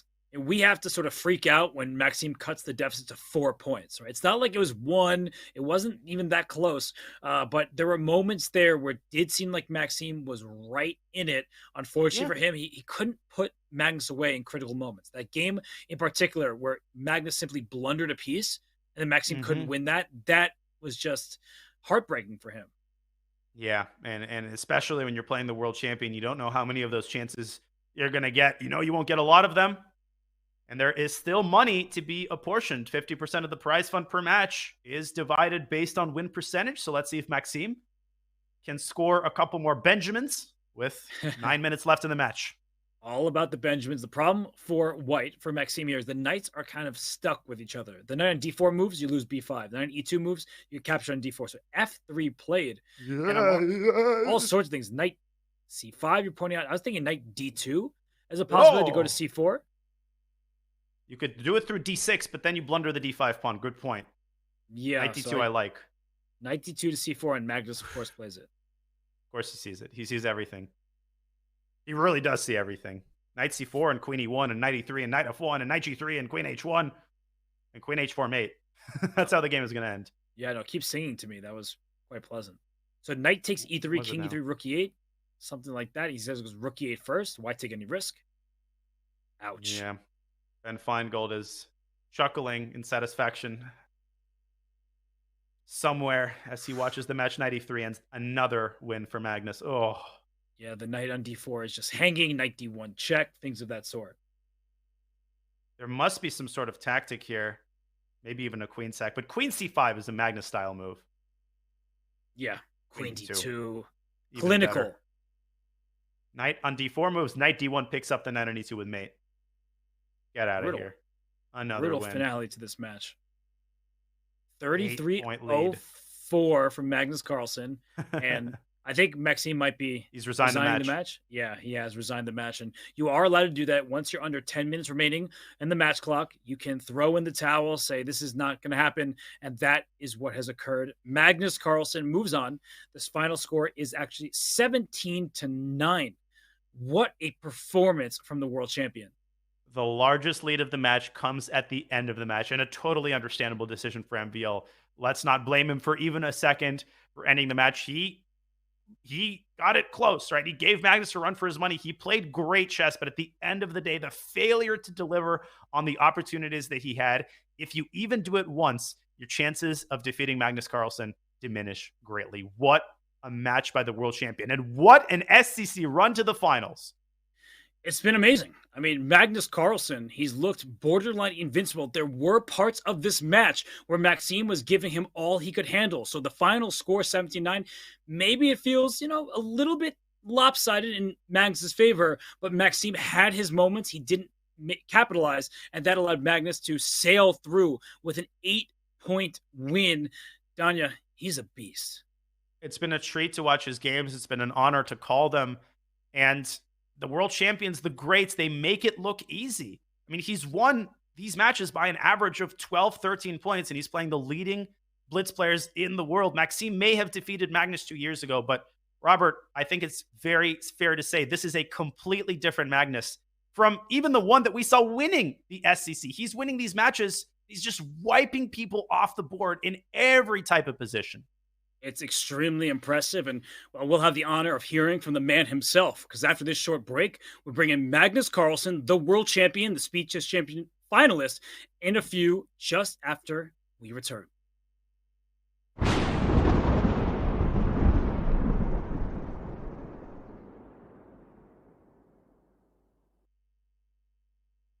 Your subscription makes shows like this possible, which is why our Twitch subscribers will never see ads on chess.com. Connect your chess.com account and Twitch account at go.chess.com/connectaccounts, and bang, boom, voila, you're done. 100% ad-free bliss forevermore.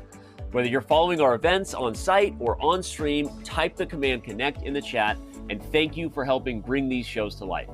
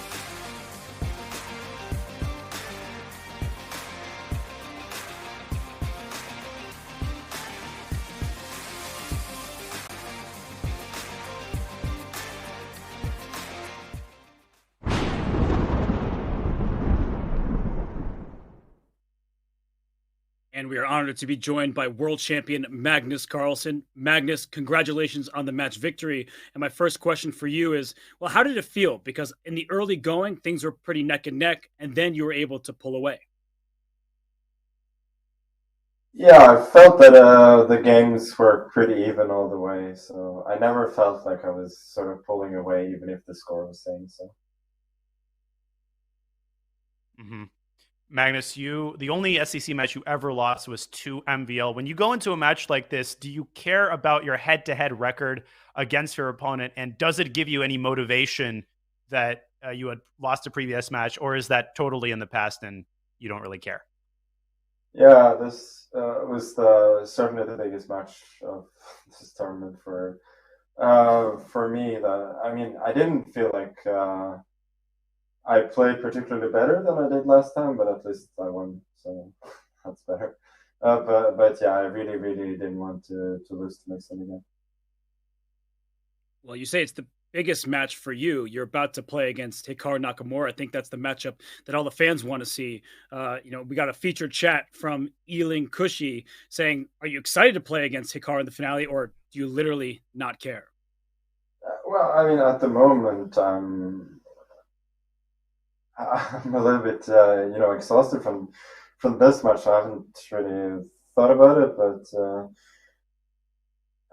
no, I'm very happy to be in the final. I mean, even though my level was not great today, I mean, hopefully being in the final takes some of that sort of pressure off, or some of the feelings of unease that I had from losing that match against him 2 years ago, and hopefully I can play better on Sunday. I mean, that's what it's really all about.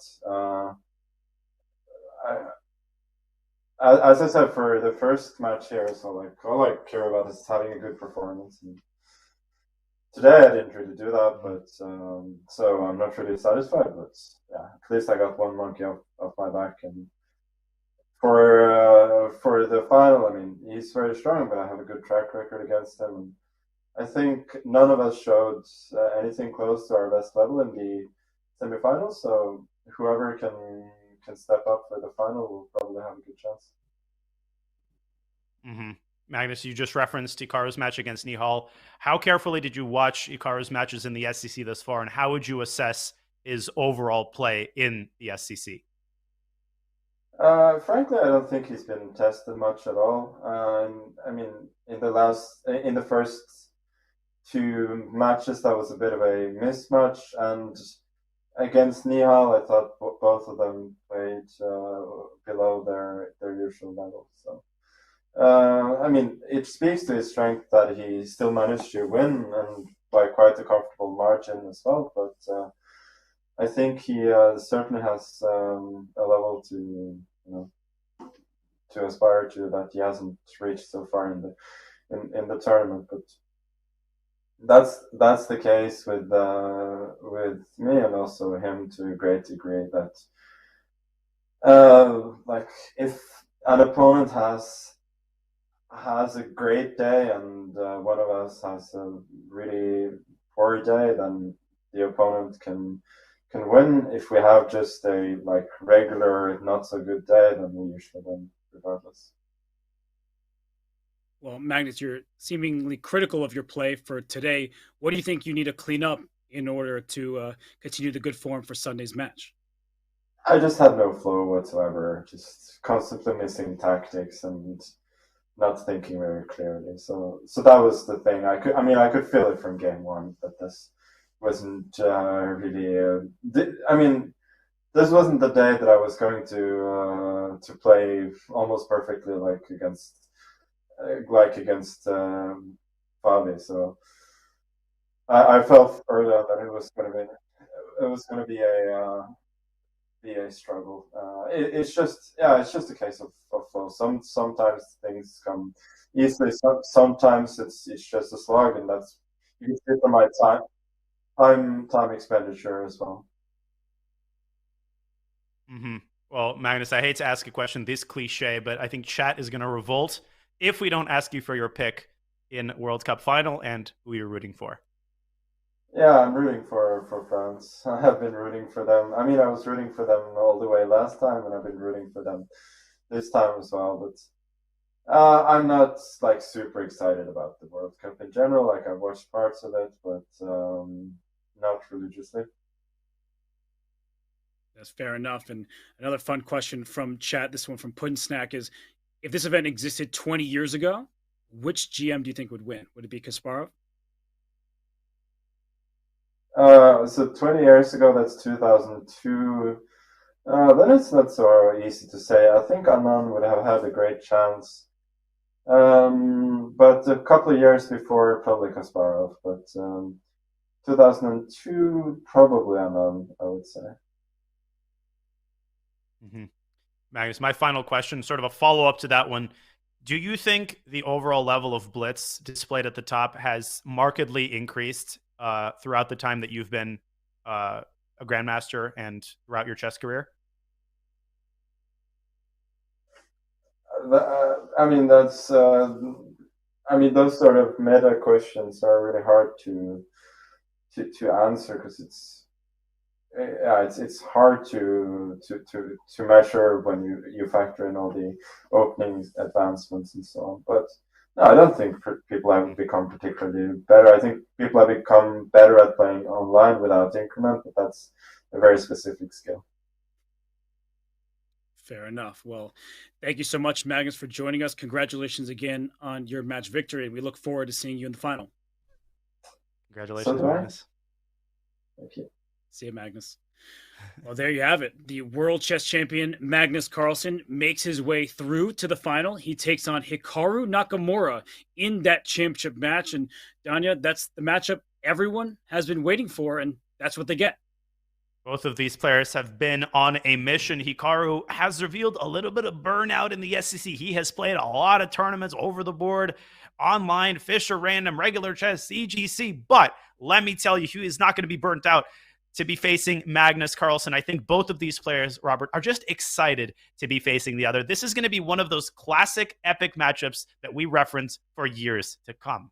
It certainly will be. And while we're excited for that matchup, we're also excited to make a huge announcement that just happened because chess.com wants to thank you, all of the members. 100 million members reached when the site was launched in May 2007. It was just a dream to bring chess to the global mainstream. But today, December 16th, 2022, we are watching the dream become reality. To celebrate 100 million members, chess.com will be hosting a 100 million member event in February 2023, a 100-hour-long stream here on twitch.tv/chess. Wow. Jam-packed with your favorite chess streamers, Danny Wrench, contests, merch giveaways, and more.